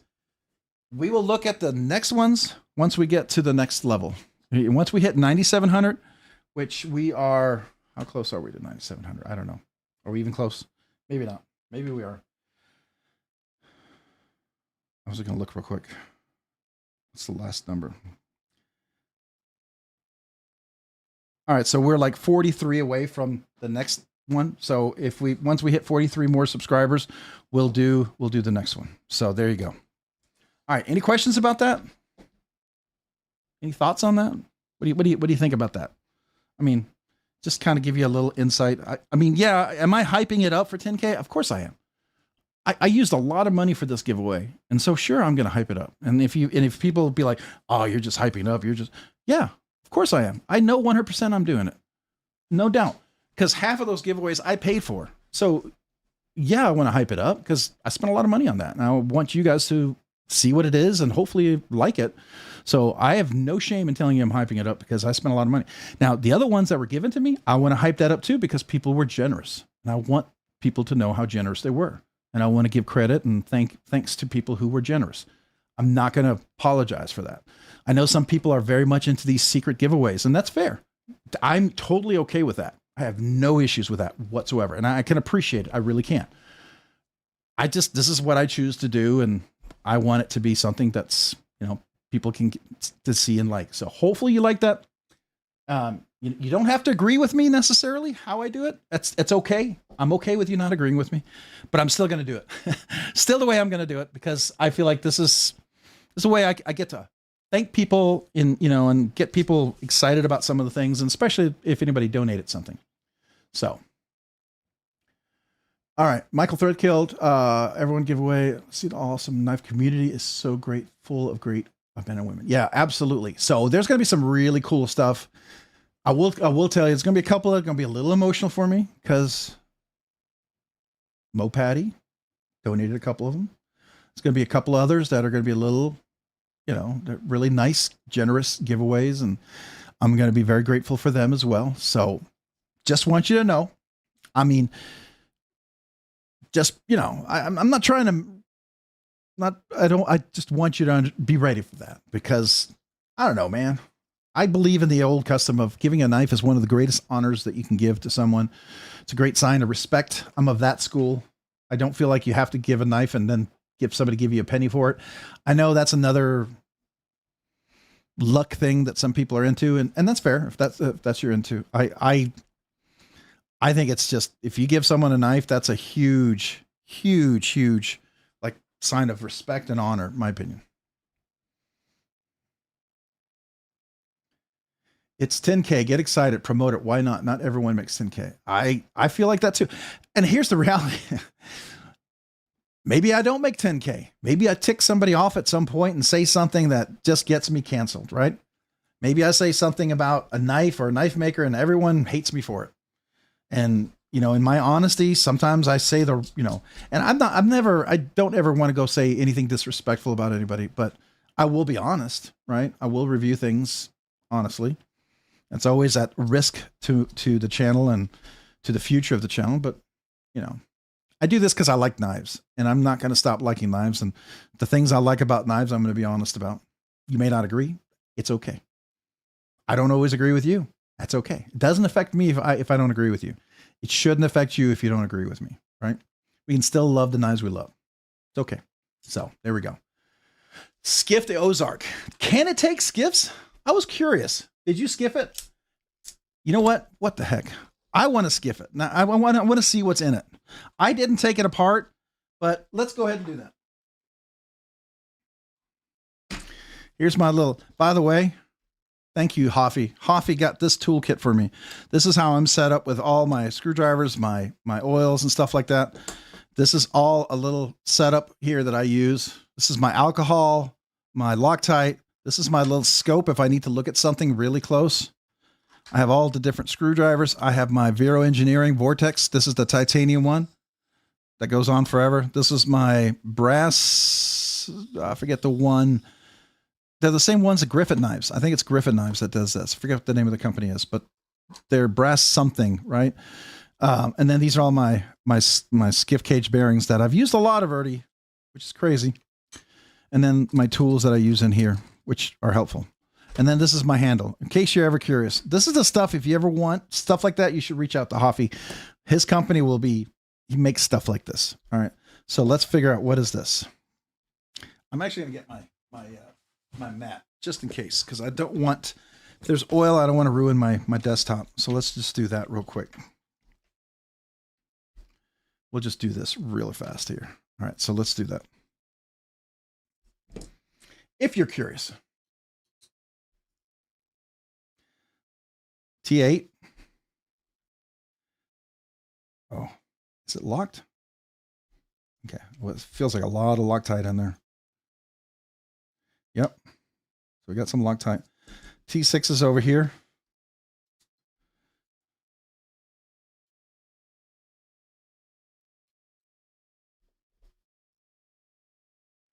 So we'll take that off. Okay. I got to get that off for the scales.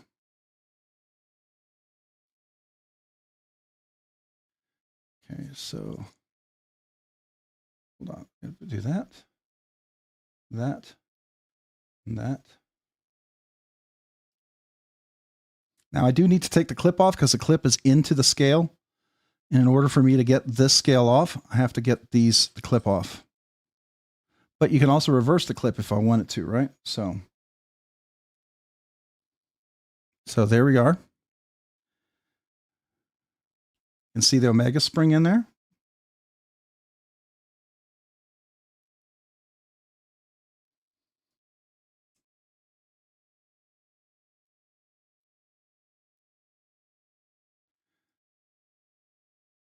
Put that there.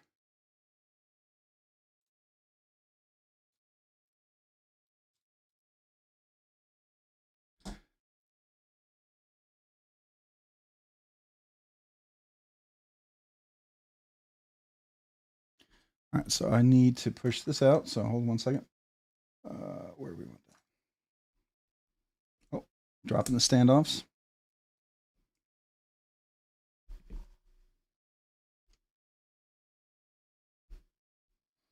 These are my standoffs over here.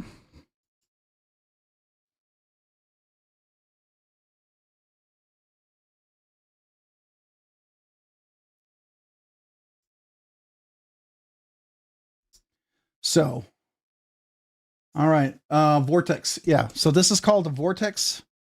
It's not the Fulcrum. It's a Vortex, I believe. That's what he calls it. He has an aluminum version of this. This is the titanium version. So he has two different versions of that, if you're ever curious. The aluminum version is much more affordable. The titanium was expensive. So, you know, just be aware of that.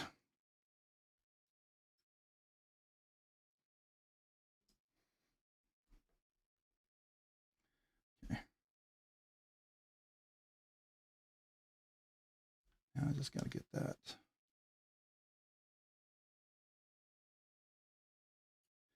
Oh, I might need to punch. when you have something like this, a punch is going to be the easiest way to get this out. So let me grab that real quick. So if you ever wondered how I got the Chris Reeve knives, Chris Reeve knife Sabenza thumb studs out, I used this punch. So what I'll do is I'll put this probably maybe right here. And then you'll get the hammer.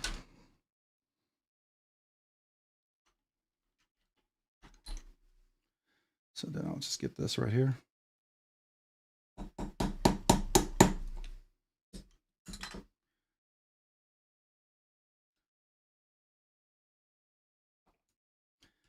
Okay, so I'm going to need to get a thinner one.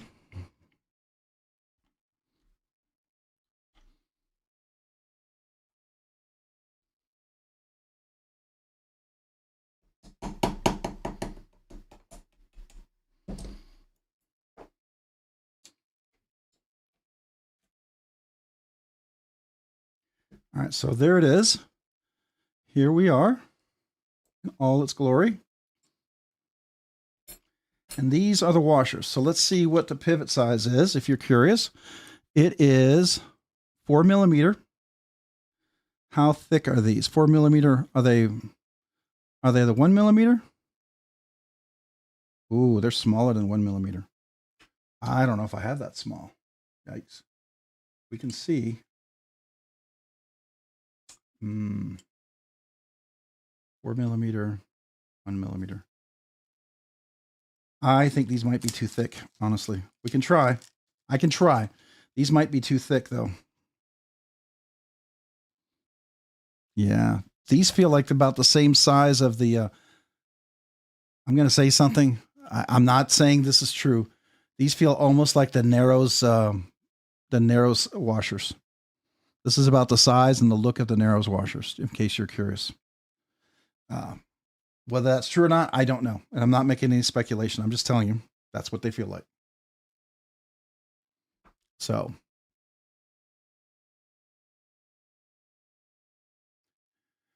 anyways, what about you guys? You heading out, Paul Mills?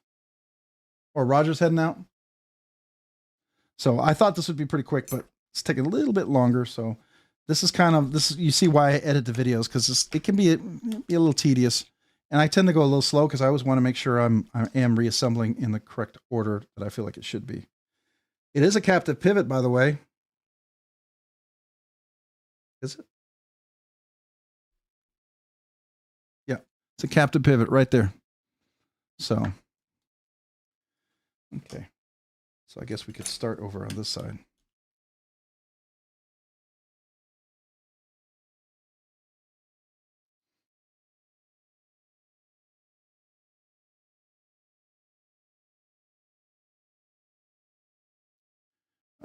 Can we get in there?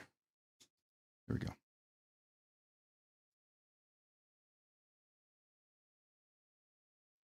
So I'm going to swap the pivots. It doesn't really matter as far as I'm concerned.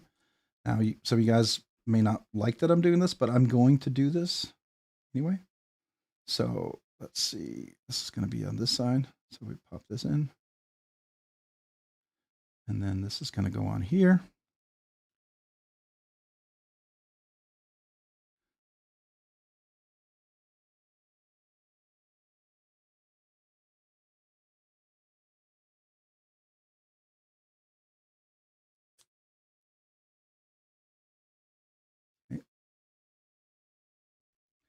I don't know if this will work. I think the skiffs are going to be a little bit too big, but I will try it.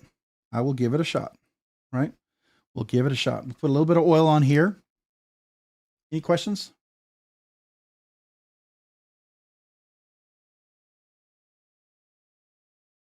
Oh, it has a little bit of wiggle room. All right, that's good. So we'll give it a try. When it comes to crossbar locks, I'm not so worried about putting over oiling it as much, just to be fair. I mean, it's just my personal opinion. I don't think it's not as a big concern. Are these captive over here? I would be really surprised if they were. Wait. So what I'm looking for is to see if these are captive. A lot of times there's a D shape on one of these, and then in the back here, it's D shaped, but it doesn't look like it is. So we're good. Again, like I said, I would be really surprised if these were captive standoffs. That's kind of like, I don't know. It's kind of like putting genuine wood on a Yugo. I feel like, no offense. I'm not, don't mean to insult a Yugo. Just kidding. Just kidding, guys.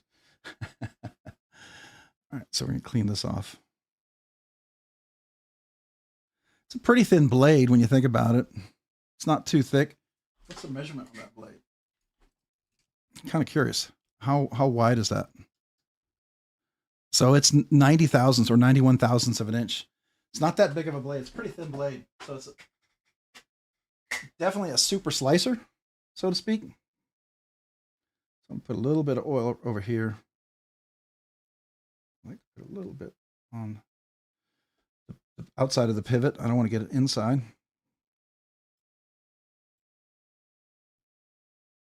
So this is where you gotta.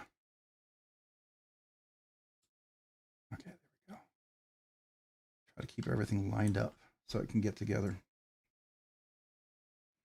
Oh, and I just dropped this. This will be fun if this works. I will be really, really, really, really, really, really surprised, honestly. Now this is where the trick comes in. So I gotta.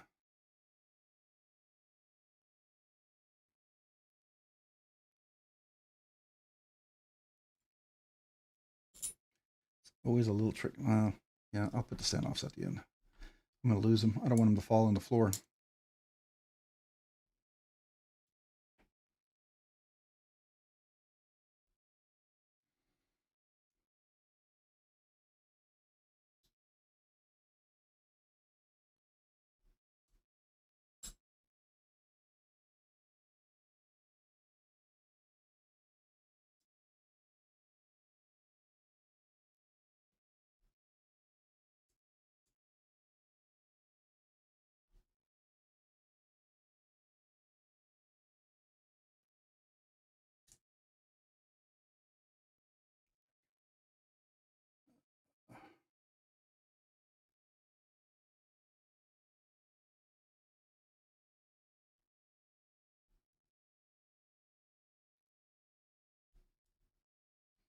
I just need to get the washer in there. Should put it on first. Didn't expect this to fit that fast.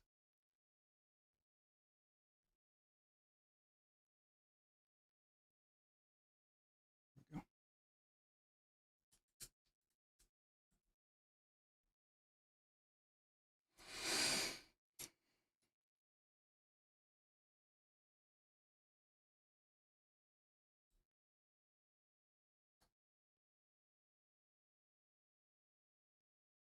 Get this on here. Sorry, guys. I know I'm not talking. It's just when you do axis blocks, it's always a little pain. You got to pay attention. You don't want to do something stupid and cut your finger.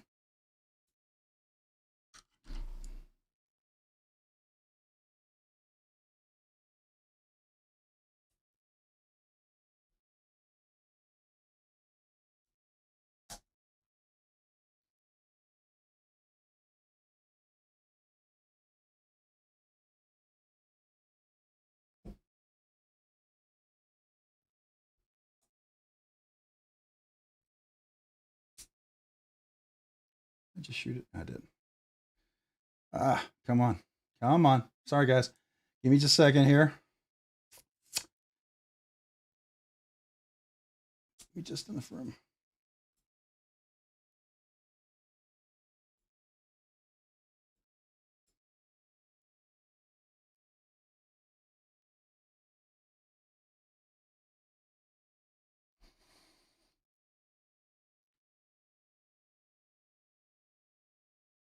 There we go.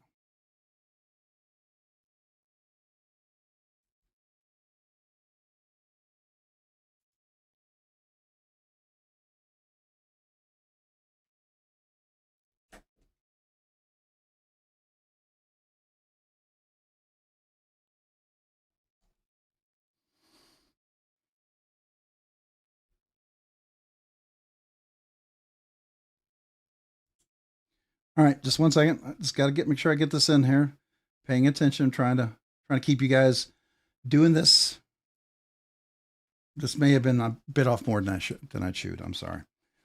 I thought this would be really quick. I should have known better. It's an Ozark.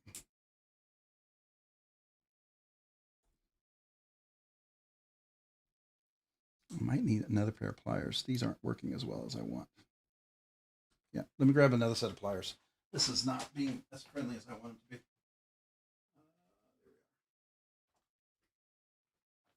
be. All right. We are here. Only 4 people in the theater. Did everybody else leave? That's fair. I hear you. If you were bored out of your mind, you thought this is really dumb. I hear you. No worries. But it is interesting, right? I mean, can we get the Ozark Grail to fit this? All right, let's see if this will work a little bit better.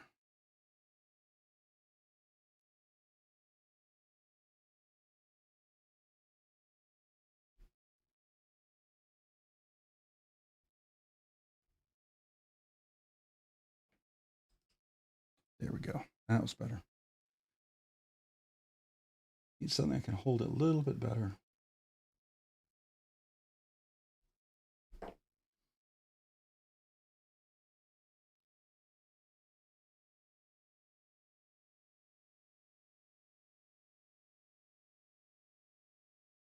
Did I lose the stupid screw? Oh, booger butt.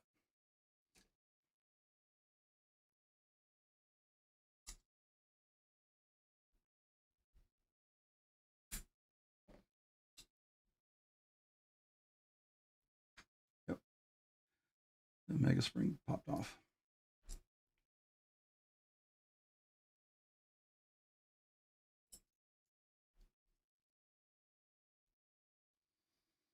All right, what we're going to have to do is we're going to have to put this screw in over here first. All right. I'm sure there's a bunch of really good training videos on how to assemble and disassemble an Ozark, right? There's a bunch of videos out there for this.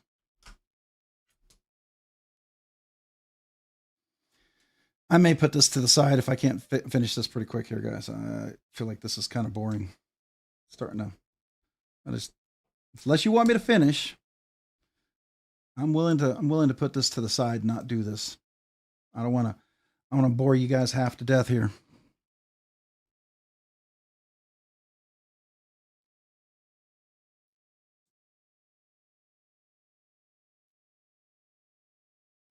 You take a loan for some popcorn.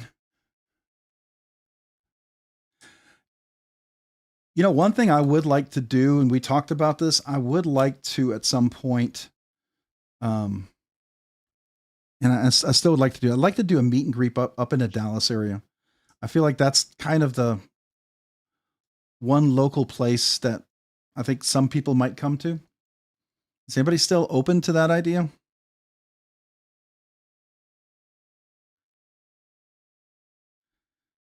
Let me know if that even sounds in the slightest appealing.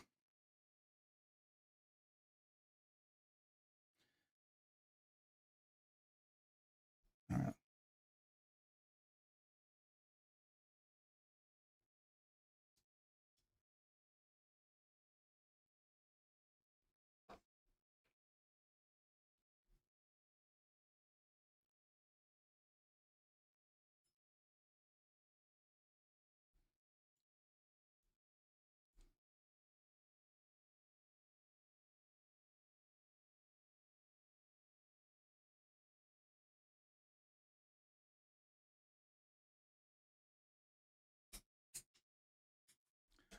Oh, hold on. I had the worst thing that could happen. This shot out. I got to get my flashlight. No. No. Oh, please show up easily. Oh, no.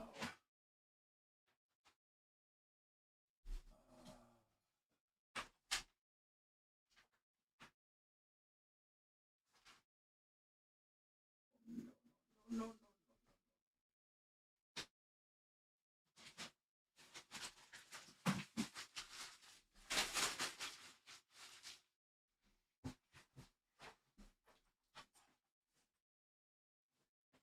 Oh man. I hope it didn't fall in my backpack.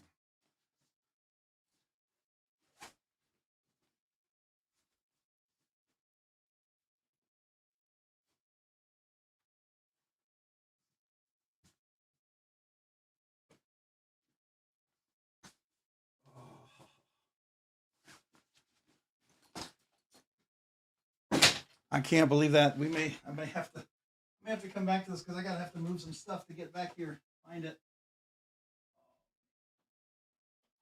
It's under here somewhere. Easy.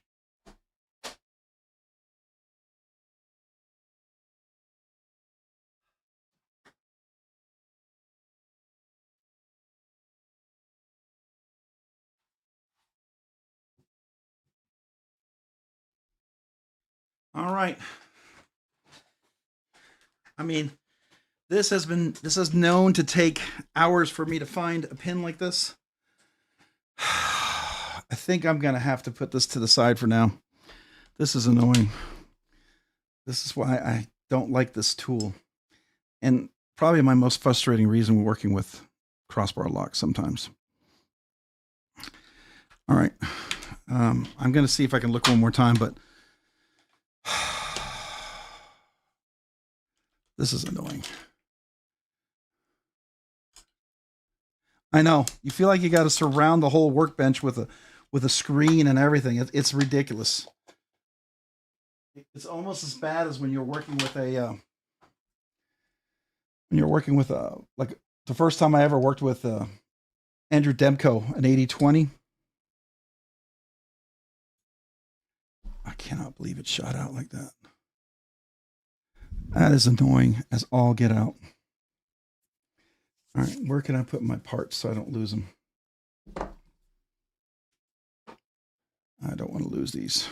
So give me a second. Just find a spot for everything. I'm going to put everything in the bag here. How about that?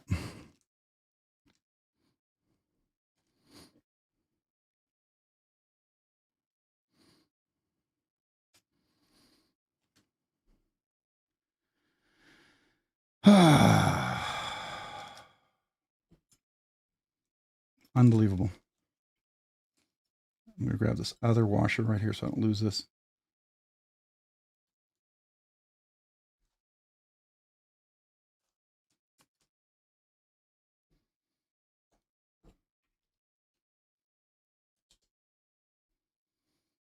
I'm just going to leave the parts over here for now.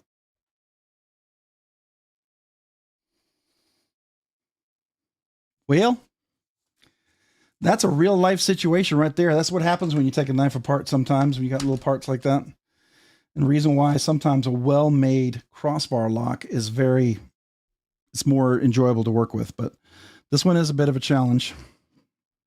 It didn't have some of the nicest setting parts, because typically in a nicer, like a Benchmade, whether you like them or not, at least when you put some of the pins in, they don't like just roll right out. Usually. Not saying they don't, but usually they don't. So I'm going to save these parts. We'll save this for another time. All right. That was interesting. So sorry about that. I didn't get to complete my task.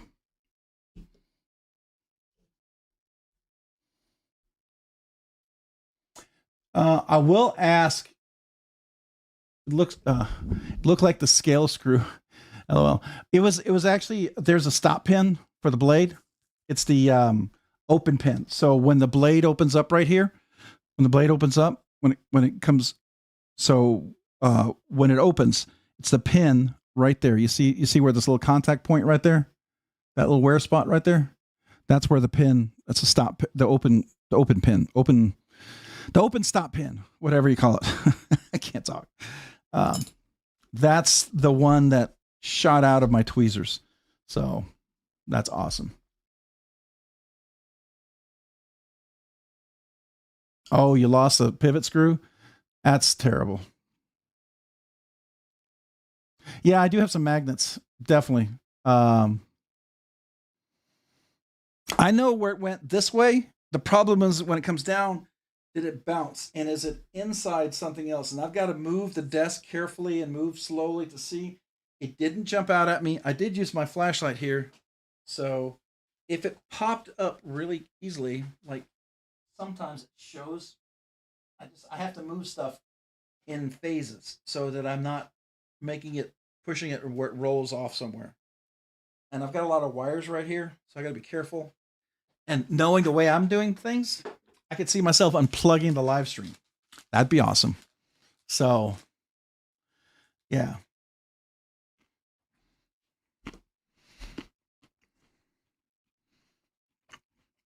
All right.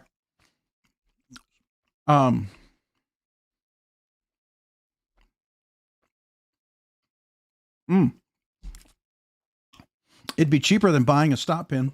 It would be. Absolutely. What's on the chopping block? Well, excuse me.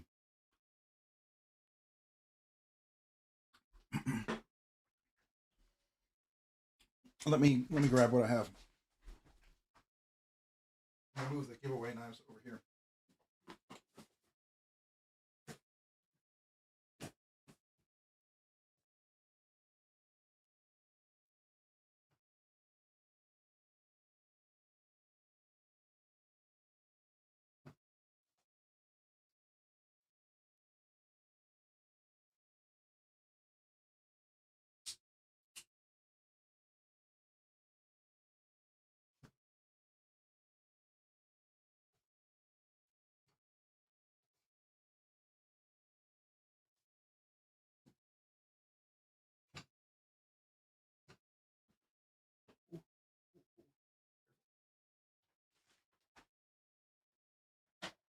All right.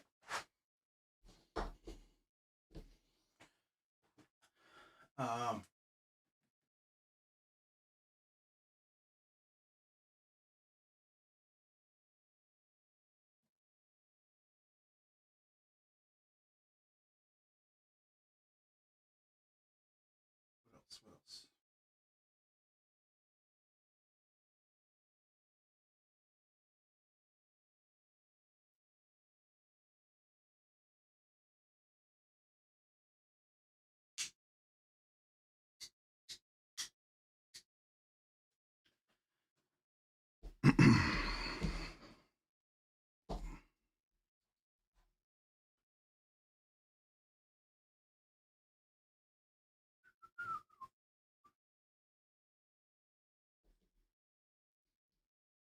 Not these. None of these. These are not these. None of just this right here.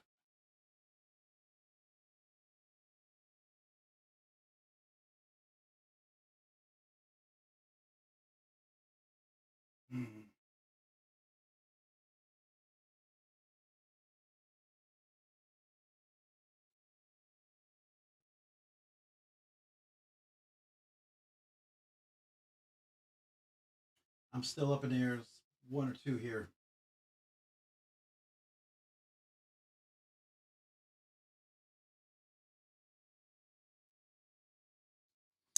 All right.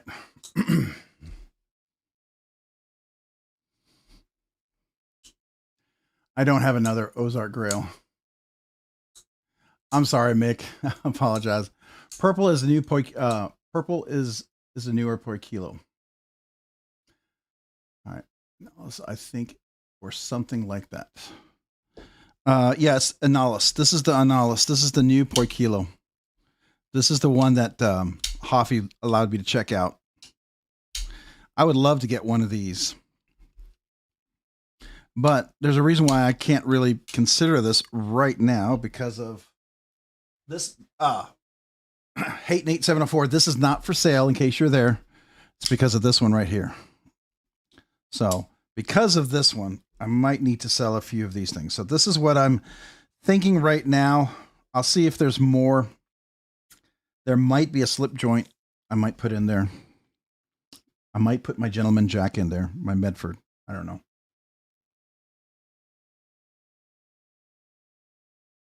Yeah, I think I'll put my Gentleman Jack in there. Wait, the Trevor is on the chopping. This Trevor, not this Trevor. This is the one I just got. I've had this one for a while. This is the one I got at River's Edge Cutlery. So this has a steel bar insert over travel stop. This one does not. This one is the liners that Trevor himself did on this guy.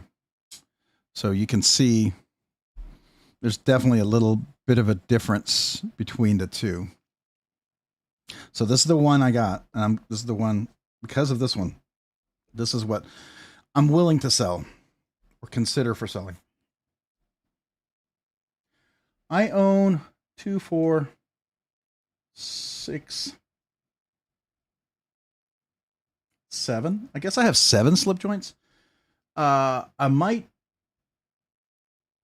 be willing to sell a fixed blade too. I think. Yeah. Might be willing to sell a fixed blade too.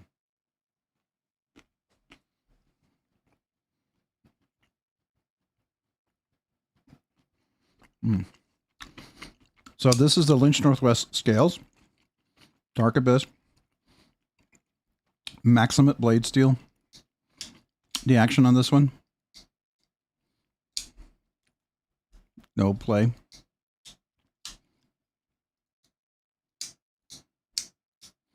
Really nice. This is the Willamette Customs whippersnapper with the gold fat carbon, high polished. It looks like amber jewel in the sun.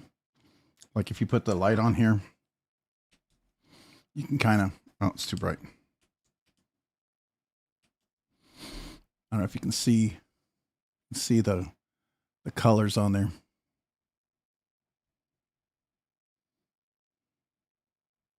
Anyways, right?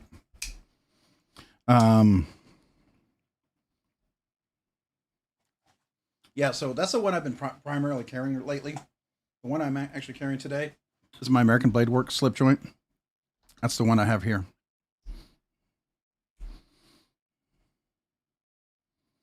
So that's a nice little slip joint to have. Very nice, small, convenient size. So I do enjoy that one.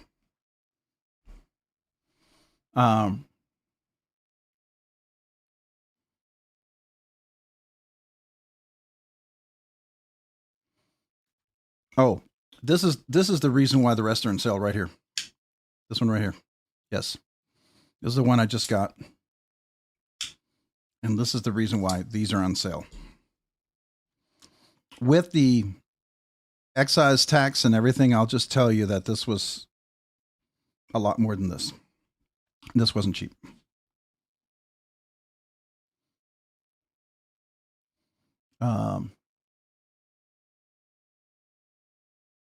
The paper, this is black paper micarta.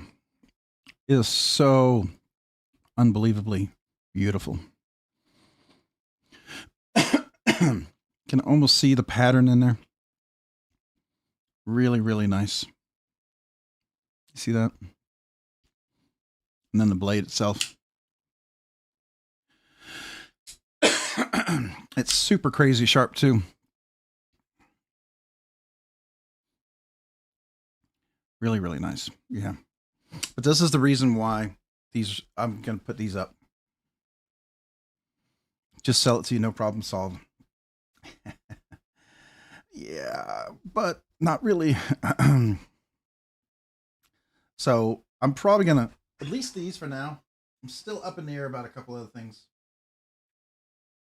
Not sure.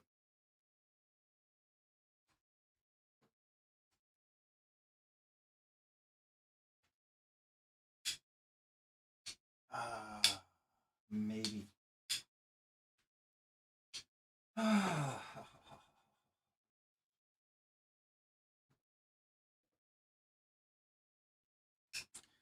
don't want to sell my Voodoo because I really, really like this Voodoo version too. So that one is not really it. I don't want to sell the Vero because I really like the Vero.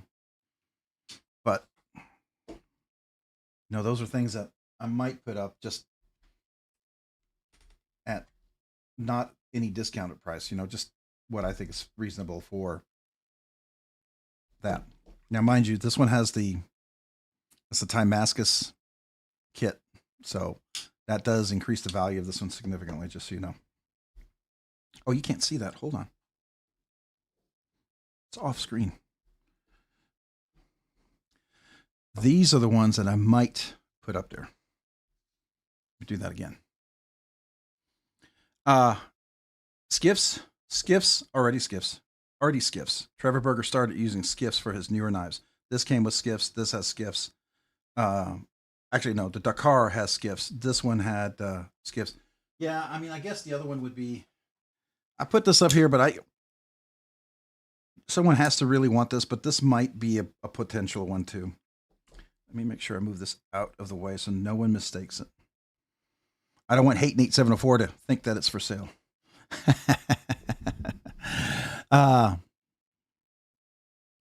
Skiffs. Everything has Skiffs here, except for the Para 3. So everything else here has Skiffs in it. It's absolutely, I think, worth it. Skiffs, no Skiffs, because you can't really put them in there because of the washers. I haven't put Skiffs in this one yet. This is not mine to put Skiffs in. This one already came with Skiffs.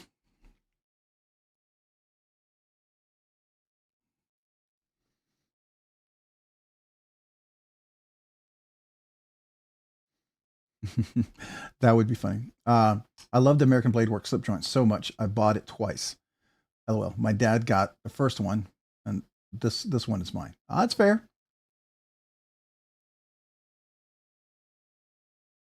How much was what? This one? You talking about this one here? So there's the price, there's the shipping, and then there's the tariff and import fees or whatever else you have on this thing. So if you buy it directly from him and you're fortunate enough to get in quickly enough on it,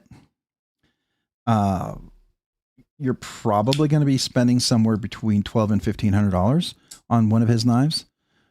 You get stuff like Mammoth Molar or some other fancy Timascus or Damasteel, it definitely goes up significantly. So I'll just say that it was close to the limit of what I'd be willing to carry.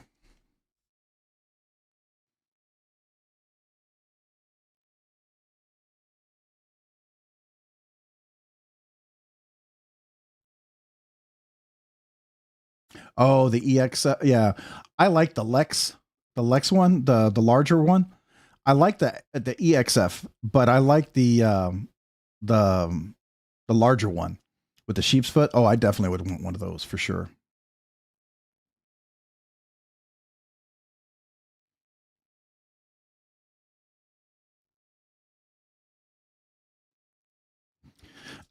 These are the knives right here that I might consider selling to recoup from this one here.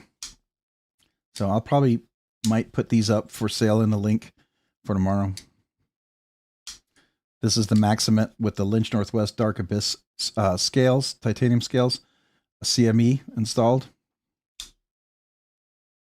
So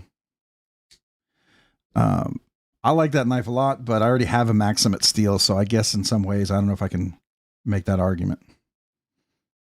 So I don't know.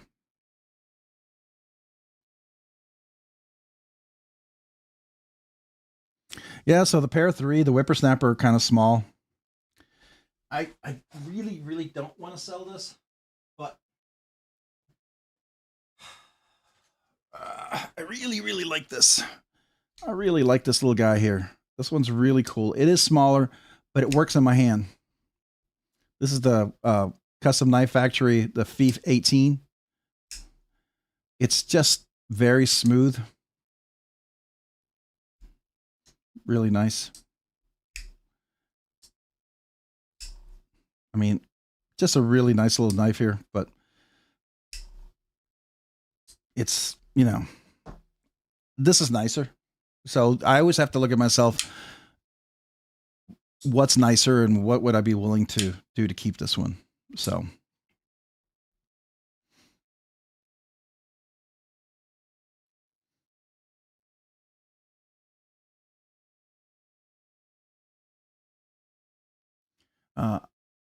I was, but now I'm kind of into the big knives.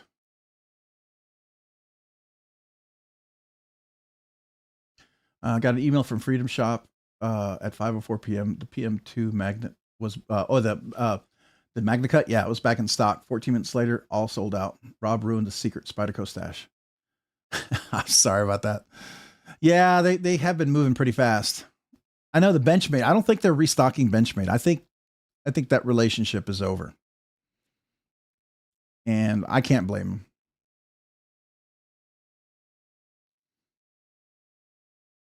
Oh yeah. So this is the Trevor Burger. This is custom Trevor Burger. This is the Dakar. I got this one at Knife Joy. It's another Trevor Burger design.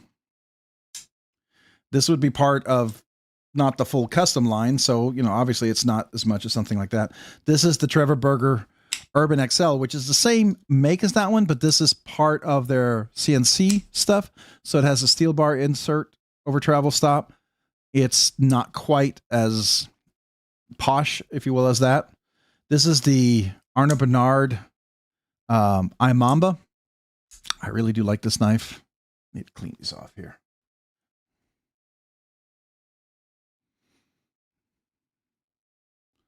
So the Imamba here.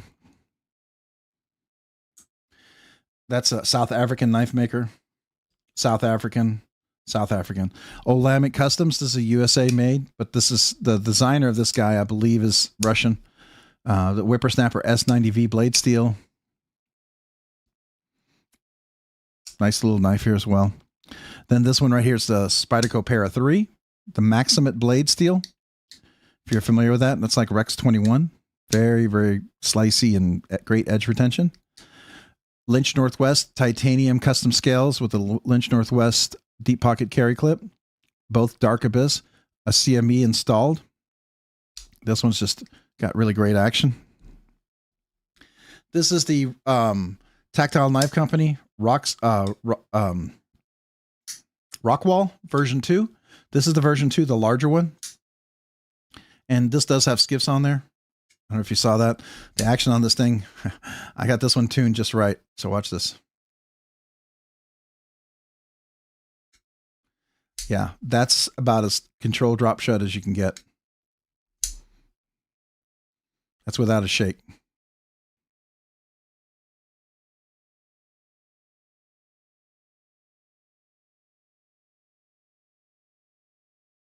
I'm at an angle too.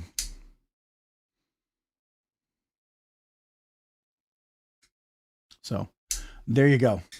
All right. Good night, Neil. Hey, is that Neil McKenzie? All right, man. Have a great evening. Appreciate you, man. And then you have the, this is the Andrew Demko 8020 Shark Cub Rockscale Design Scales, which gives you the bigger access to the lock, which I think makes it really fantastic. It does have the Lynch Northwest titanium clip on there, which is a much nicer clip than they have theirs. This is linerless too, so it makes this really nice and, oops, let me do that again.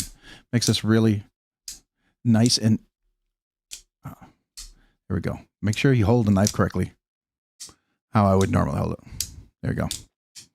So that is really nice. And then this is the Sakura version 2. This is the MagnaCut version. This has skiffs in it as well. Very buttery smooth. Nice flipper. Nice fuller. This is the one where he fixed everything that I had issues with on the before. This is a Rob Johnson's, made in Latvia. Step milled, single thumb stud, but it really is one of those knives that works really well with one thumb stud. Some people, it's a killer, but it is a front flipper as well. So you can front flip it and you can reach around, flip it. So, right, you can hold it up here, like do that. And this is plain polished titanium. This is without anodization. So this is the very fancy polished one.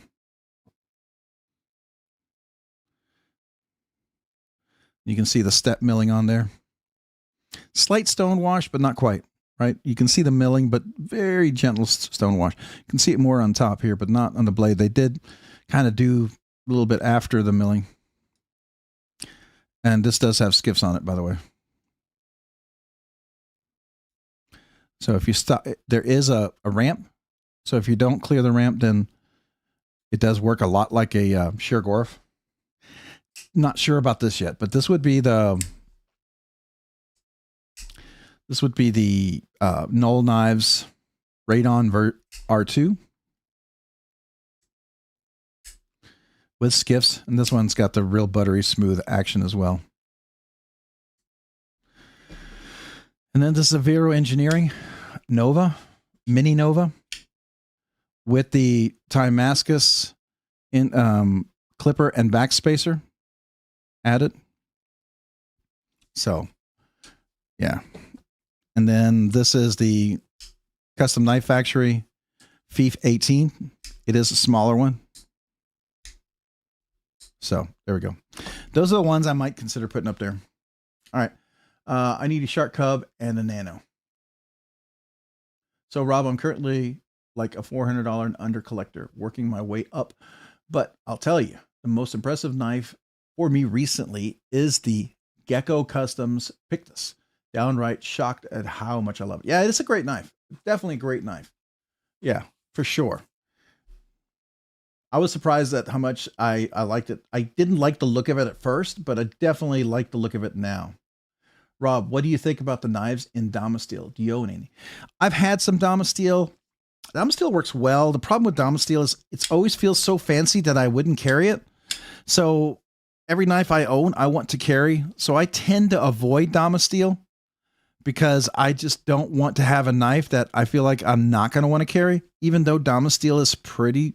If it's the Damasteel from Damasteel, right? The real Damasteel, then it's like CPM 154. It's a good steel, right? It'll work well. I don't know. I feel like it's a little too fancy for me. Whether it's true or not, it's just what I feel, right? So it is what it is there. I never did pick up an IMOM, but I keep forgetting about it when it's time to buy a knife. Yeah, it's a good knife. How much for that Trevor burger? You're talking about this one right here?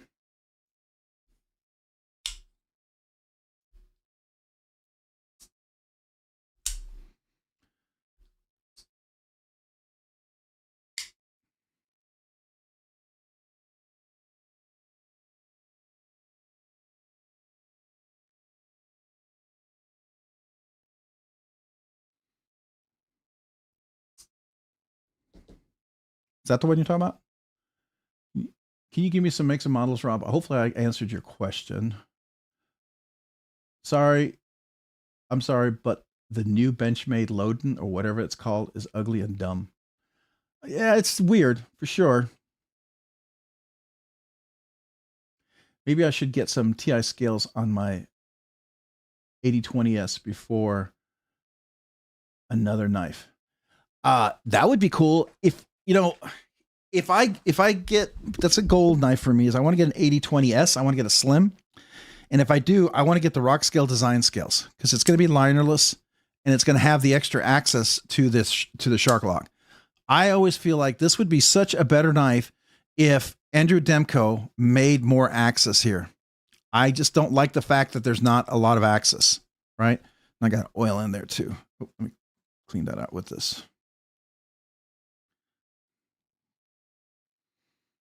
It's a little oil in there, but I always feel like this access to the lock, it makes this so much more comfortable, especially if you've got big meaty fingers. Because I have a hard time gripping this barely at the tip like this. I like the fact that I can get my finger in there, get the whole finger in there, and then disengage it. Makes it so much easier. And I think the 8020 Slim is going to do that.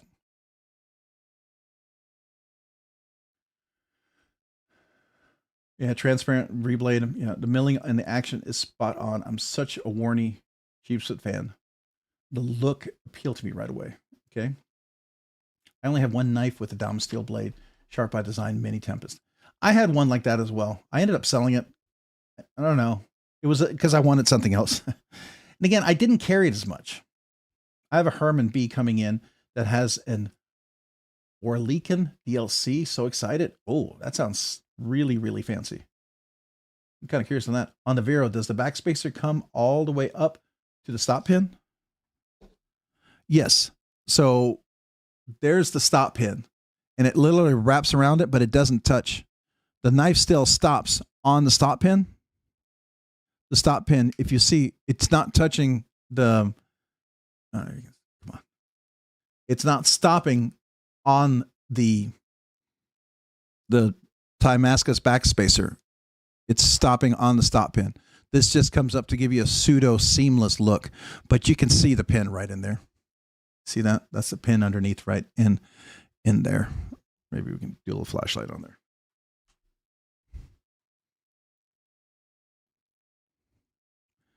I don't know if you can see that. Can I get it in there? You see that? Yeah. Anyways. Oh, thank you. I appreciate that, man. Yeah. And I like all the knives I bought, and that's in my collection right now. It's a letdown sometimes when I'm at this point. But if I'm going to keep doing what I'm doing, I have to be willing to do this at some point. I can't. I gotta keep moving with stuff, right? And if I get something like this, I've got to be willing to give up other things, right? This is not something I purchase as regularly as I'd like to, or as maybe I have in the past, especially with 2 kids in college, right? So, but this is still really fantastic. Wait. Oh yeah, Herman's are. I agree, especially with that coating on there. That's going to be amazing. Who let the dogs out?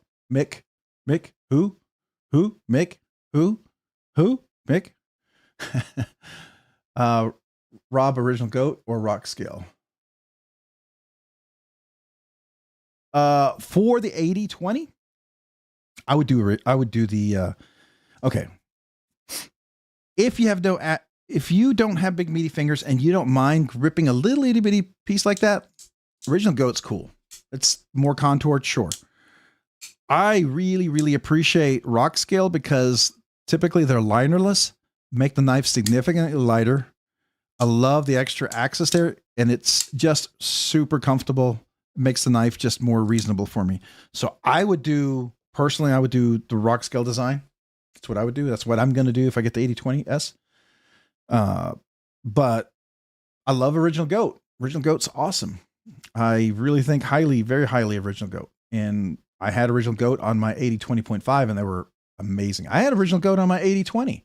They were amazing. They were absolutely amazing. But again, I just wish it was linerless and they'd have a little more access. It's just because my big old meaty fingers, right? So I appreciate that about Rockscale. For me, that's what the decision would be. I managed to grab one of the 80/20s in S90V. Nice. Genuinely one of my favorite at the moment. Oh, that's cool. Was that a recent drop? I didn't know about that. Well, now we know who let the dogs out. We do. Who? Mick. We do. I might be buying one of the Smock's 80/20 XLs. Oh, nice. I'm pretty sure I like it.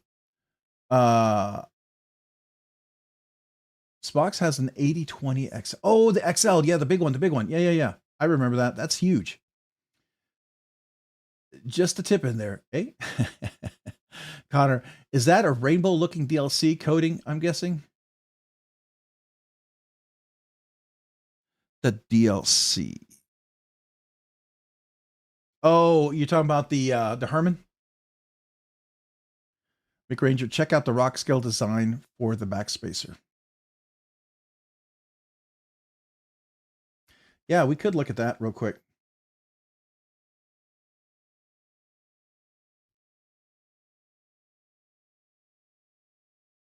Let's go to that.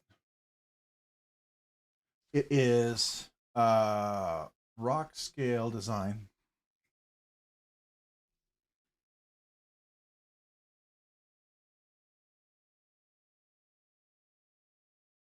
They even have some new finishes on here. They have this new dark wash. So there's their backspacers. You can get anodized. Now notice something here.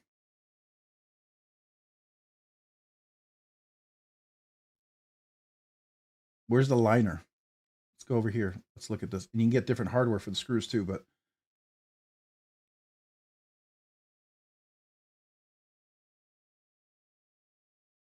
do you see this? It's linerless. Look at that. And look at that cutaway for the 80/20. Really, really nice. To me, that's so worth it. Now, they also have the skinny version if you don't want this. So there's a skinny version. And notice, see how far down this comes? It's a bigger drop. Notice how this is less of a deep indentation. You see that right there? Let me clear my so you see right here, see how that is? And look at this. So this comes over the blade. This stops right at the blade. So this is less. It's less of a, if you got bigger, wider fingers, you'll have less issues with your finger getting pushed in there and pinching.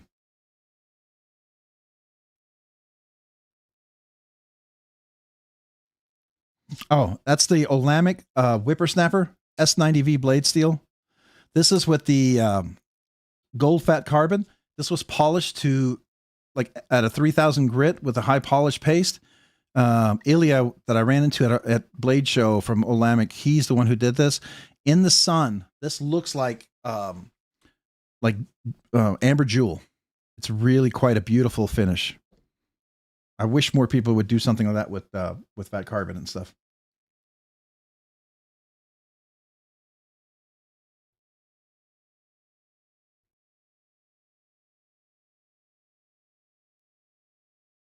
You always do. Keep it going. Yeah, I hear you. Let us know. Let's see here. Grateful. Honestly, 20 CV is great. S90V was just a sprint. I lucked out. That's cool. Oh, what's is Hate Nate going up for an auction or something? I missed it. You were crossing your fingers for something. Let's see. What did I miss? I missed it. Did I miss it? I feel like I missed it. I'm sorry. I love the Rockscale Design scales for my 80/20.5. Oh yeah, I mean I have it on my 20.5. That's where it's. This is my beat up knife, right? So here's my 80/20. Oh, you can't see it. Here's my 80/20.5, and I have the skinny. You see how I have the skinny scales? See how it doesn't stick out so much? So if big old meaty fingers, I'm not getting pinched into a really tight spot. It's easy for me to get on, right? And then I've got that nice cutaway right there. All right, let's do this. You see how there's all this room right here? I can get my big old meaty finger in there. And then I don't have to just barely get the tip. So I like that. Pop open the iMamba again. What's the scale material? This is their dark uni black. It's called uni black carbon fiber. So I would consider it be like it's the uni black. It's the uni black carbon fiber. It looks to me like dunes or like what maybe camo carbon would call the just camo carbon fiber, black carbon fiber. But I think fat carbon would call dunes, but this is called the uni black. And it has it on the back too. It's also right there as well.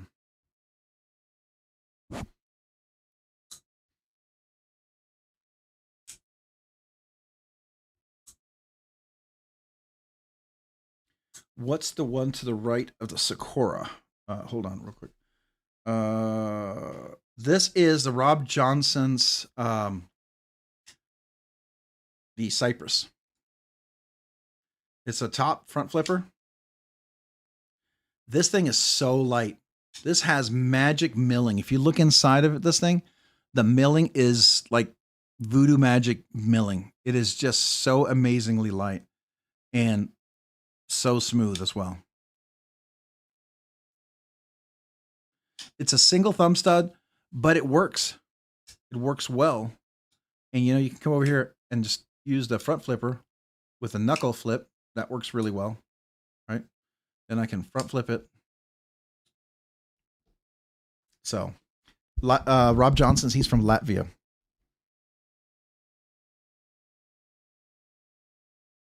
Oh, the thick scales. Is one of these the thick scales? Let's see.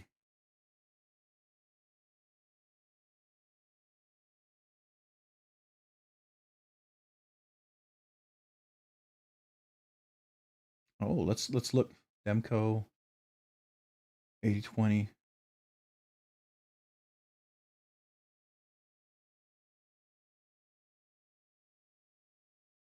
So you said one of these is a thick scale? I wonder which one it is.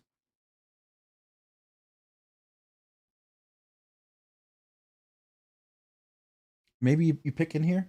Oh, right there. Thick. Okay. Okay. So let's see. What does it say for thick and whatever? Thin scales are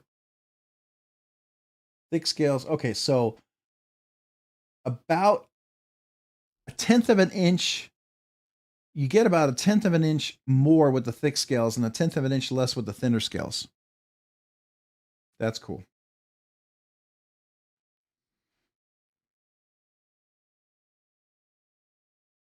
Cypress. The cedar is this one. This is the cedar. That was one of his first models right here, the cedar. Actually, no. Actually, the Cypress was his first model, right? And then he came out with the cedar, if I remember. But I think the Cypress that I have, this is the version 2. This is the version 2 Cypress. Because I think the version 1 may not have a thumb stud or it was not a front flipper, something like that. Skylar, what's my perfect deployment method? Ooh.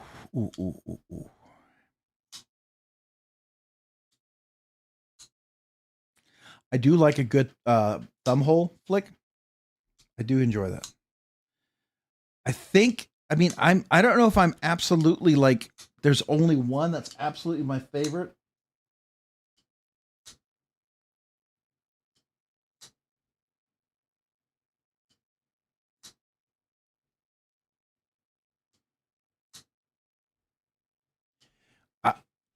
I would say there's some thumb hole deployments that I really like, and probably a few of them are more of my favorites. But there are some thumb stud ones that have been pretty phenomenal as well. And if you can get the flipper just right, it's pretty amazing too. If I had to have one that was probably predominantly one of my favorites, it would probably be the thumb hole deployment would be up there, but the flipper could be a close second. I like either of them. I mean, I like the front flipper too. The front flipper is really fun. A good front flipper. It has to be really well done. Oh, the contoured one? Yep, for sure.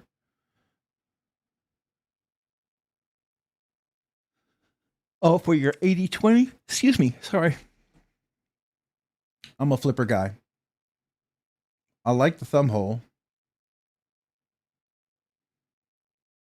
Yeah, flippers are good. I will tell you, a good thumb stud, really well placed, can be pretty amazing. But a badly placed thumb stud really sucks. Okay. So like the Radon 2 right here, the thumb studs here are done really well. When I put my hand here and I get on the thumb stud, I'm naturally taken to the right spot. Likewise for the reverse flick. So that's a real pleasure. What else do I have that's a thumb stud? I mean, come on. The Les George VECP thumb studs are pretty good too. Now it doesn't hurt that your thumb is lined up right here. It tells you exactly without me, trying to show you exactly, here, but it works really, really well. I think TRM has some nice thumb studs, at least the new ones here. Those are pretty good too. So those can be pretty nice.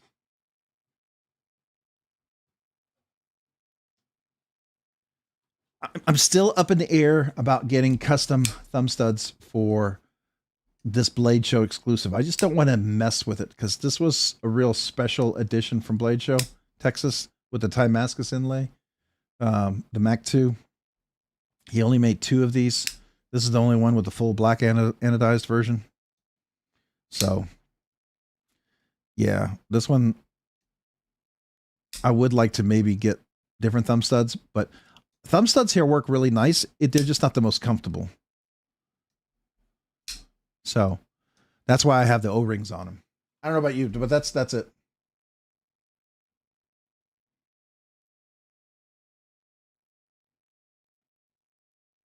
Oh, the big idea, pocket knife.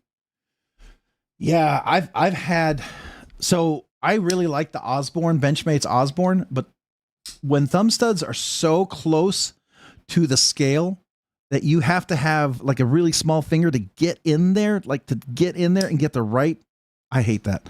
What I like about the Mac is I can just follow the shape here and it gets me to the right spot.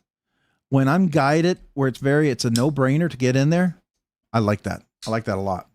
I think that's, to me, that's smart and comfortable. Let's see. Is the Raven like that? I think so. So you follow this line right here. Yeah.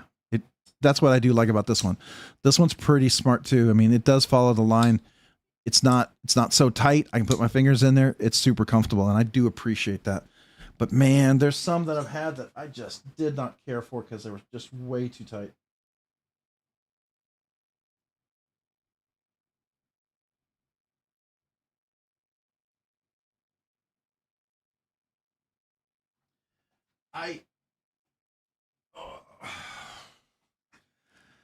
I might sell my Rays. I don't know.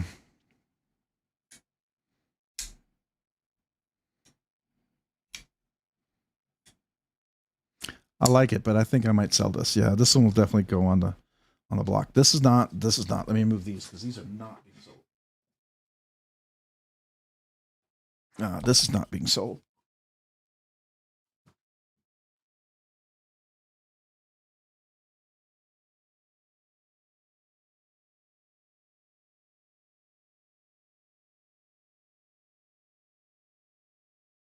Man, I don't want to do it, but I really like this now, especially with the titanium and the micarta like this. Really, really, really like this. But I guess I could put this up for sale too with the extra set of scales for it. I don't know. I'm just trying to think of what would I be willing to put up for it. I mean, it doesn't mean I'm going to sell every one of these at dirt cheap prices, right? Some of these things are hardly used and hardly carried, and some of these have like upgraded titanium scales and CME and stuff like that. That kind of does add a little value to it. But this is very particular. Not everyone's going to maybe dig this kind of configuration, and I get it. You may not. That's fair. What's the light blue crystal? Oh, this is the Aura. This is one I bought from Hoffy. These are not for sale. None of this is for sale. Only over here is stuff I'm considering for putting up for sale. Kind of still, I'm openly thinking here with you guys what I'm thinking about what I might sell. So this is kind of like me working through my process of, okay, these are things I might put up for sale. And then now what am I willing to sell for? So some of these things I might be willing to sell for a good discount because I'd be willing to let them go. Some of them I'm like, I know people have asked to buy some of these things. Maybe I'll put it up there, and if it sells at a decent price, then I'll sell it because then I can justify getting, paying for the other knife, right? Yeah, this is the Aura. It's smaller. Definitely, if you don't like smaller knives, you may not like it, but I do like this. It's a thumb hole deployment only. It's crystal tie, even though they call it snowflake titanium. That's technically crystal tie. I do like it.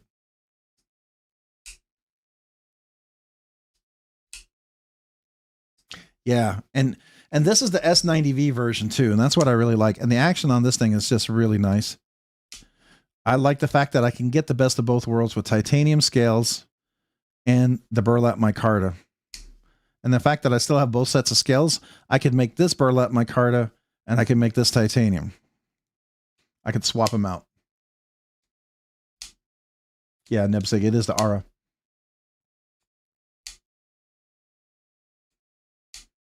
Oh, this one, I think this one's, if you buy this new, I think it's like $200. I think this is like a $200 knife. Maybe, I mean, you go to, you can find out White Mountain Knives. You can probably get it for like 180, maybe less. But they listed it when it first came out, like around 199. S45VN blade steel. So it's a nicer premium steel, right? I do like the crystal tie. They did a pretty good job on the crystal tie. And it is, by the way, it's all the way through. When I took this apart and I put skiffs in there, underneath, it looks exactly the same underneath there. Just like if you look at inside, you can see that? Let's get the light on there. You can see the crystal tie. Let me get the light.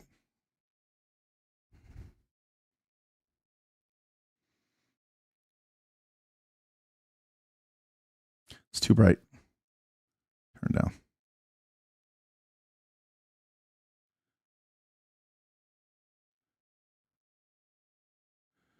All right. You see that? That's too bright. Ah. Anyways, yeah, it's crystal tie.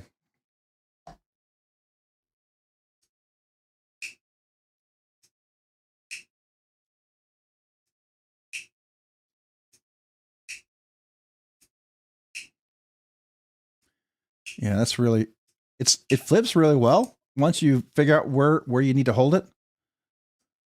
It's just one of these knives where you get comfortable with it. It works really well. You just got to know how to hold it.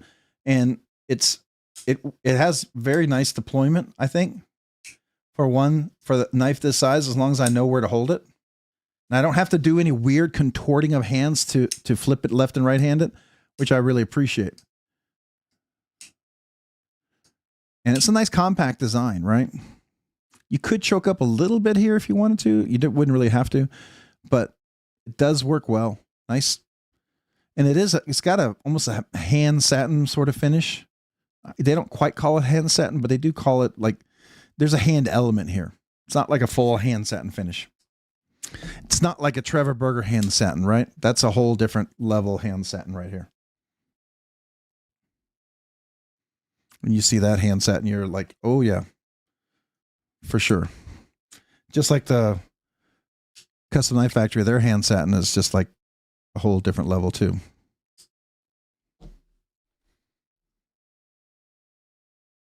The R and the rays, sure. So here, let's move this over.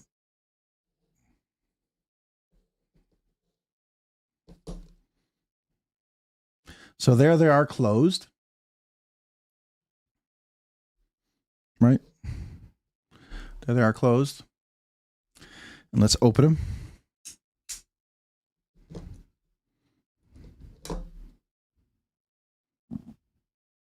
This is DLC. It's not polished DLC, but it's definitely DLC. Blade length, definitely longer. Handle length, definitely longer.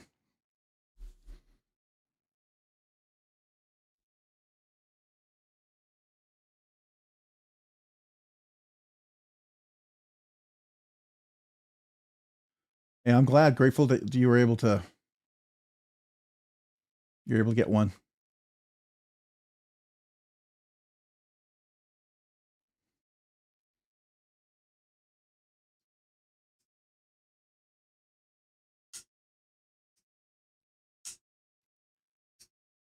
I've almost got this where it's almost completely drop shut.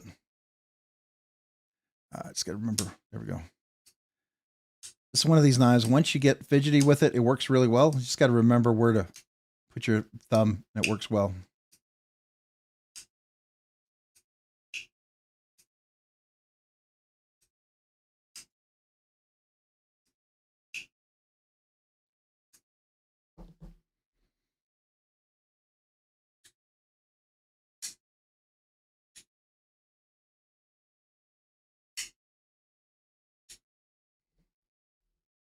So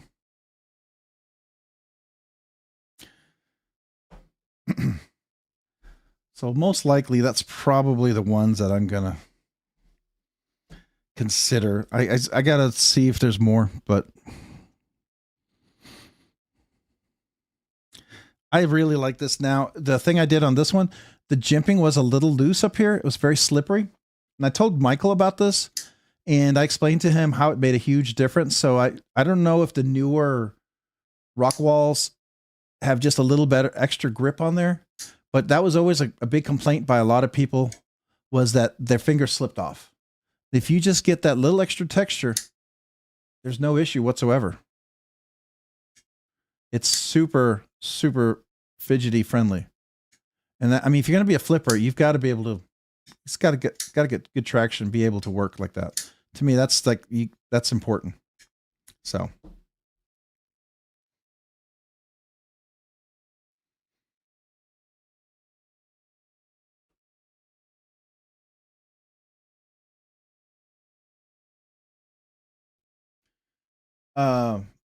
Did any of you guys pick up one of these thick ones for the 80/20? Is that something you would get? I'm just curious. I will tell you while we're waiting here. This is so nice to be able to get those crazy polished, sharp, hair splitting edges. It's almost like I feel like I had the wrong tool forever. Is Todd Carr still on here? Todd, are you still here? Quick question for you if you are. How often do you reapply your diamond suspension on your strop? How often do you do that? I know Outdoor 55, he said he does it like every 6 months to a year. Anybody else who uses diamond suspension, how often do you apply it? I'm kind of curious.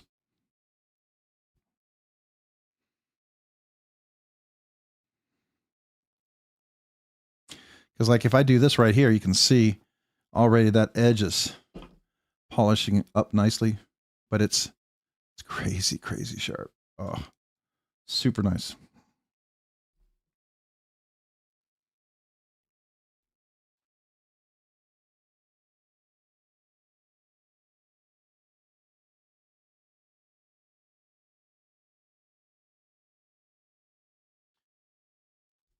Why is this not loading? I'm not getting any response. Oh my gosh, look at this. It wasn't loading any of my message. I had to go and touch it. All right, let me see what you all said.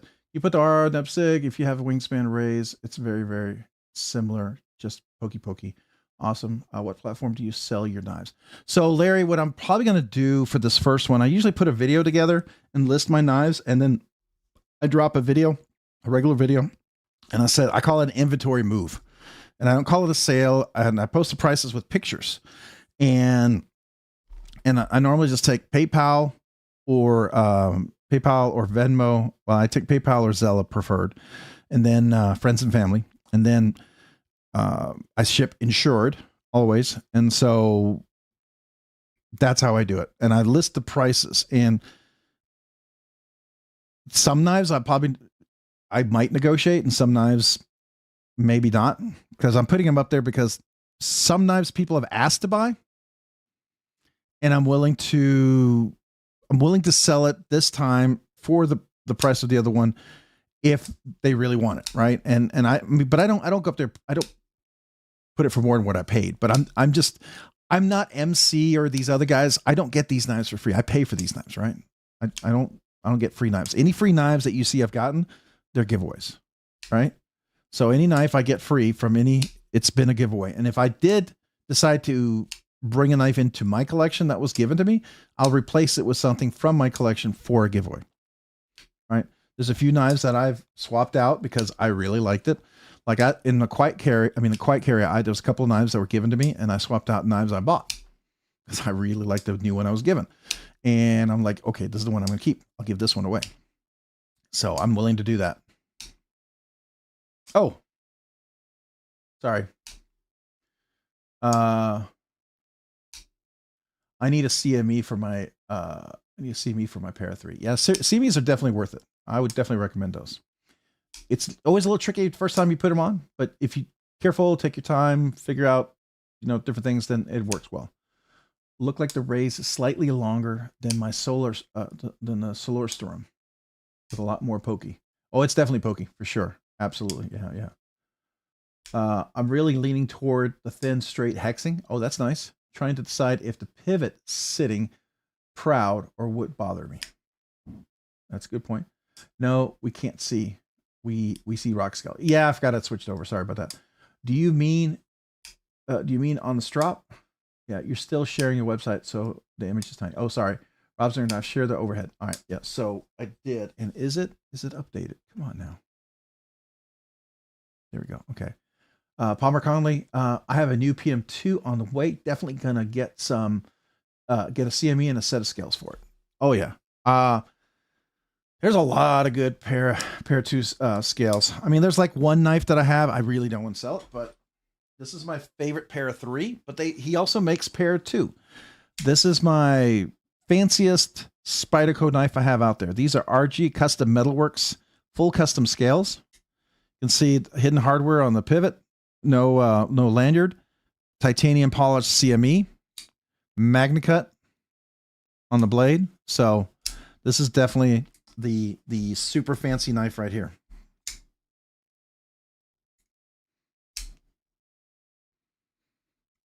So yeah, if you wanted to get really fancy scales, they're a little more expensive for sure, right? Definitely a little more expensive for sure, but it is really nice. I won't lie to you. These are really nice. Not for sale. I don't want to put it near there.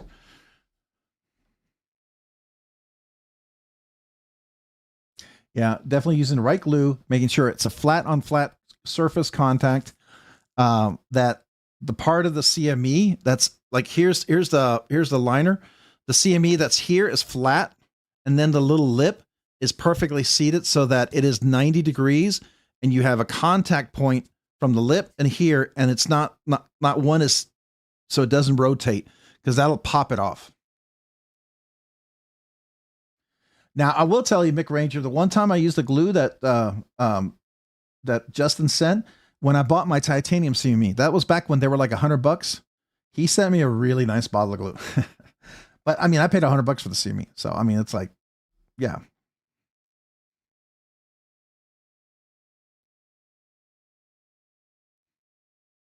Yeah, their glue 99% of the time is not good. It's cheap glue. It's just basic glue.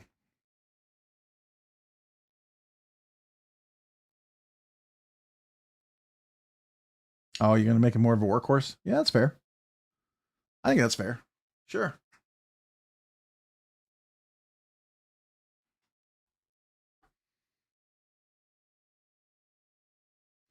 Yeah, I mean, they used to send some decent glue that worked. Then once in a while, you get some not great glue. Yeah, the Gorilla Gel glue is always, it's going to be a little nicer, it'll be better contact. It will seal in areas where there would be bubbles or the glue might run and not seal as well. And I think that's the benefit there. The last few ones have been what Mick was the yellow top. Yeah. And I don't use that glue. But the older stuff wasn't that one. It was a little better glue, I think.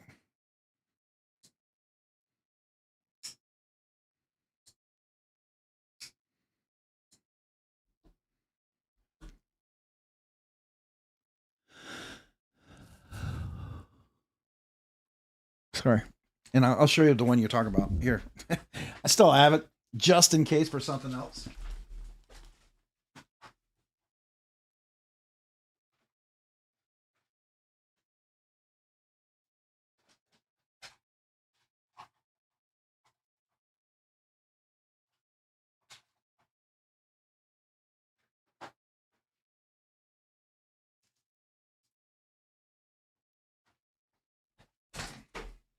So there's two that he sent recently, and they're both yellow. It's this one right here. I mean, if everything's absolutely perfect, you got a good scratched up surface to contact, you're not putting it on DLC, it could work. but there's a good chance it probably won't. This other one is about the same. It's not super great either, I don't think. I don't know. I've actually gotten it to work once or twice on 2 of them, and they have yet to come off, and it's been holding. But it's not, it's more like 50%. Ryan Johnson, what's up, man? What are you doing? How you doing tonight? I'm doing well. We are just chit-chatting away.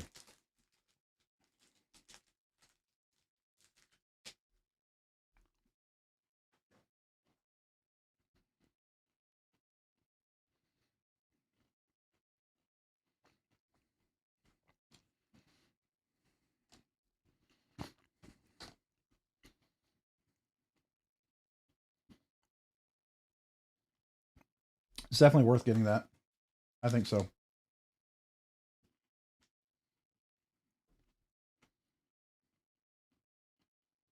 Oh, really?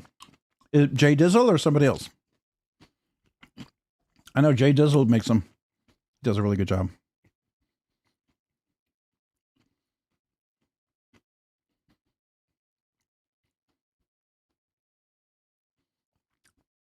All right, Nepsig, have a great evening, man. Appreciate you being here. Thanks for joining. Come back next week when we do the big giveaway for the BladeBinge premium knife that we're going to be giving away. Get a chance. Oh, Dolomite. Last comment. Let me take a look.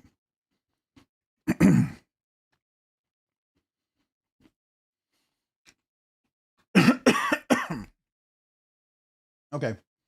Until it's no longer, it's being effective 6 months to a year.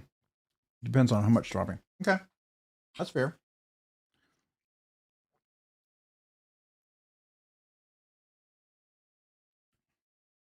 I strop a lot. I suspect I'll probably go through it faster. I have noticed that to put stroppy stuff on my leather strop. Oh, here. You can see it here. This pink one, I used a whole lot less to get it covered, but I used a whole lot more of the 6 micron one. But I used the 6 micron a whole lot less. So I suspect I'll be probably applying this not as regularly. This seems to be more of a post-sharpening, let's get rid of the burr type of stuff. This definitely re-sharpens my edge. Some people will say, well, it doesn't sharpen. I don't know. It's diamond emulsion. Sure seems to change the effectiveness of that blade. At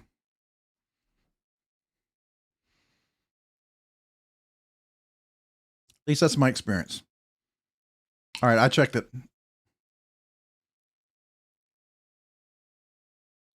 You need one tiny drop, Matt. Mirror, you're golden.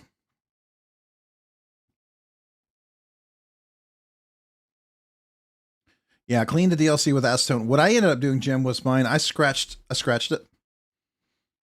I did a cross kind of a matrix scratch on the area that it was going to contact. And then I sanded the back of the CME very gently with a high rough sandpaper. And then I cleaned it off with alcohol to make sure I removed any of the leftover particulates. And then I glued it. That seemed to get a much better adhesion. Well, Jim, he may advise that, but everyone where it didn't stick and it popped off, and I had one that popped off 5 times until I scratched it, it didn't stick.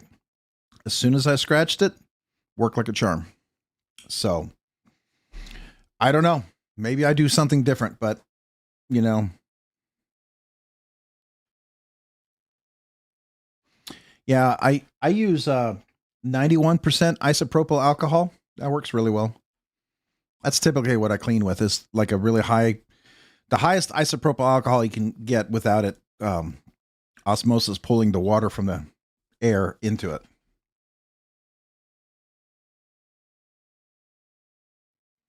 But I've also put on probably over 40 CMEs on Spyderco's. I have about 20 Spyderco's right now. I've sold probably 15 Spyderco's. I've given away, well, maybe I've sold 12 Spyderco's. I've given away 8 to 10 Spyderco's. So, yeah.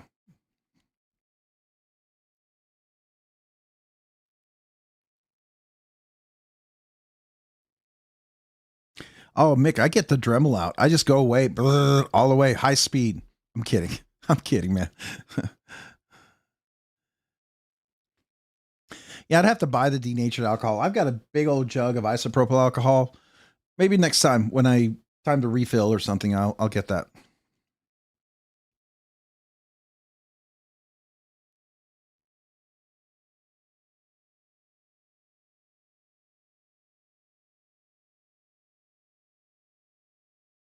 Yeah, the sprayer version certainly goes everywhere. I did not know that. And that's why I used my mat. It comes off of the silicone mat. But man, on my desktop, that was a pain getting it off. Oh, Mick, you can absolutely overfile it. But if you notice, like here, in order to get on a Yojimbo, look at the Yojimbo. There is hardly any room in there. And this was a pair of 2 Yojimbo. So let's compare. Where's my, so this is look at the thickness of the 2 there. You see that? I had to get the Yojimbo that thin in order for it to fit and clear. But once I did, it's absolutely worth it.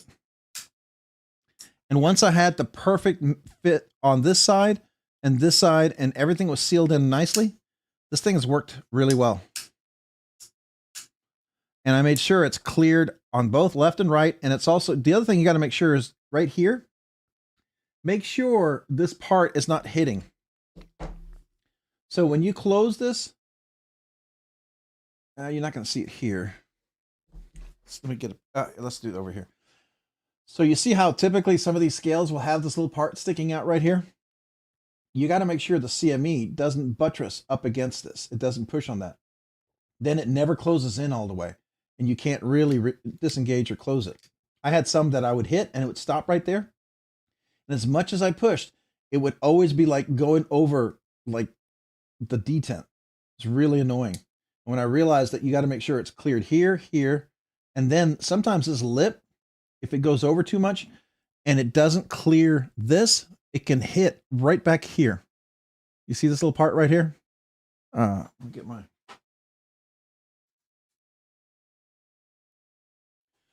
So you see this little part right here? The lip right here. Can we get this?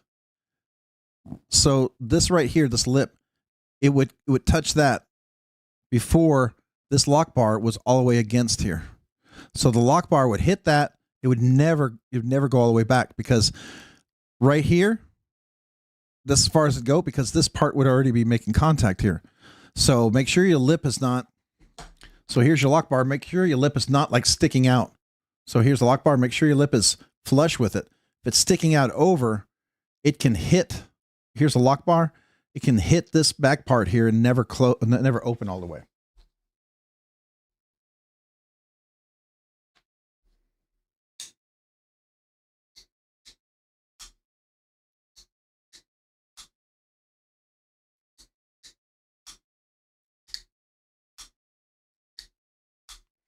Well, I may be selling this Spyderco here, and it has a CME on.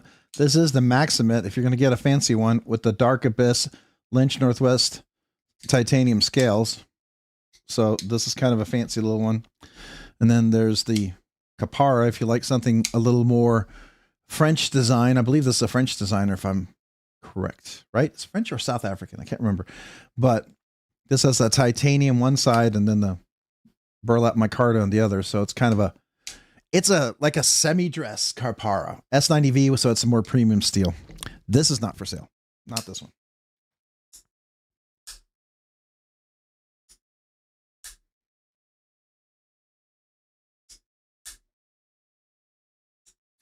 Yeah, the only problem is I had some that are so tight fitting that if you're off just a half or a tenth of a millimeter, it's enough to hit and it just doesn't fit. Matt Mayer, which one?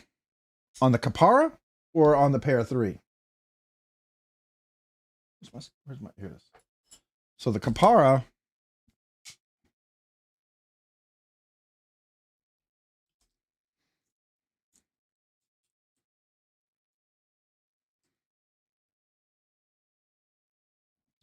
going to the back here, you're at a little over 3.5, but the cutting edge is just under 3.5. The Kapara. So I know it seems weird. It sounds like that, but let me show you how it's spelled. So if you ever look it up, if you want to look it up for like get specs or something like that, but it's spelled.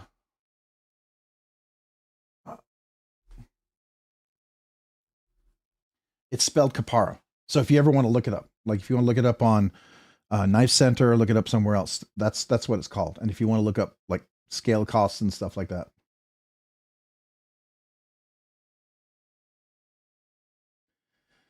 That's true, but I have noticed as you press fit it together and you hold it for your 30 seconds, things can shift.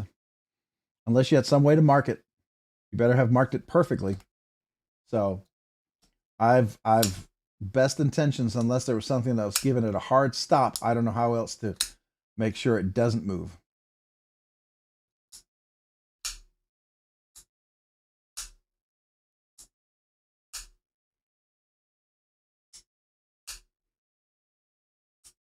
Oh yeah. So, I mean, to me, getting glue behind the liners is not as a big deal because it's easy to scrape out. I mean, it is a pain if you not willing to, if you don't take the knife apart. But a lot of times in here, I'm typically able to just get a edge or something like that. I have a small, super small screwdriver, but something that you can scrape it with, right? You can get back in here, and then you can scrape that off. Like when I glued this, I don't know if you can see, there's a little overfill glue here on the side and here. And if you look inside, you'll see that the glue overfilled right on the inside. Because I want to make sure it was sealed all the way. And that always helps to give a much more solid fit. I fidget with these knives a lot. And I've had so many CMEs fall off. I feel like I've replaced every CME or reattached every CME at least once or twice. But I've gotten better at it, where a lot of mine now on the first try, they stay. Like this Kapara, the Kapara probably could have a different color CME. I like the way it looks with the titanium on this side. And then the paper burlap micarta on this side, you know, it's okay. It's like two different worlds to the same knife. But I don't want to remove this because this is one of these I put on the first time and it's perfect. Absolutely perfect. Had no issues with it. So yeah, I've done that too, Mick. Absolutely had to take mine apart and strip it down and get it behind there. There is a time and a place for that. Sure. 100%. And where else can it get in there? But to me, I think the CME is worth it for all that effort. I absolutely believe having a CME on there on a Spyderco compression lock is so worth it. I'm totally okay with it. Yeah.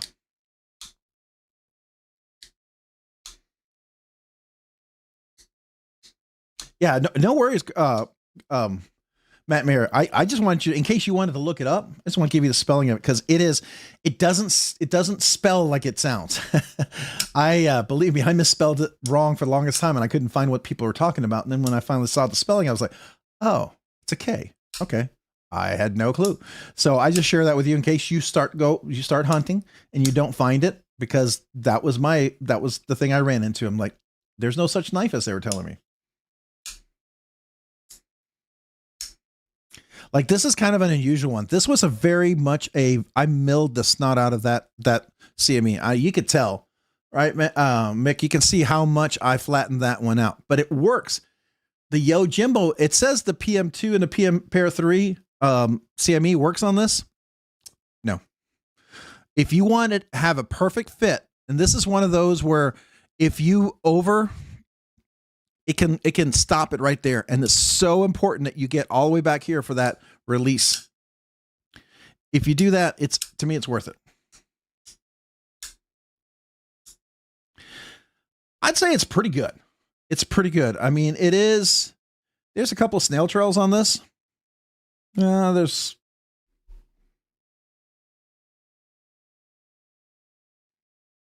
say there's one maybe there. It could rub off with some oil, I guess. But I mean, it is. It wears and gives you character. It'll give you like a rub finish. You can see on the clip here, but I don't know if that's part of the character of the finish. I like it. I mean, it kind of looks like a I don't know if it's antique, but it looks like it doesn't look worn, but it looks not distressed. It just looks like accented. I don't know. I don't know if that makes sense.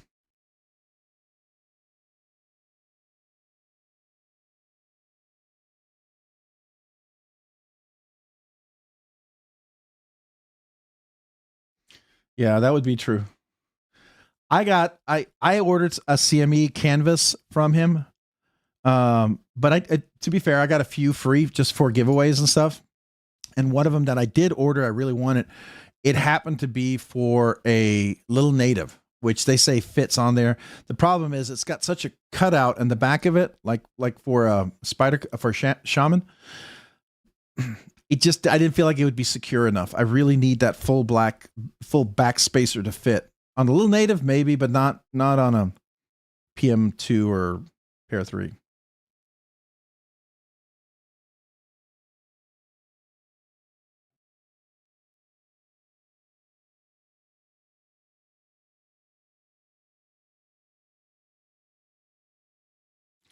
I like the Dark Abyss, by the way. I really do. I mean, but with any knife, I will say, I always take it with a grain of salt on what people want, because I had one guy who kind of seemed like a nice guy, but he was I did something for him one time, help him out, and he got really, really mad at me. And I hate to say it, I hate banning people from the channel, but there was like 3 people, well, 4 technically, if we don't include bots, that I've had to ban, where people seemed nice, and all of a sudden they went wackadoodle. I'm like, what's going on here? Why are you so mad all of a sudden? I don't understand what happened. And it's like, what did I do to trigger you? I did something, and now you are like furious at me. So I'm not anything different than I was before, except I must have said something. So anyways, that kind of,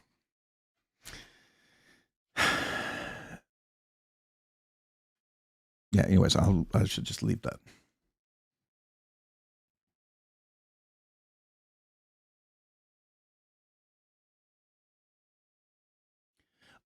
There is a knife that dropped. I'm not sure if you guys are fans of it. Let me see if I can find it. Scott, I understand. I mean, and we all have bad days, right? I mean, I will tell you, about 3 years ago, maybe 3.5 years ago, I got really mad at Metal Complex, and I acted like a fool. I had to apologize left and right. His channel was a lot smaller. You could email him, talk to him regularly. And man, I felt like a complete idiot. It was stupid. It was something that bothered me. He had nothing to do with it. And I just got frustrated. And when I looked at it, I was like, and he was really nice. He was like, what? And I was like, and he was right. What? And when I thought about it, I was like, yeah, what? And it was like I was being an idiot.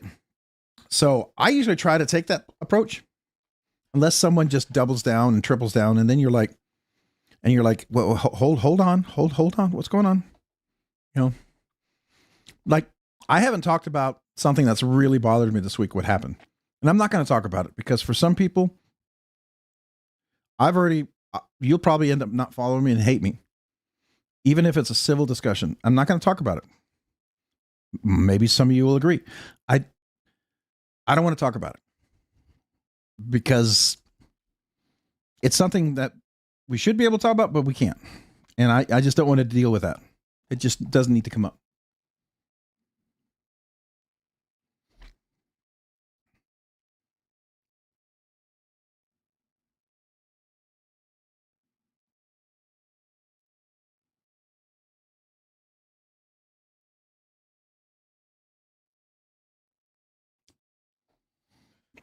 I mean, and my rule for the channel is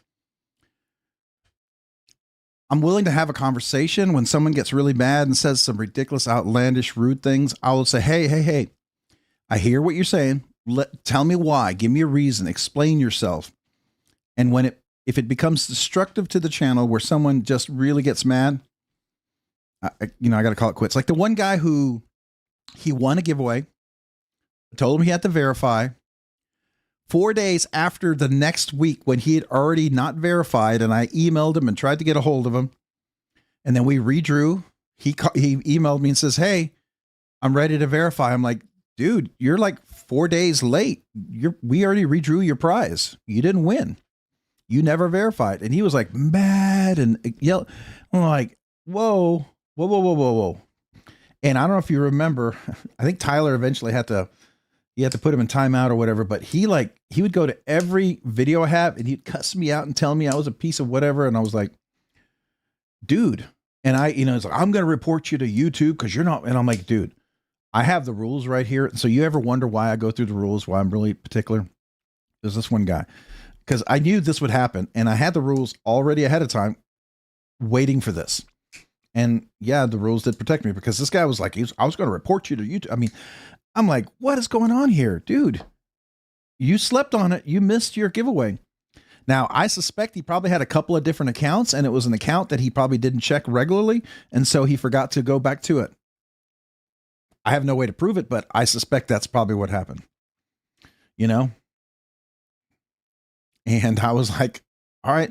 And finally got to the point where he was just being so derogatory. And I was like, hey, man. And I explained to him, these are the rules. You know what the rules were. I reached out to you and he just got really toxic. And I remember in the live stream, I think Tyler and some of you guys had to block his comments and put him in a timeout. I finally ended up just blocking him from the channel. I hated to do it. I don't like to do that, but it's like, man, you can't be, that's toxic, right?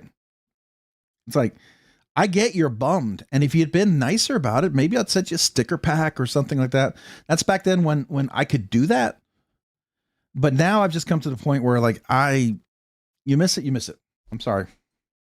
I don't have like a box full of knives that have been given to me by vendors. I don't have Kaiser sending me 20 knives or 36 knives to give away. I don't. If I did, sure, I would do that, but I don't. So most of the knives, like this 10K giveaway, more than half of those knives I bought. That's out of my own pocket, right? The other half were given to me either by vendors or people, some of you guys being very generous. And I'm grateful for that. It's the only reason why we have that many giveaways. It would only be 5 or 6 giveaways if it was me. But because of that, we're able to do a massive 10K giveaway and I'm super excited about it. But I don't have, like, if I call 4 people one night and the 4th one finally wins, which we had one night, and somebody says, oh, I missed it or whatever. And it's like, I'd love to have 4 extra knives I could just send you and give away. I don't. If I send 4 knives, the shipping alone is one whole giveaway.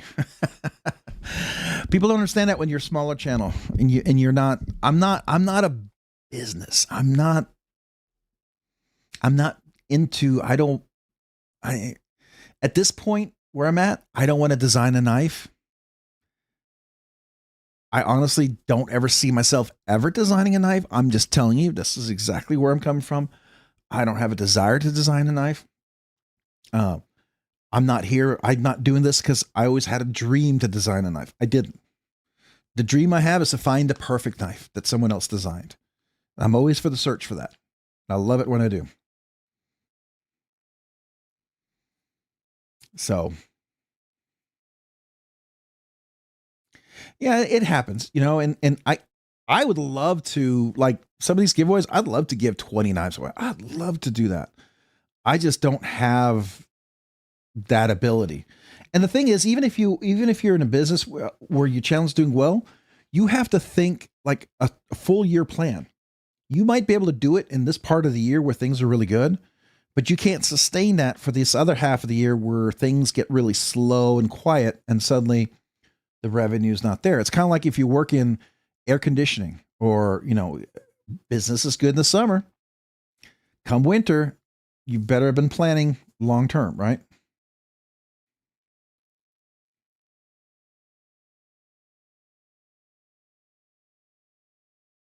You'll design one for me level on up. That's cool. I know what I love in a knife. Now, if someone ever wanted to design a knife, and I'll tell you all the things I love and things I don't, and you have an idea how to create that, sure. I'd love to see you come up with that. But I'm not, I don't look at a knife and go, oh, that's exactly what I want. I mean, I know I have maybe a blade shape or two that I really dig. But that's it, right?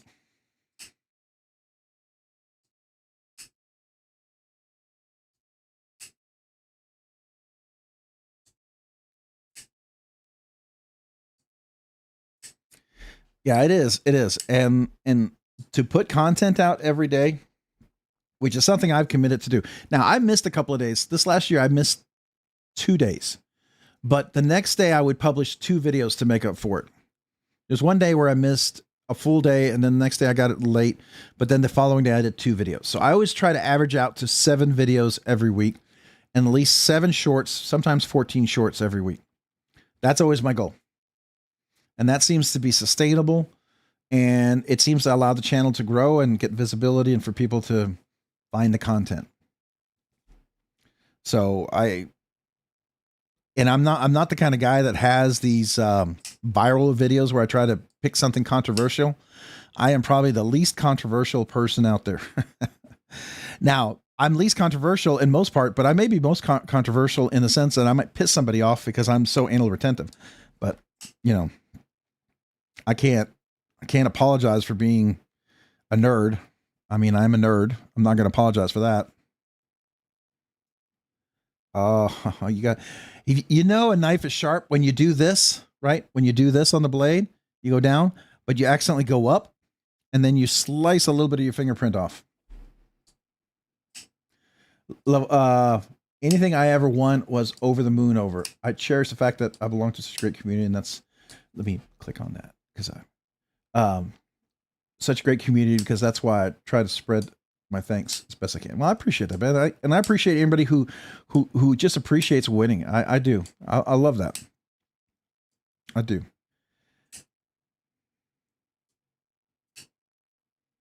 If you're gonna get CAD, that'd be fun. Yeah, sure. I'm not saying it'd be anything reasonable or feasible, but you know.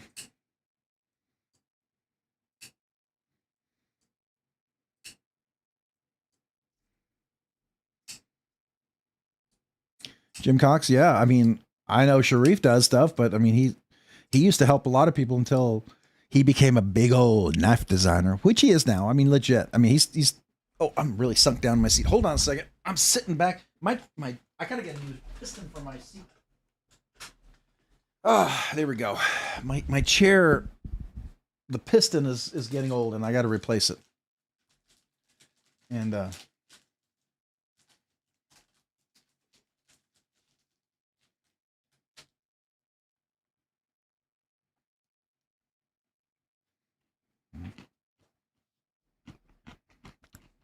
that's cool, man. I'll second that.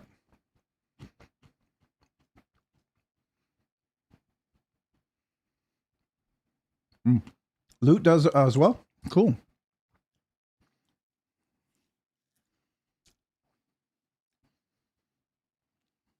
Oh, Dan Stan EDC. So, is this it? All right. So, I'm still tempted. I got this set of scales. This is the lightweight scales from Lynch Northwest. This is the Crewwear one. And it's the DLC, which I really like. But I put my M4 on these scales. I took out the one that was in there. I still have a Para 315V lightweight. By the way, probably in this list, I'm going to list the Para 3 lightweight version of the knife that I'll sell. So I don't know what your range is, Dan Stan EDC, how much you've got, but that could be potential because it'll probably be a little less than what they sell it for. I mean, if I hold on it long enough, then I can probably sell it for twice what it's worth, but I don't know.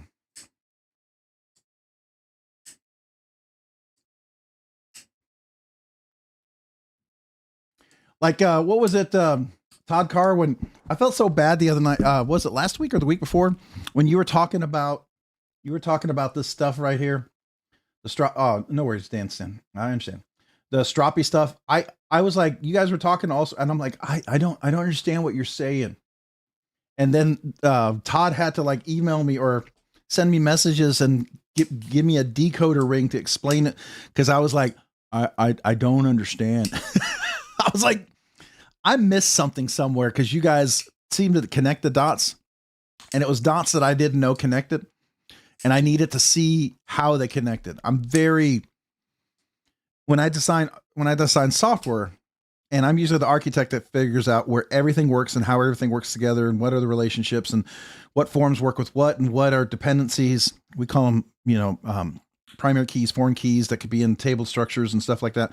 And I do all of that. I'm fine with that. I could keep a track of it all, but I need to follow the trail. I need to understand how it fits together. Otherwise I'm like, what? And so Todd finally had to explain that to me. It was kind of, I felt like it's like, Todd, help me out here. I felt like Forrest Gump. Life's like a box of chocolates, or life is like a box of stroppy stuff. You never know what micron you're going to get, I guess.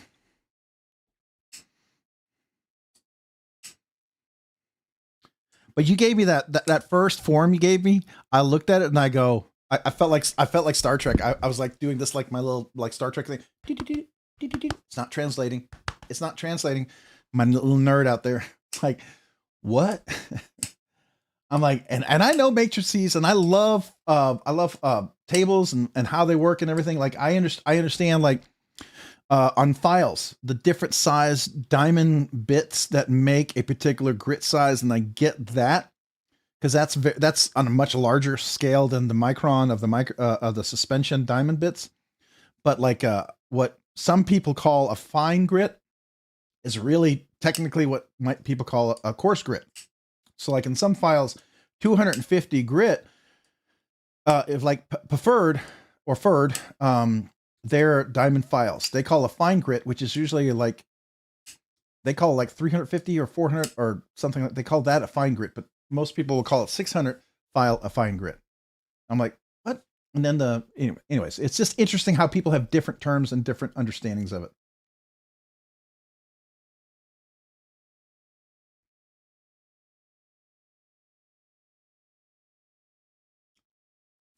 Blade. Yeah, it definitely sounds interesting.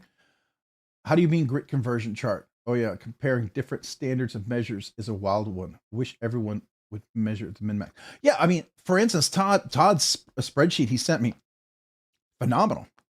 But here's the thing, Todd, and you can explain, maybe you can explain it better. But it had all the different manufacturers and what they would call, you know, coarse, fine, whatever, and they would be compared to one another. So like if you had 600 grit sandpaper, and that, you know, that might be fine for someone else, somewhere over where someone else was, that was super fine or super coarse. And you're like, what? And so you're thinking like, we're not talking the same language here. Oh, cool, man. Knife Nut 69. You got 10% off. That's awesome.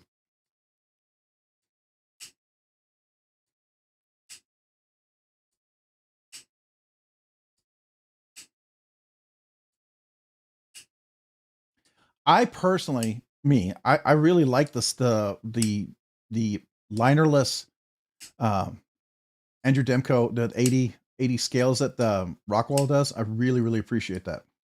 Just like I really appreciate, and I wish, and I know Rockwell's not getting into it, but I'm glad Lynch Northwest is doing it. But I would love for Rockscale Designs to do a lightweight version of the Para 3. I think that would be awesome.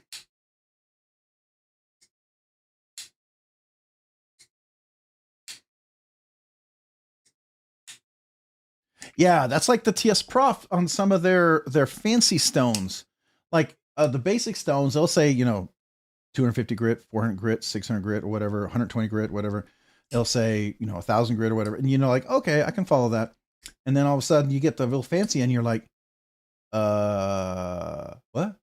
It's like, I don't understand what that means. You know, what is that equivalent to?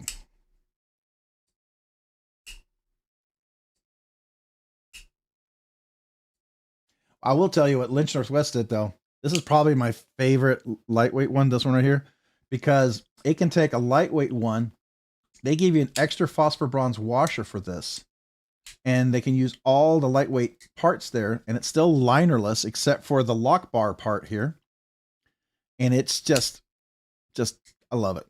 This is probably, and this one happens to be without a lanyard hole, which I know some people hate, and I love the floating back spacer.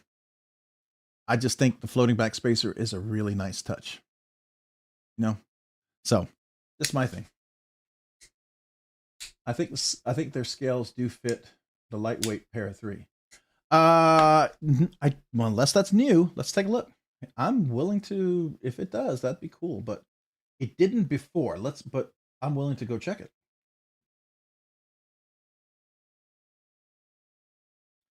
Where is the...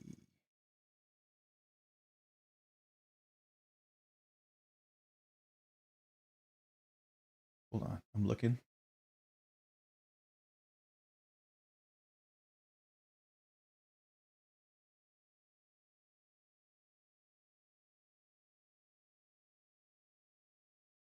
Oh, there we go.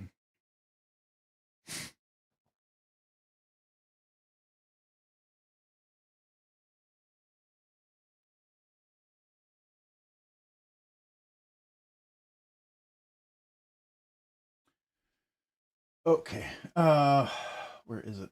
Where is it? Rockscale.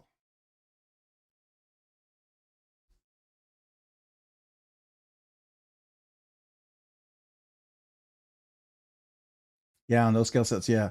I can't wait. He's supposed to be dropping some new ones. I'm kind of bummed because Thomas I used to work with, he left. So I don't know if I still have that same contact with him. Let's look at the Spyderco pair of 3. Now, don't confuse skinny with lightweight. Skinny is different. Let's see. Does he do it?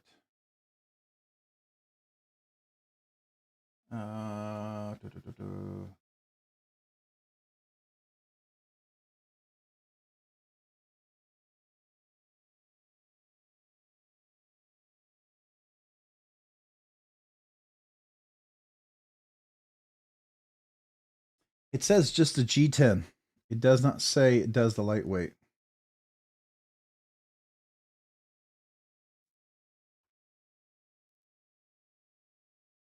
Oh, sorry.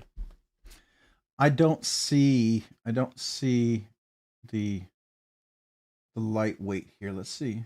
Unless they have one that's new.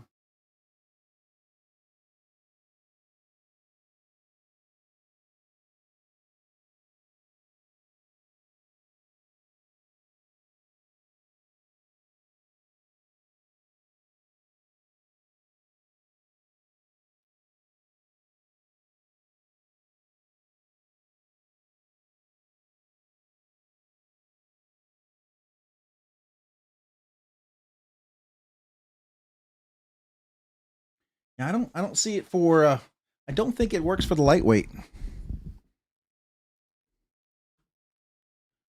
You'll have to tell me where you see that. That's a pair of 3, right? Are you talking about maybe a pair of 2?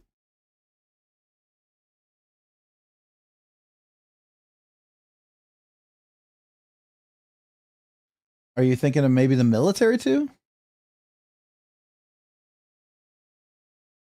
I'm not a fan of the military 2. That's for me, it's a ridiculously big knife. That's a pocket sword. I would never ever carry that. That thing is it's just huge.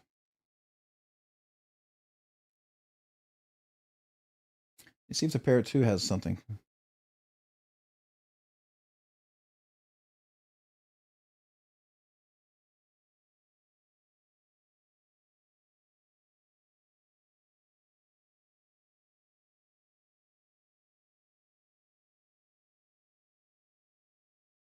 Hmm.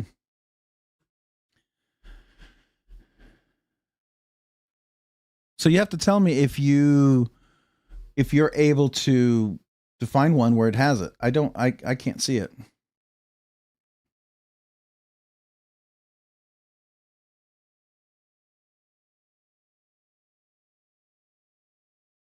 Yeah, I like this clip. It's a nice clip. This their clip that they use right here. Let me get back to it. This clip, that's a really, really comfortable clip. It's what goes in and out of the pocket. It's got good flexibility. It's solid, plenty of clearance, allows you relatively deep carry. Yeah, I don't think there's a lightweight either. I wish they would do lightweight. You know what? Since we're here, we should probably see. What about Lynch Northwest? See if they're lightweight too. If their new scales came out yet. Ooh, ooh, they're new. Wait, oh, stop, get away, get away. Hold on, they're new. Did they sell out yet? Oh, sorry. Oh man.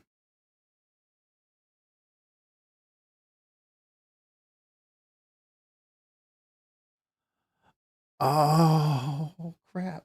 Wait. What is this? What is this? What is this? What is this? Oh, I like the speed holes. That's cool. Sandblasted? Okay, I'm not a big sandblasted. I like the glass blasted. Yeah. Oh, that's tight. Clip finish. No. You gotta give me glass blasted. Glass blasted.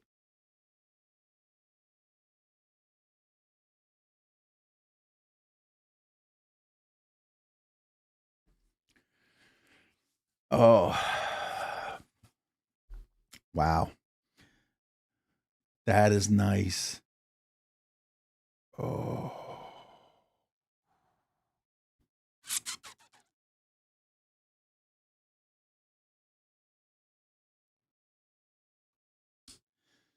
I could put a 15V in there. I have a reason to keep my 15V.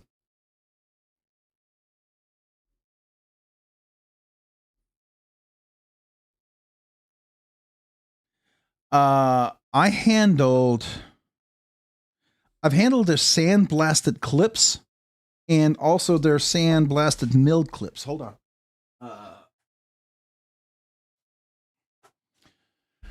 So here's a milled clip with the glass blasted. Sorry, glass blasted. I don't know if you can see that. Here, let me just zoom here real quick. So that's a glass blasted with their new milled clip. Got good flexibility. This looks really nice, I think, on the Manix 2. I think this is the best fitting one. It just really fits well into that round part. Let me do that again. I really like that. So I'm a big fan of that. And I like this look of this, and I think that's exactly what I would want, right?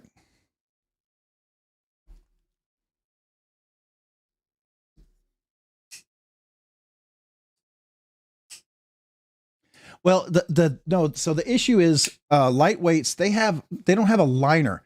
They have a kind of like an inset liner lock. It's almost really, if you will, an inset liner lock. It's this bar that fits into the FRN scale, but if you see in here, I don't know if we can see it with a flashlight. Oops. Oh, don't lose those parts. I still got to find my pin for that knife. All right, I don't know if you can see this. Let me see if I can get. See if we can do this.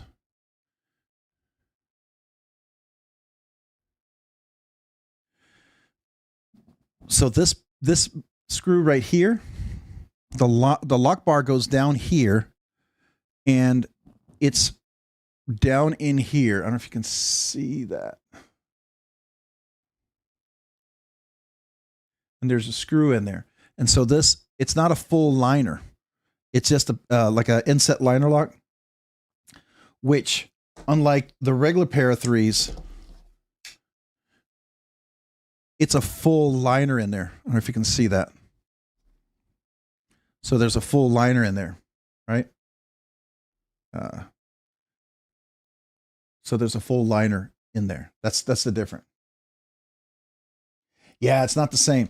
That's where now, and there's only usually one phosphor bronze washer that's included. Oh, and my M3, Blade HQ exclusive or M4 Blade exclusive lightweight version was missing the one phosphor bronze washer. I happen to have an extra one I bought, but this, when Lynch Northwest sends you these, they include an extra phosphor bronze washer. So going back to the picture over here, you'll see what it says down here. Please note this is designed for Para 3 lightweight knives only, not compatible with standard Para 3s or micarta crewware scales. And that's important because the micarta crewware knives, you won't find liners, you won't find scales for them. That's why I refuse to get the micarta crewware knife. It's just too different. We have a Para 3 lightweight in stock, limited mod kit. Okay, comes with a titanium kit modifier spot. It's not standard crewware models. Set of custom scales featuring the custom titanium back spacer and deep carry titanium clip replaces the OEM wire clip. Designed for right hand tip up only. The kits include a spare clip hardware, 2 extra body screws that come in the following finish combinations only and do not include the knife. Clip and back spacer hardware finish can be selected. It also includes a washer. Where does it say there's a washer on here?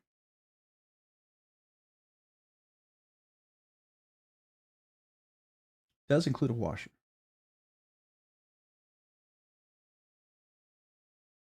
Well, it did. Mine had an extra washer.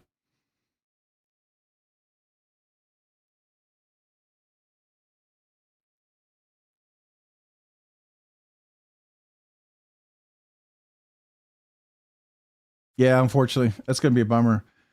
Do you have any RGT scales? Rip's Garage Technology? Yeah, I do. Right here on my Kapara.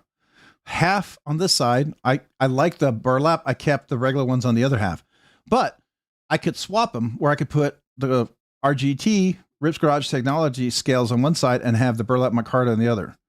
I like the combination of the two. This really is just cool. But this is Rip's Garage Technology scales right here. And this is their wired deep pocket carry clip you can replace. It's the same clip that I put on my Sage 5. So here's my Sage 5, but this was Ghost Timascus originally. And then I decided to anodize it and got the kind of orange colors that match the scale with the crushed CME. So now it matches my Rex 121 a little bit better.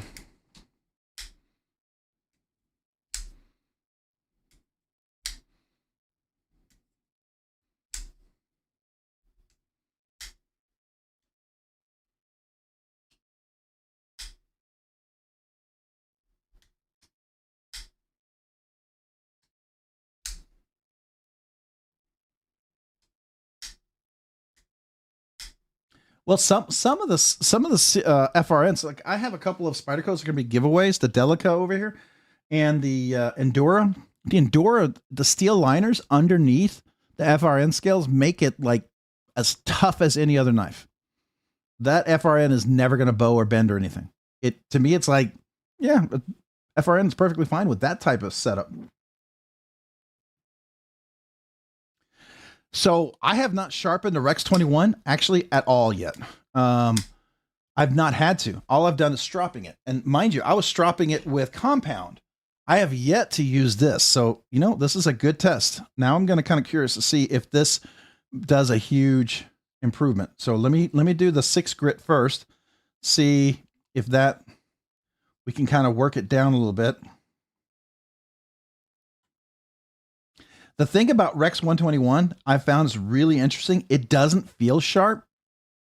And then when I go cut with it, it's like cuts like butter. I don't get it. It doesn't feel like as sharp as some of the other bitey, edgy blades do. But then when you go use it, it just cuts right through anything. And it always kind of freaks me out a little bit. It's like, I wasn't expecting it to be that sharp, which makes me, you know, it's like, okay, I got to be careful with this one because I gotta assume it's always sharp and not get comfortable thinking that how I think something that sharp feels is sharp. I got to remember that this could be crazy sharp no matter what.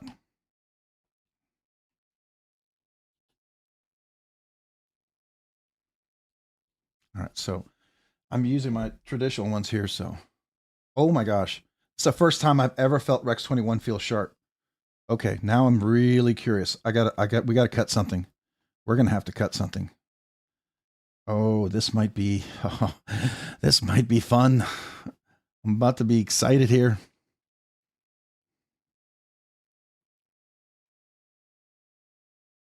Wow.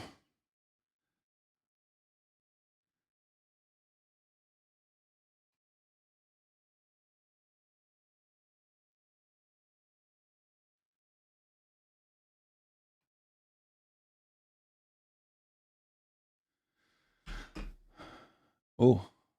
Ooh. Oh my. Oh my. Okay. All right, we're gonna try. See how sharp this is. Are we ready?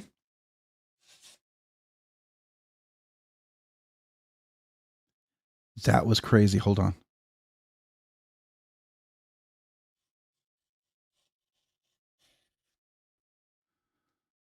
I'm not pushing up. I'm just pushing the blade down. Watch this. Just the blade of the weight.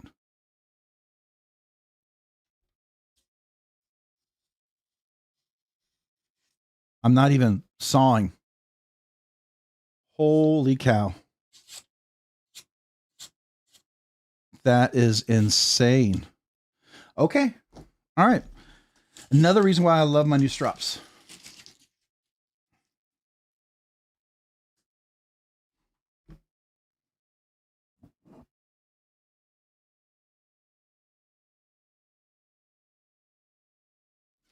Yeah. And I will tell you, having a diamond suspended strop, oh, I love this. I love this. I feel like I've been living in the dark ages. I feel like someone who all they ever ate was like chuck steak, and all of a sudden somebody served them a filet mignon, and you're like, I didn't know it steak could be that good.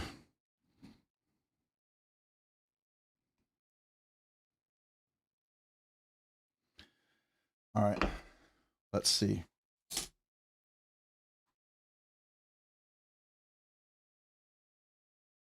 I gotta go for the hair here. Oh, holy cow. Holy. Oh my gosh. Wow. That's crazy.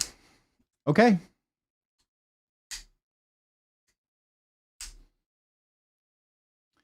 So I will tell you, Rex 121 on a diamond suspension strop. When I got these, they never felt like a typical Spyderco sharp. Oh my gosh. Oh my gosh. They feel so sharp right now. Ridiculous. Ridiculous.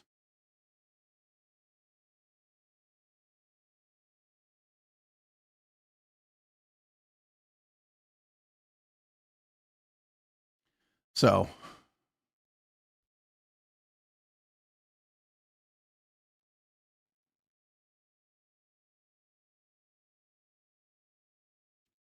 man, that is so nice. I'm sorry. I'm just feel like, how sharp can we get this?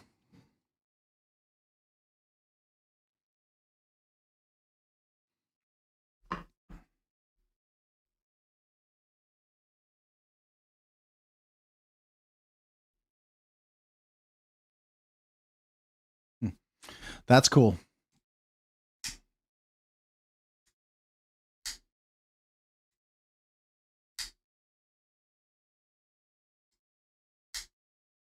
When you say the stuff Creeley is putting out, who's Creeley? Grateful. I don't know who that is.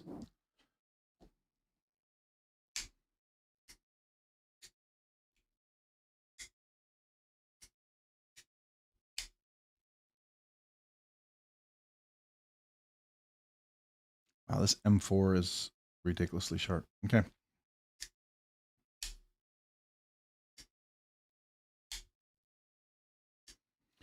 I can tell you on diamond stuff, it sharpens really nicely. I haven't resharpened the blade because every time I just use the compound stuff, it works. But it worked better with fresh compound on the Rex 121, but older compound, it was like was very annoying. Do I need to oil my blade? I do. I think I have a little spot there. It's the only thing about Rex 121, at least for me. I gotta put a little bit of oil on there.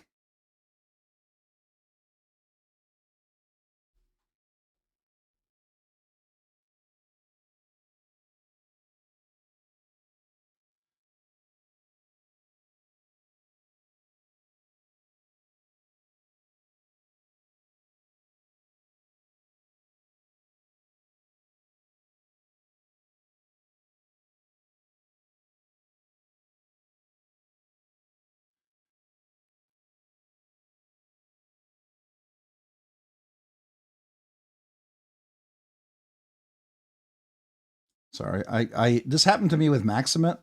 I would cut an apple or a pear or something, and I left a little bit of food on a tip, and I got a little rust spot. And so stropping it got rid of it, but it reminds me that I got to remember this is not corrosion resistant, or it's not corrosion. It's not rust proof. Just got to remember that. So I don't use anything fancy. I just use my nano oil. I use my nano oil for everything. Now, if I'm going to eat food or something with it, and I always wipe it down really good if I'm doing food, because I know I could have oil on there, and I know nano oil is not food grade. So, but I typically don't cut food with my knife. There are some knives that I know are pretty safe that I keep very clean, but they're also like Magna Cut ones, so I don't worry about having to oil them. Let's see if I got rid of my rust spot. Still a little one there. I'm probably gonna have to like touch that up.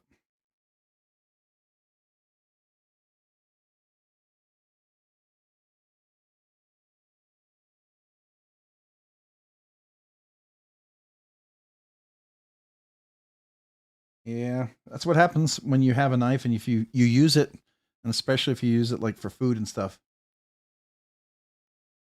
So if you're curious, what I use is nano oil. I've always used nano oil. I've used it for years. And I've tried, I had KPL. I gave it away in a giveaway because I had bought 3 bottles of it and I tried it and I just did not like it. I know people say it's exactly the same, but nano oil just worked differently for me. And I like nano oil. So I will tell you that nano oil worked better for me than KPL. KPL got gritty pretty quickly. Nano oil never got gritty for me. And I don't know if it's because it pulled properties out, broke things down. I don't know. Yes, Rooster, I'm going to be selling some knives. I got to put a video together as soon as we're done here, which I probably need to wrap up soon here. But these are some of the knives I'm considering right now putting into the sale. I got to think about it. If this is going to be just this group here, nothing over here, but this group. And the reason why I'm putting these in because of this guy right here. This is why we're having a knife sale right now. It's because of this guy. I got this one in this week. And yes, this looks just like this one, but it's not. They're two very different knives made by the same guy. One is made in their mid-tech production kind of version of Trevor Berger, and the other one is made just by Trevor Berger himself and no one else. Can you tell which is which? Maybe the one without the screws, possibly.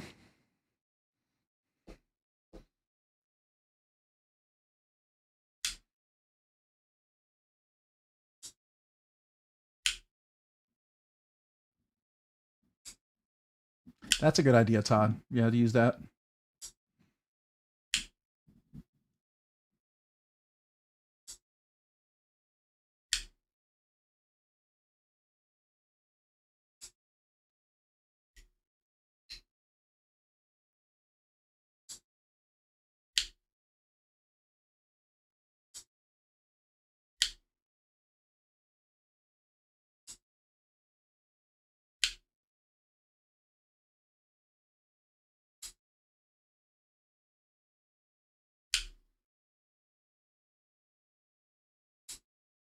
Oh, that's cool. Grateful to food safe. Okay.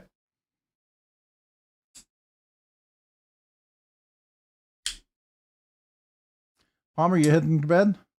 Palmer Conley? All right. Appreciate you, man. Thanks for being here. Have a great evening. But yeah, Rooster, this is probably one I'm going to be putting out there for sure. I'm debating on some other knives that might add to it, but I'm you know, we'll see. I'd like to get the video out here done as soon as we're done here. So, but this week was fun. It was fun in the sense that we got some of the discovering this whole thing. So Todd, again, thank you for your help in this when I finally made the plunge and went ahead and bought the stuff. Now, I will tell you the only reason why I bought this other, I like this strop a lot. I really do. It's a really nice strop. It's kangaroo leather. It's fantastic, actually. But the only reason why I bought this was because this had the compound on there and it was pretty good. I wasn't sure I was going to be able to get it off to put the diamond suspension on there. And I was, and it worked really well. So I'm very happy with this. So what I'm going to do is I'm going to take my last strop. This was the very first one I ever had. And you can see this stuff is flaking off. I'm going to remove all this. I had heated this up and put it on there pretty thick. And I think this was the last one I was doing, and I was kind of tired, and it looks really bad. But anyways, it was thick on there, and so I need to remove this, and then I'll reapply the other stuff.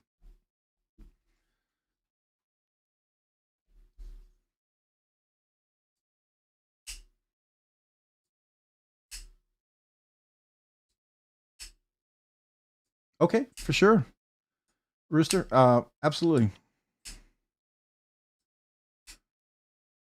Yeah, so far what I'm thinking of is probably the Kaiser Rays, Trevor Burger Dakar, Trevor Burger Urban XL, maybe the iMamba, the Arno Bernard iMamba. Some of these are ones I don't want to sell, but I'm still going to put up there in case people want, because people have been asking if they could buy them. Some of them I'm going to sell, and I'll probably make it a good price where if someone's genuinely interested, they'll know it's a good price and they'll buy it. But if they're not, that's fine.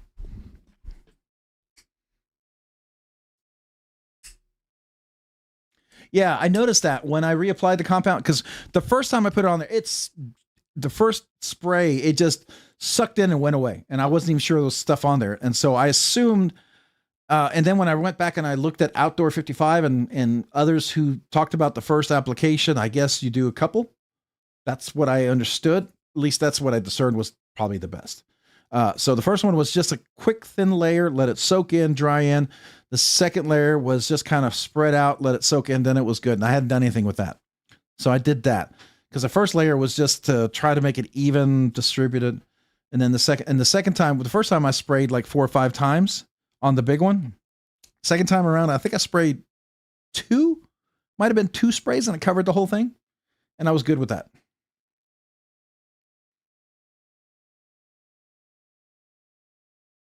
Yeah, you don't, I definitely don't need a lot. It's not like doing the compound, which you can go through a lot of it. I did notice that. I thought that was cool.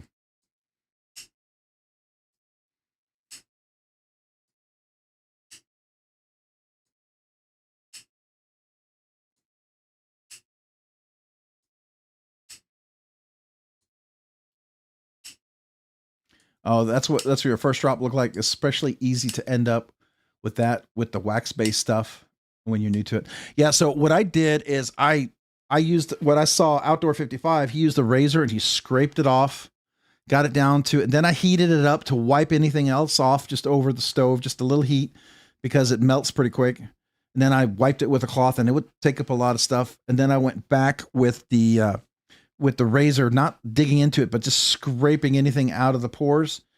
And one of them, this one over here, was particularly bad. And so I did read one place, and I don't know if everybody recommends this. I don't know if Outdoor 55 recommends it or you guys do, but one guy said to sand it, and I did. And a lot of stuff that was up there that was all over the place came off, and it still had the nice suede feel to it, but it was easier to keep it smooth and level on there, and everything seemed to apply really well, almost like the brand new one. So I thought that seemed to work out okay. I don't know if that was, I said in the video, I'm probably doing this wrong the first time, and I'm hoping you guys can tell me what I did wrong. And, you know, if you can, give me hints, but this is what I gathered from what I read. It seemed to work. I'm super happy with this stuff. It is just insane how well it works. So, but yeah, I find this one really interesting. These strops here really mean a lot to me because these were gifted to me, and I really enjoy these a lot.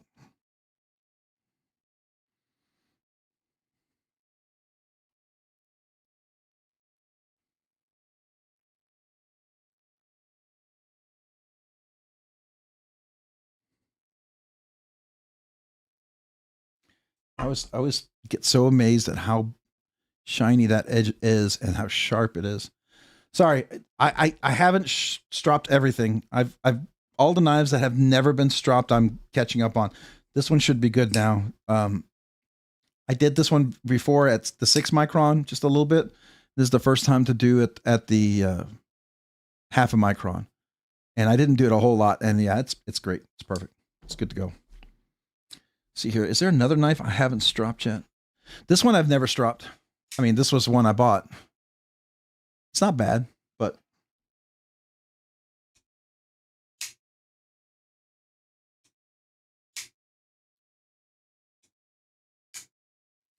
yeah. And Todd, what I saw with a lot of people was like they use the 6 micron right after you finish sharpening. Like if I use my PS Prof, which I did use on a particular knife, I couldn't get an edge on because it was kind of weird, and I did read a couple of videos on if you don't remove the burr, your knife can actually not retain its edge, and it really does not work as well as if you remove the burr. Removing the burr is super important in your knife edge longevity.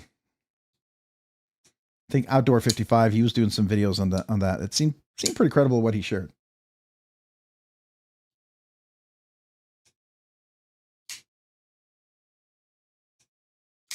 My 9/1/11 giveaway.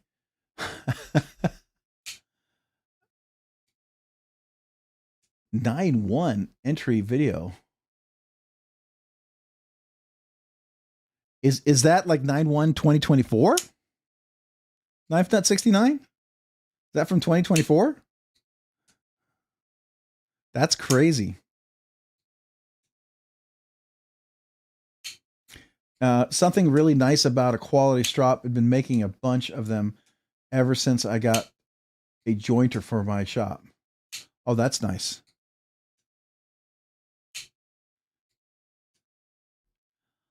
I can't find. Okay, so I'll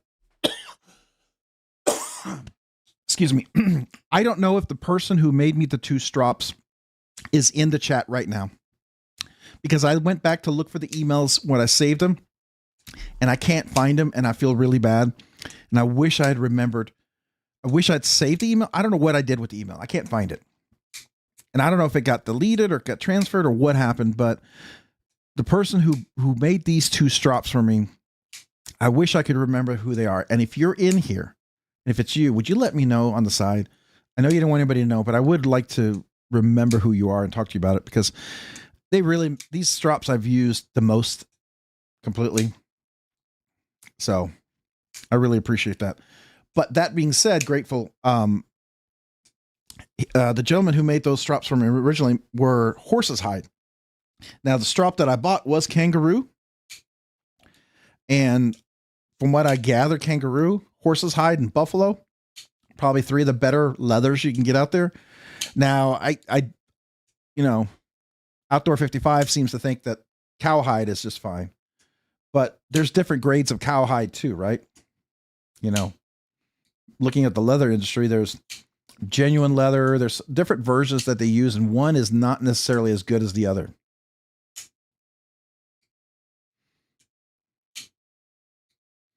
And what I understand is 6 micron is equivalent to, okay, again, this is probably relative, but Just Nate, you believe you know who they are? Okay, if you remember to let me know, would you?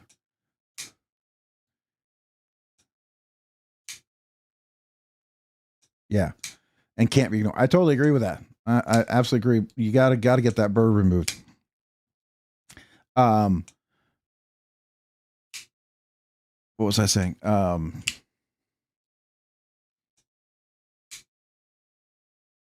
Okay, thank you. It's the grit. I read somewhere where 6 micron is supposed to be equivalent to 1200, 1500 grit, and then the 0.5 micron is equivalent to 2 or 3 or 4000 grit. But then I read it was something else. So I'm not exactly sure. I do know you're not supposed to be able to shave or whittle a hair unless you go down to 0.5 microns, which I don't know. I didn't know.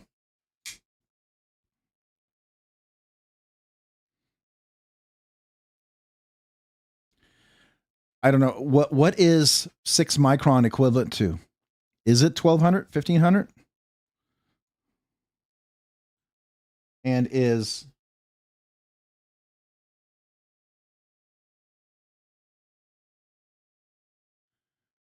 0.5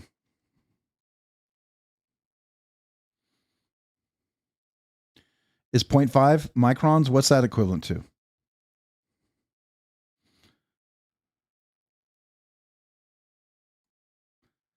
I'm just kind of curious because I was hoping that if I didn't need to do a full re-apexing of the edge, I was hoping I could do a 6 micron strop to kind of get some of the edge back and then just do a quick finish with the 0.5 micron to kind of get the to finish that off and get a nice finished edge on there. I don't know if that seems reasonable or not.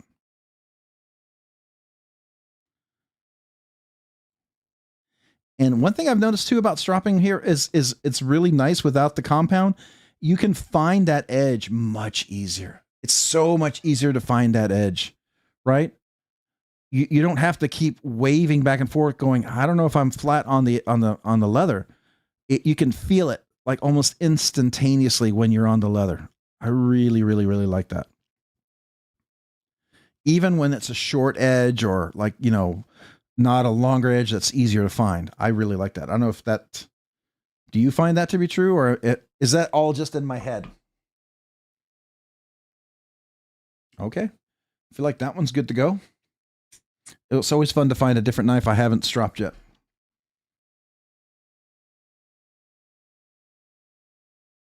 But then why does 0.5 micron seem to work equivalent to the blue compound that I'm told was supposed to be like 2000 micron, or this green compound when it's supposed to be equivalent to the 2000 micron, and then this is supposed to be this is supposed to be equivalent to and this is supposed to be equivalent to like 600 to 1000 micron. That's what somebody told me. I don't know if people are just speaking about what they read somewhere and they don't know, or is the paste that different?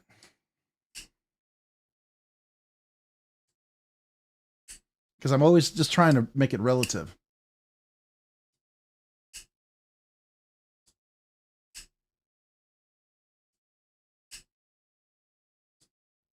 Oh yeah, it's definitely not as hard. I do also, from what I understand, aluminum oxide breaks down, whereas diamonds doesn't necessarily break down. It's just there, where aluminum oxide tends to kind of crumble like rock or something. That's what I thought I read. I still think that's kind of interesting.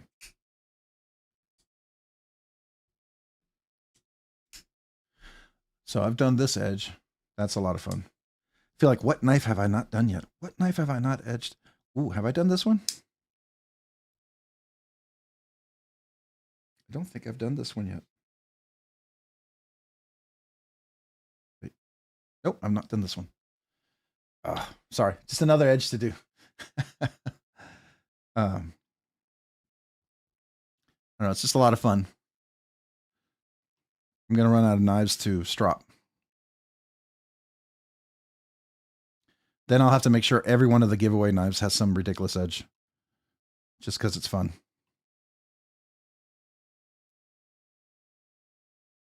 And I've also noticed you don't have to do a whole lot of this. Just got to find the consistent edge.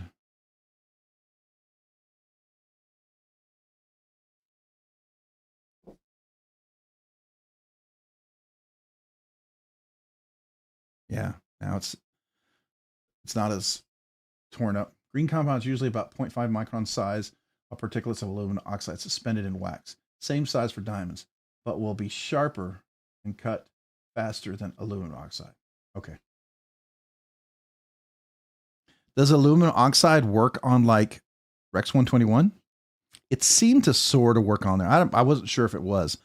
It certainly didn't work as well as the diamond suspension worked just now, because that was the first time I stropped the Rex 121, and I was so pleasantly surprised at how well that worked. It's the first time I have a Rex 21 blade that actually felt truly sharp. Not that it wasn't sharp before, because it did cut, but this one felt crazy sharp. Okay.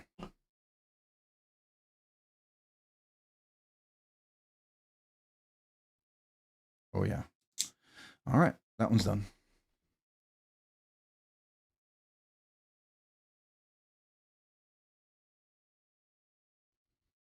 It will, but it will cut extremely slow is all. Okay. Do you use the compound for anything at all? Is there even a reason to have it at all? Honestly. If you had a belt leather strap, would you use the spray as well? Just curious. Grateful. Depends on Rex 121 was heat treated. Aluminum oxide is usually good for up to the high 60s. Grateful, but diamond is definitely preferable. I don't use it personally. You don't use diamond, or you don't use aluminum oxide? And if you don't use the diamond suspension, why not? Is it just more expensive, or do you just, is it a matter of that you've always used aluminum oxide, you feel more comfortable with it?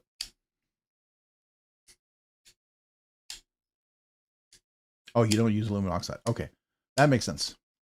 It seems like everybody who has a little experience and likes this stuff tends to be more into the diamond suspension. I understand why. I get it now. I get it. But I also understand why.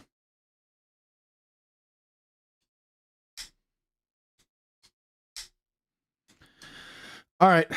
I think, unless, was there oh, real quick, did you all see this drop? I wasn't sure if anybody bought this. I've always been on the fence for this one. This, I know it sold out, but this Exceed Designs. Has anybody ever heard about this? Anybody ever bought one or have one? What are your thoughts on it? I wasn't sure.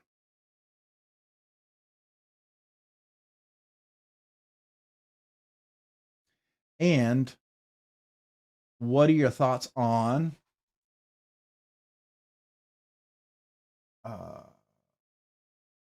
what is the Freedom? Let me see. Do they have it? I just want to see if they have the Spyderco.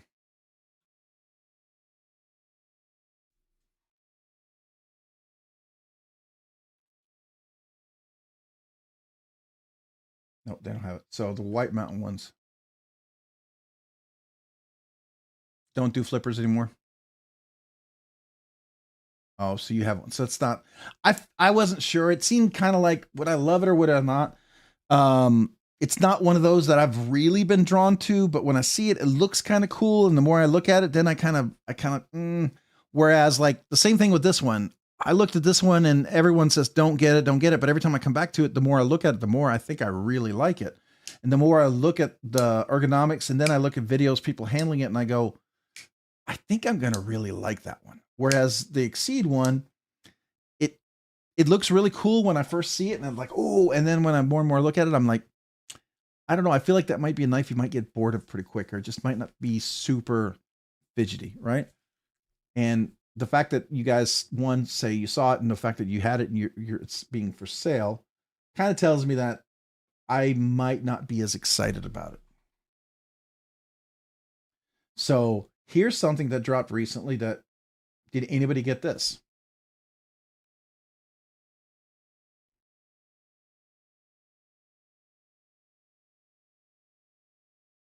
Did anybody get the M390 Spyderco Shaman?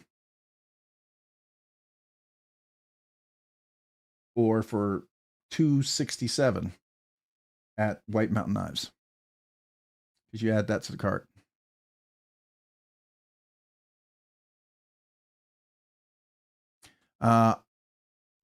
You could sharpen Rex 121 on aluminum oxide water stones, but it will take forever and you'll get severe carbide tear out. Ooh, okay. It still gets sharp, but not stay sharp for very long. Okay, that's interesting.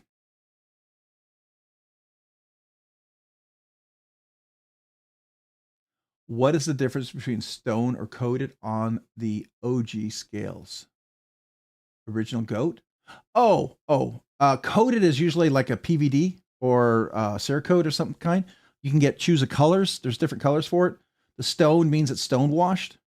You can get raw. I don't know if they still call it raw, but it means they didn't do anything with it. But I would definitely probably recommend stone washed or bead blasted to have it.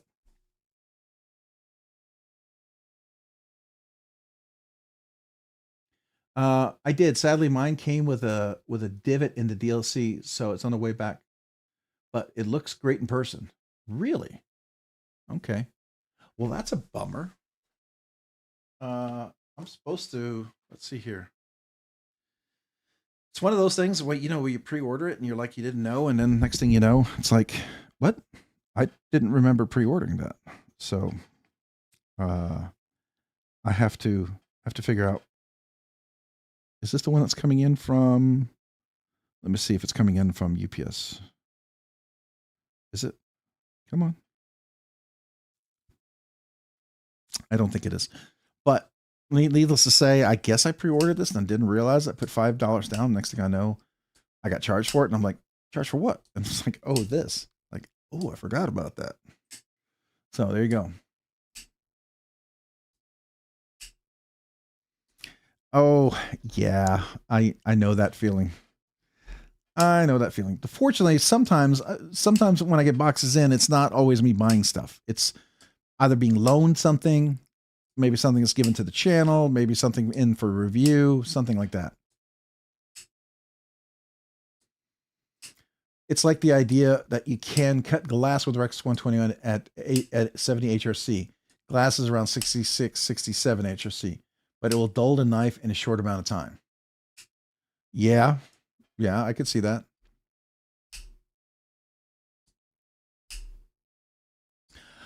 I did too, Grateful. I did too. And had I known that White Mountain Knives had it, I could have saved myself $30. So I'm kind of mad because I bought it from pre-order from Blade HQ. Though I used some points, I got a discount. I get it. Just wasn't as much as this discount would have been. So I'm kind of mad about that.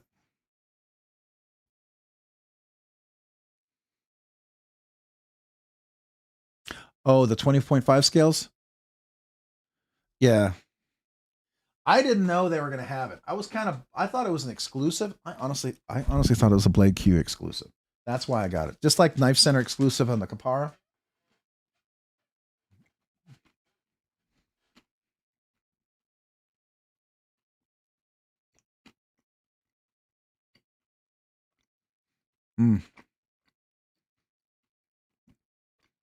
Yeah, distributor exclusive.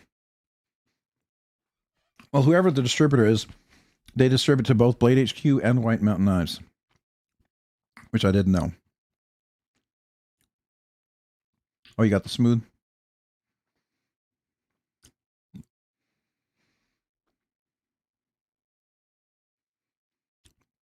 All right, so you guys talking about is it the original Goat scales? Or are you, were you saying that Demko was doing his own scales?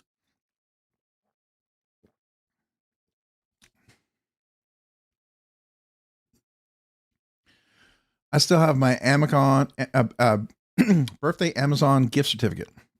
And I can actually use them on Original Goat. Really? What? I didn't know you could do that. That's cool. Pineapple. That seems very aggressive in texture. But if you're going to be hard using it, you ever want to use it with gloves or, in certain situations, it does make sense. I can see that.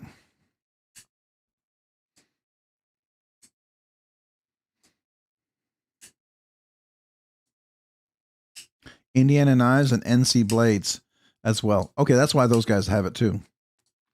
I didn't know that.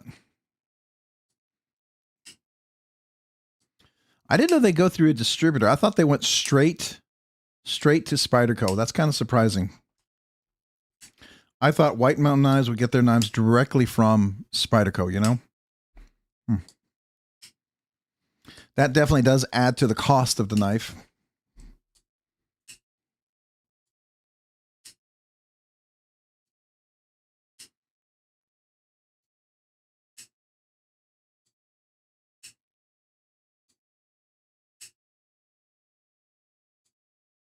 You have 250 still. Yeah, that's a good price. I mean, you can definitely get some nice stuff with that for sure.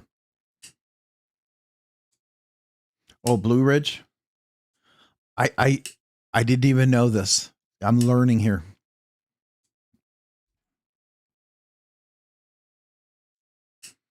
Yeah, for sure. And here's the thing that always blows me away. Like Benchmade always charges like $100 more when you order directly from them than if you go through distributors. And the distributors are getting the knife for significantly less. I don't understand why Benchmade can't sell the knife for the retail price.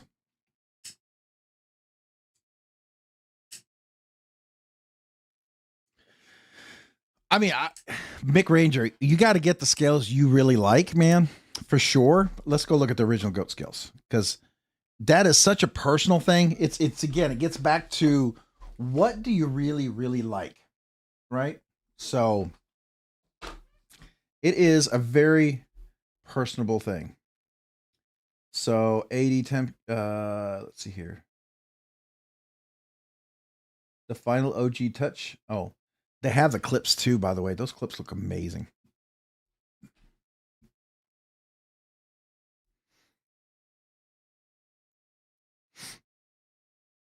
The Spy 17 is really good. I do like Spy 17. I have it on the Yojimbo here and my Bodacious. The Spy 17 is held up really, really well. It's got a good long retention of the edge. I like it.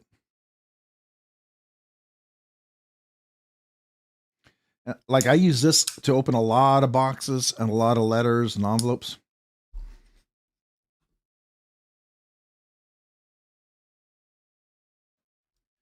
So there's a linerless texture titanium, which I wish they would cut this little part off a little bit more. That would be nice. I do like their upcoming backspacer upgrade. I think that's cool.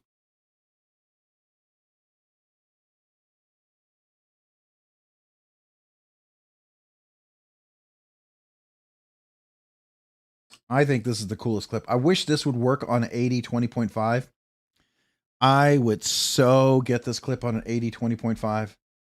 That'd just be freaking awesome. This is like my absolute favorite looking clip right now. This thing. I love the look of that clip. Man, if I could put that on my 80-20.5, I would love, love, love it. I think it looks so dope. I think it looked great on a 80-20.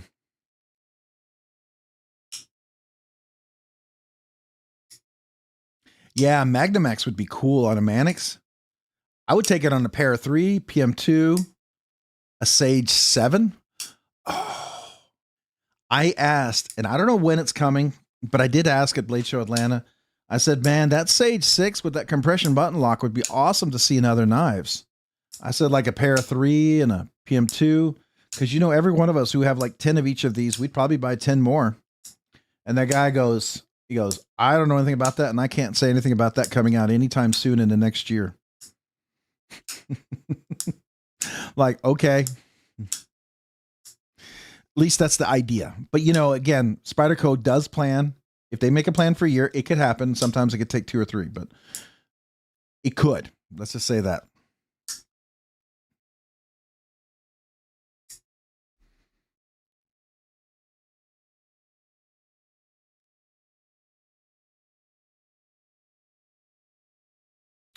Yeah. So tell me, Magnamax, what I've read, and I've read a lot of different things and heard a lot of people describe it, and it seems it's confusing to me. I'm pretty comfortable where MagnaCut is, because MagnaCut came out. Let me rephrase this. So when MagnaCut first came out and the way it was described, it sounded like what Magnamax is going to be. In the end, when it settled, MagnaCut was basically like an almost Vanek Super Clean, a almost 3V in toughness, but edge retention, it was probably close to a 20 CV. Maybe not even 20 CV, maybe closer to an S35 VM. Maybe S45 VM, to be fair. What do y'all think? Is it supposed to be like the S110 corrosion resistant, but sort of like a super M390 20 CV meets an S110 meets a very partial MagnaCut? Is that what it is? What's the best way to describe it?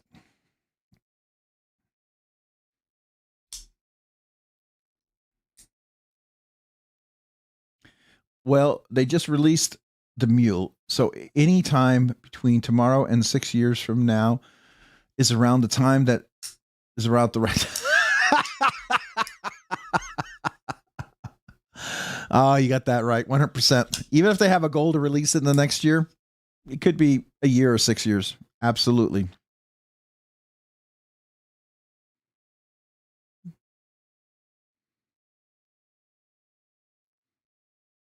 I mean, it's tough. It's just not as wear resistant, right? It's pretty tough. I would say it's kind of like 3V in the sense it's not going to chip and stuff, but it's not as resistant, if you will, like some other steels. I think that's what I get. Yeah, Skylar, definitely get a 15V is worth definitely getting. I think there's a lot there, and if you can get it, it'd definitely be cool.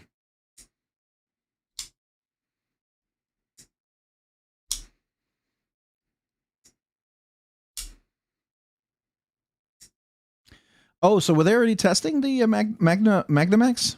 I didn't know they already had one. I didn't know Cedric had one.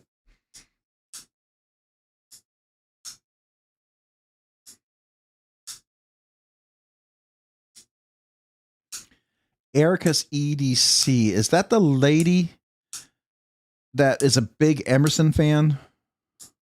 And she knows River's Edge Cutlery pretty well? I'm not sure if that's the same lady.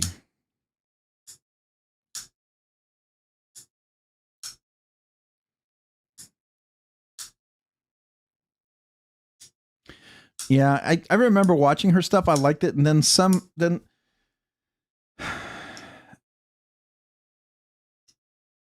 I had a hard time when someone switches so quickly on certain knives and certain steels that they liked at first. And I get some things are learning curves, but I have a hard time when you pivot that quickly. And I don't know if I just watched a series of bad certain videos and that gave me a bad taste. I kind of quit watching her because of that. I was like, oh, that seems awfully quick reaction there. And it didn't feel like, I don't know. I didn't like that. So I quit watching her way, way back when.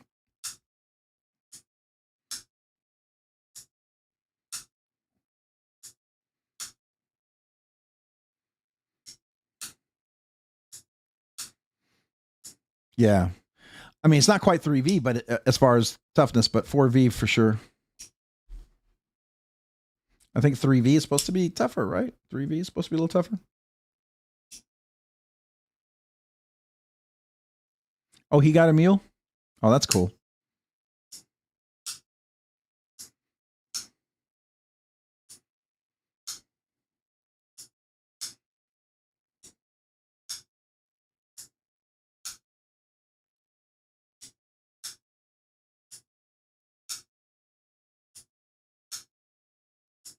Oh, has she? Okay, because she was really young, and it was all to do on the ranch and the farm, whatever. And I, when I was first into knives, I was like, oh, okay, this is kind of cool. And then after a while, I was like, I didn't feel like I got what I got, but maybe she's improved, matured a lot, and maybe it's very different. Maybe I'd give her another shake at it or whatever, a look at.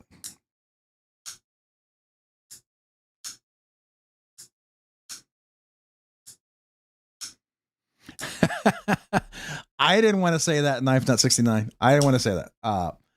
But that would, yeah.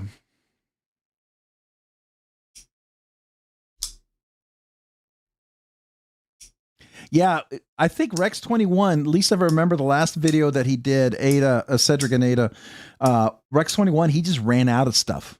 And his hands were so tired, he stopped. Rex 21 wasn't stopped because that was it for Rex 21. If I remember correctly, it stopped because he ran out of stuff to cut and his hand was too tired.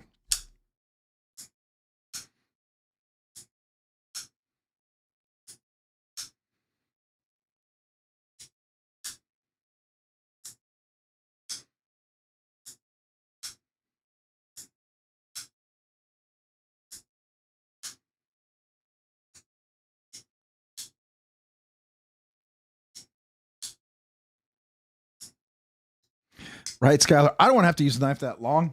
It's got to get dull at some point. No, I'm just kidding.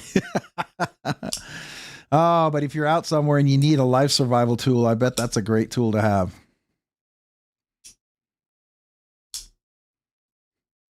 Get a chainsaw for sure.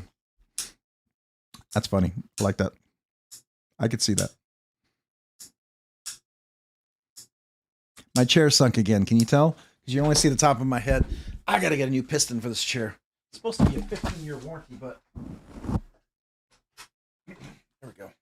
I feel like I'm sitting in I feel like a little kid sitting in my dad's chair or something. I don't know. I don't know. Do y'all remember that with Cedric and Ada? I remember watching the video and he just he broke every record, like Maximate and all the other ones. And he was done.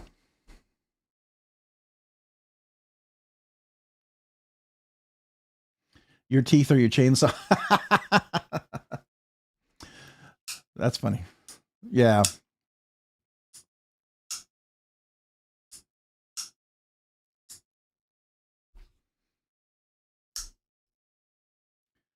Get some skiffs for the chair. It needs a new piston. I got to buy a new piston from Steelcase. It's a chair I bought. It's supposed to have a 15-year warranty. I paid a lot of money when I first bought the chair because it's my home office. It's a great chair. It's lasted a long time. It just needs a new piston. The piston finally gave up, which after 10 years, it's not bad. And sitting in it for hours every day, just about.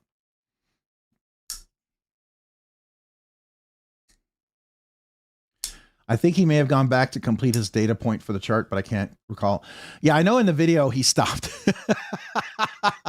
I know in the video he stopped. So if he did complete, I don't think I've looked at his video. So does he have a website for this?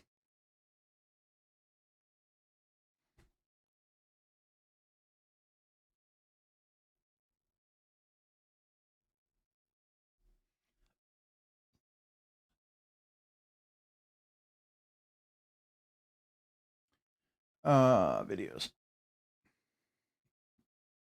Ultra response to Zap Ultra. What is Zap 112? Is that a U-Steel?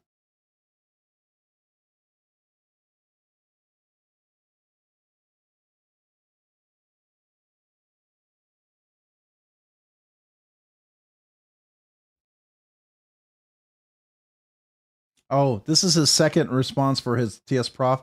The first one, he forgot to put the little cushions in his thing, and it was all wobbly and stuff. I remember that. Where's his Rex 121? Would it have a link to the thing? Where are you, Rex 121? Am I missing it? Is it that old? It's not back that far, is it? There it is.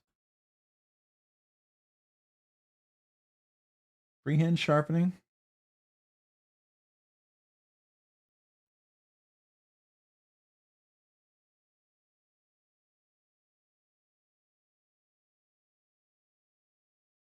Is this it? Make sure it's on. So does he have his link? There it is. I was wanting to see this. That's actually a pretty good spreadsheet. Kudos. It's crazy how much he cut with that MagnaCut using a dual-sided sharpening method that his buddy did for him. Outcut every other steel he has tested at the time, I believe. You talking about MagnaCut? Oh, okay.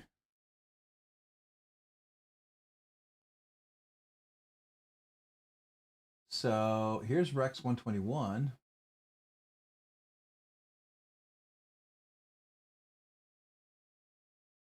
KME, Lansky, KME 2, other.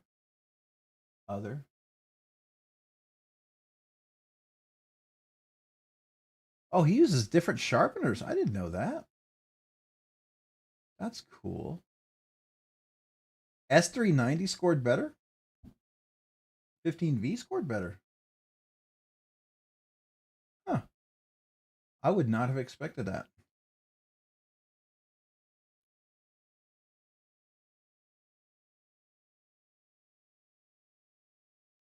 Wait. So like a 600 grit on one side and like 1,000 grit or 1,500 grit on the other? Is that what he's doing?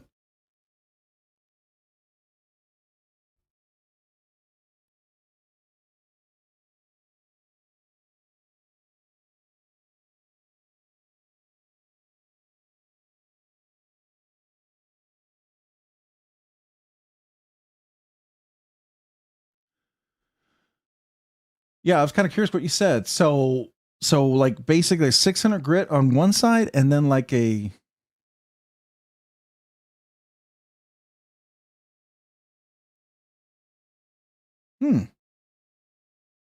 That's interesting. I would never have thought that. Makes me totally re-examine my whole sharpening method.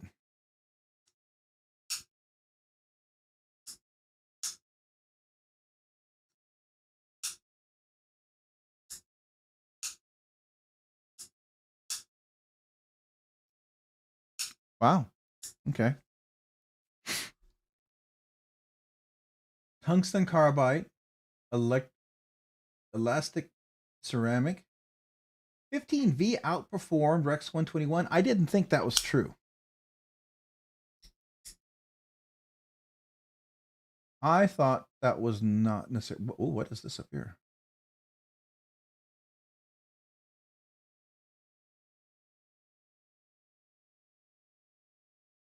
Huh.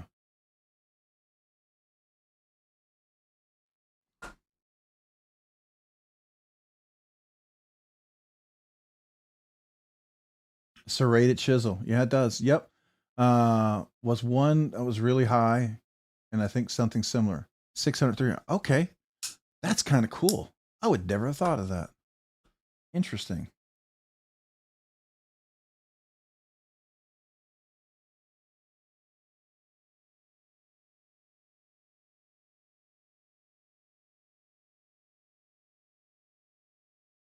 Average cuts by steel sharpener.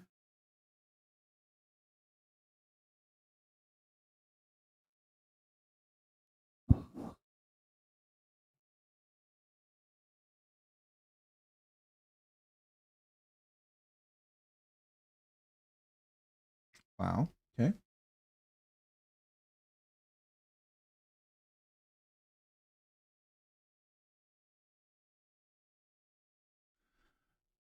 I thought Rex 121 did better. Okay, I guess not.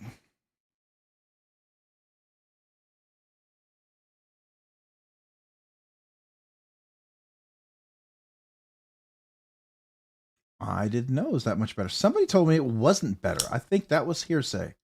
Because I had heard all this good stuff about 15V.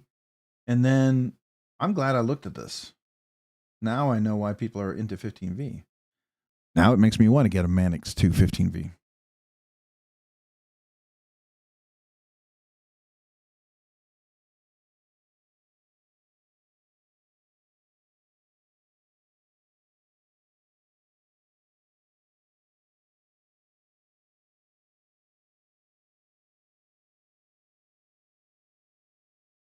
Wow.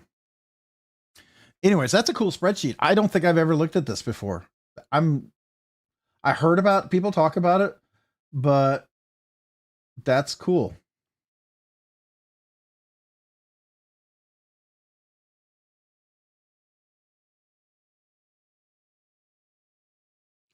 Oh, S90V and Maximate, but it failed right away. Steel needs to be tough enough to hold that kind of edge, though. Oh, okay. Okay. So what steel would be strong enough to hold that kind of edge? MagnaCut, 3V, M4, 20CV? Is 20CV considered tough enough? Could you do it on that? M390 maybe? LMAX? Or would it be just like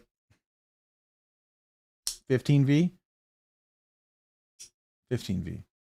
Okay.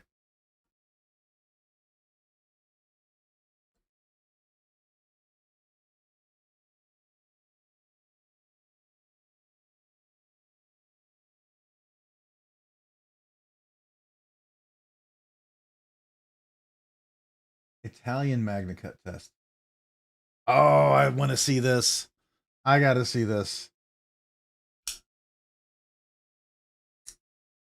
Oh, I wonder if he verifies it's true what everybody's been saying. Okay.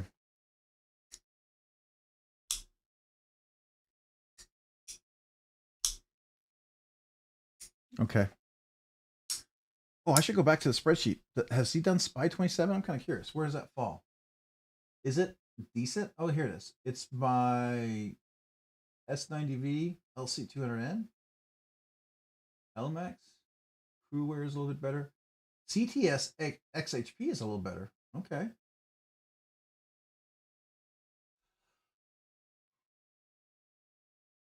Rex 45.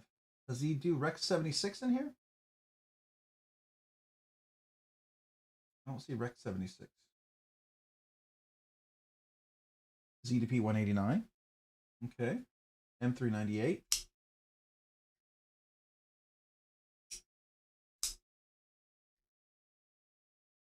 RWL 34.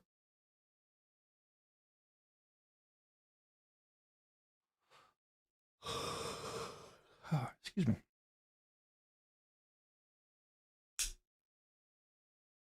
Oh, he couldn't get a hold of Rex 76. GP Knives still has some. I wish they could get him one.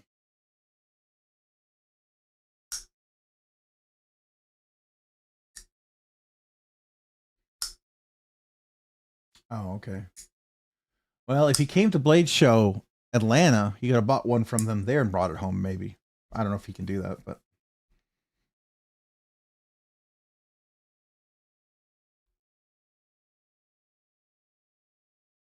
I'm just surprised at where some of these stack up. That's interesting.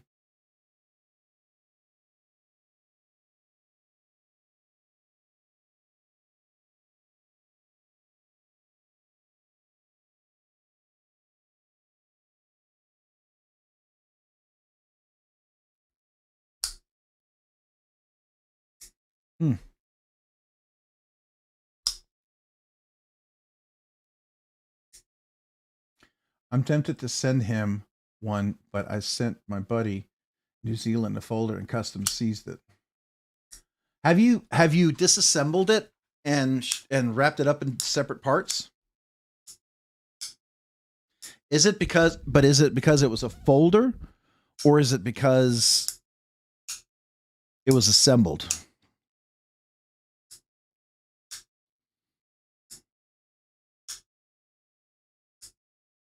I wonder if you sent it to him in 2 boxes, like you sent him to Blade in one, where anything could be done with it. It's just not worth anything. And then you send him the handle separately, because I'm sure, I mean, no one in government would ever do this, right? But I'm sure someone in government thought, that's a nice blade I'd like to have in my collection. It's like, did you see my video on the unboxing of the Trevor Burger? How Customs opened it, and it wasn't just Customs, it was Wildlife or something. They were looking for maybe turtle shells or something in there. I don't know.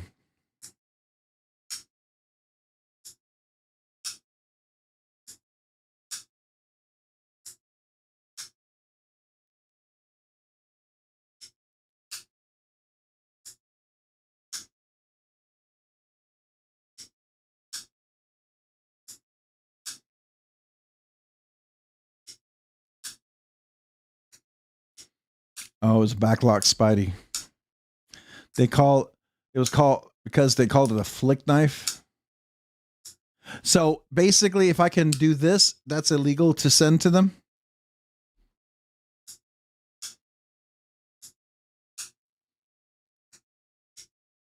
It's like, it's so funny because it's like the best, one of the best, most prevalent, or two of the most prevalent. Well, I don't know, they used to be, but one of the biggest automatic knife makers is ProTech out of California, where 90% of the stuff they make can't be sold in California.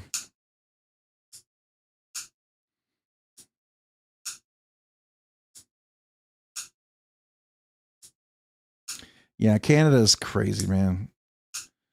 It's, don't even get me going there. I just feel like it's going to be Argentina, or Venezuela. It's going to be Venezuela in eventually. I mean, I honestly think, just my personal opinion, without getting into anything, I think England is lost. Unless something radical happens, England will no longer be with the England you know. It'll be, realistically, I think in 20 years from now, it'll be an Islamic state, and Sharia law will prevail. And they'll violently remove the king and queen, or they'll leave the country violently. Just what I'm saying. I could be wrong, but in about 20 years, that'll be the case.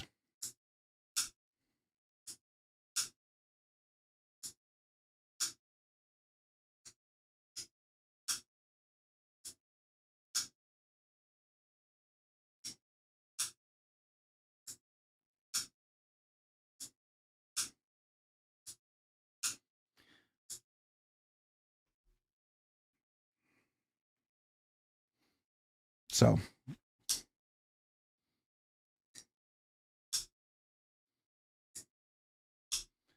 I don't want to get into politics, but I yeah, I don't get into politics, but I will tell you that the march that they had the other day, it wasn't 75 to 100,000 people. If you do an AI look at the map and the number of people, and you just do a calculation or probability of statistical analysis, it seems closer to between 1.5 to 3 million. And that's not a stretch.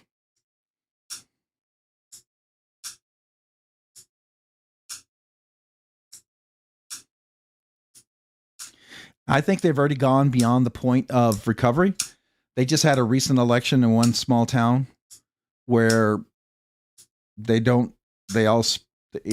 would think they would be announcing something from Palestine. I'm just saying.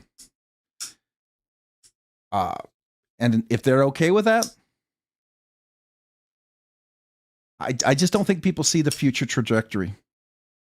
People think if you're nice to someone, they'll totally respect you, but you have to understand certain cultures and where they go. If you don't understand that, you will be taken advantage of. And I'm not trying to get anybody mad. I'm not trying to step on anybody's toes, but it's just breaks my heart because my wife really wants to go to England. She wants to go to London. And I told her there's no way I'd go there. No way I'd go to England right now. Nope. I have no desire to go there.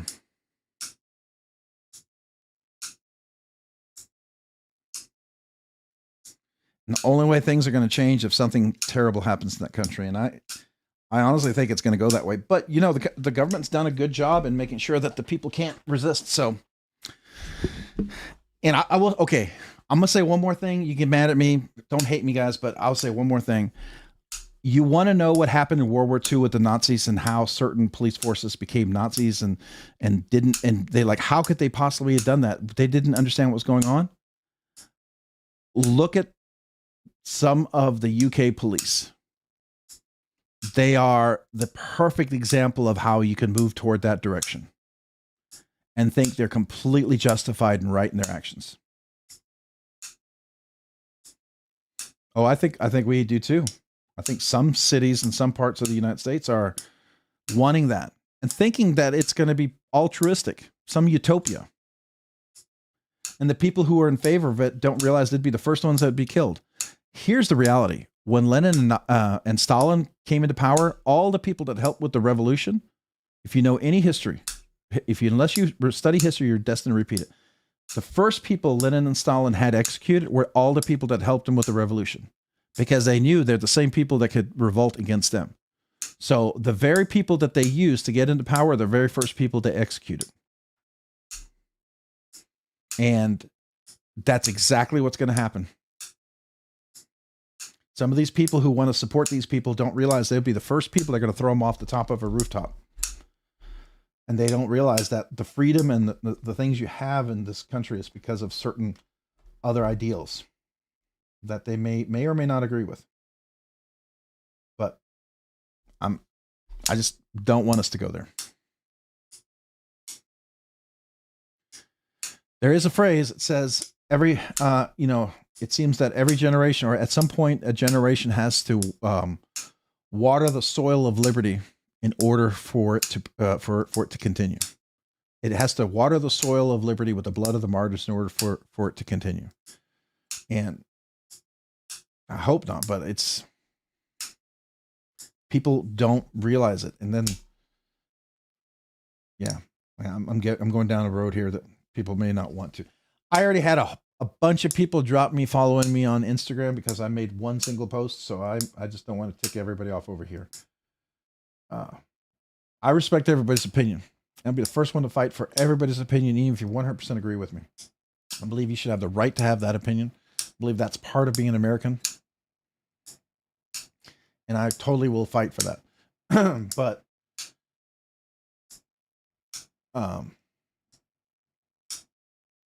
that is something that costs. So keep everyone safe. Everyone do, let my faith ultimately dictate where I stand. Love my neighbor as I love myself. Do right, do justice.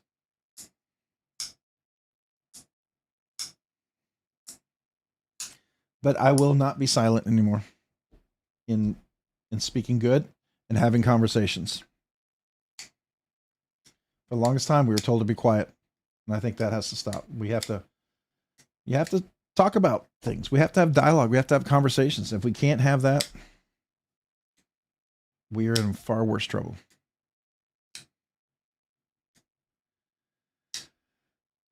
So that is where I stand, and I don't want to offend anybody, but at the same time, I respect other people, but I'm not going to see. You always wonder. It said, "Wait, I want to get to 10K." Sure, I do. But when stuff like this happens, there's a good chance I could blow it, and I absolutely will never make it to 10K because I'll tick off a lot of people. Because I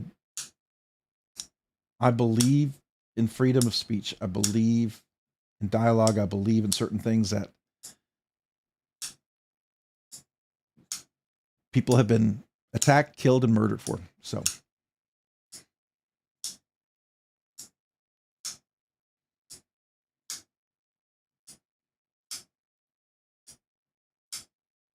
hey, Todd, man, I appreciate you. Have a great evening. We probably need to wrap it up. We do probably need to wrap it up. It is late. What time is it? Oh my gosh, I got to go to bed. All right. I got to get some videos out if I can before I go to sleep. You guys have a great evening, man. I appreciate you guys. Thanks for sharing this Cedric and Ada stuff. This was really cool. My thoughts and prayers go out to everybody in the country, in America. Keep everyone safe in the world. And I just pray that, we just watch out for our brothers, our sisters, neighbors. And you guys, appreciate you guys, especially in the knife community. And remember, next week we're going to do that giveaway with the BladeBinge. So I'm looking forward to that. It'll be exciting. You guys have an awesome, awesome week. Again, I'm always grateful for you guys, and I appreciate it. And peace be with you guys. Have a great week. Thank you.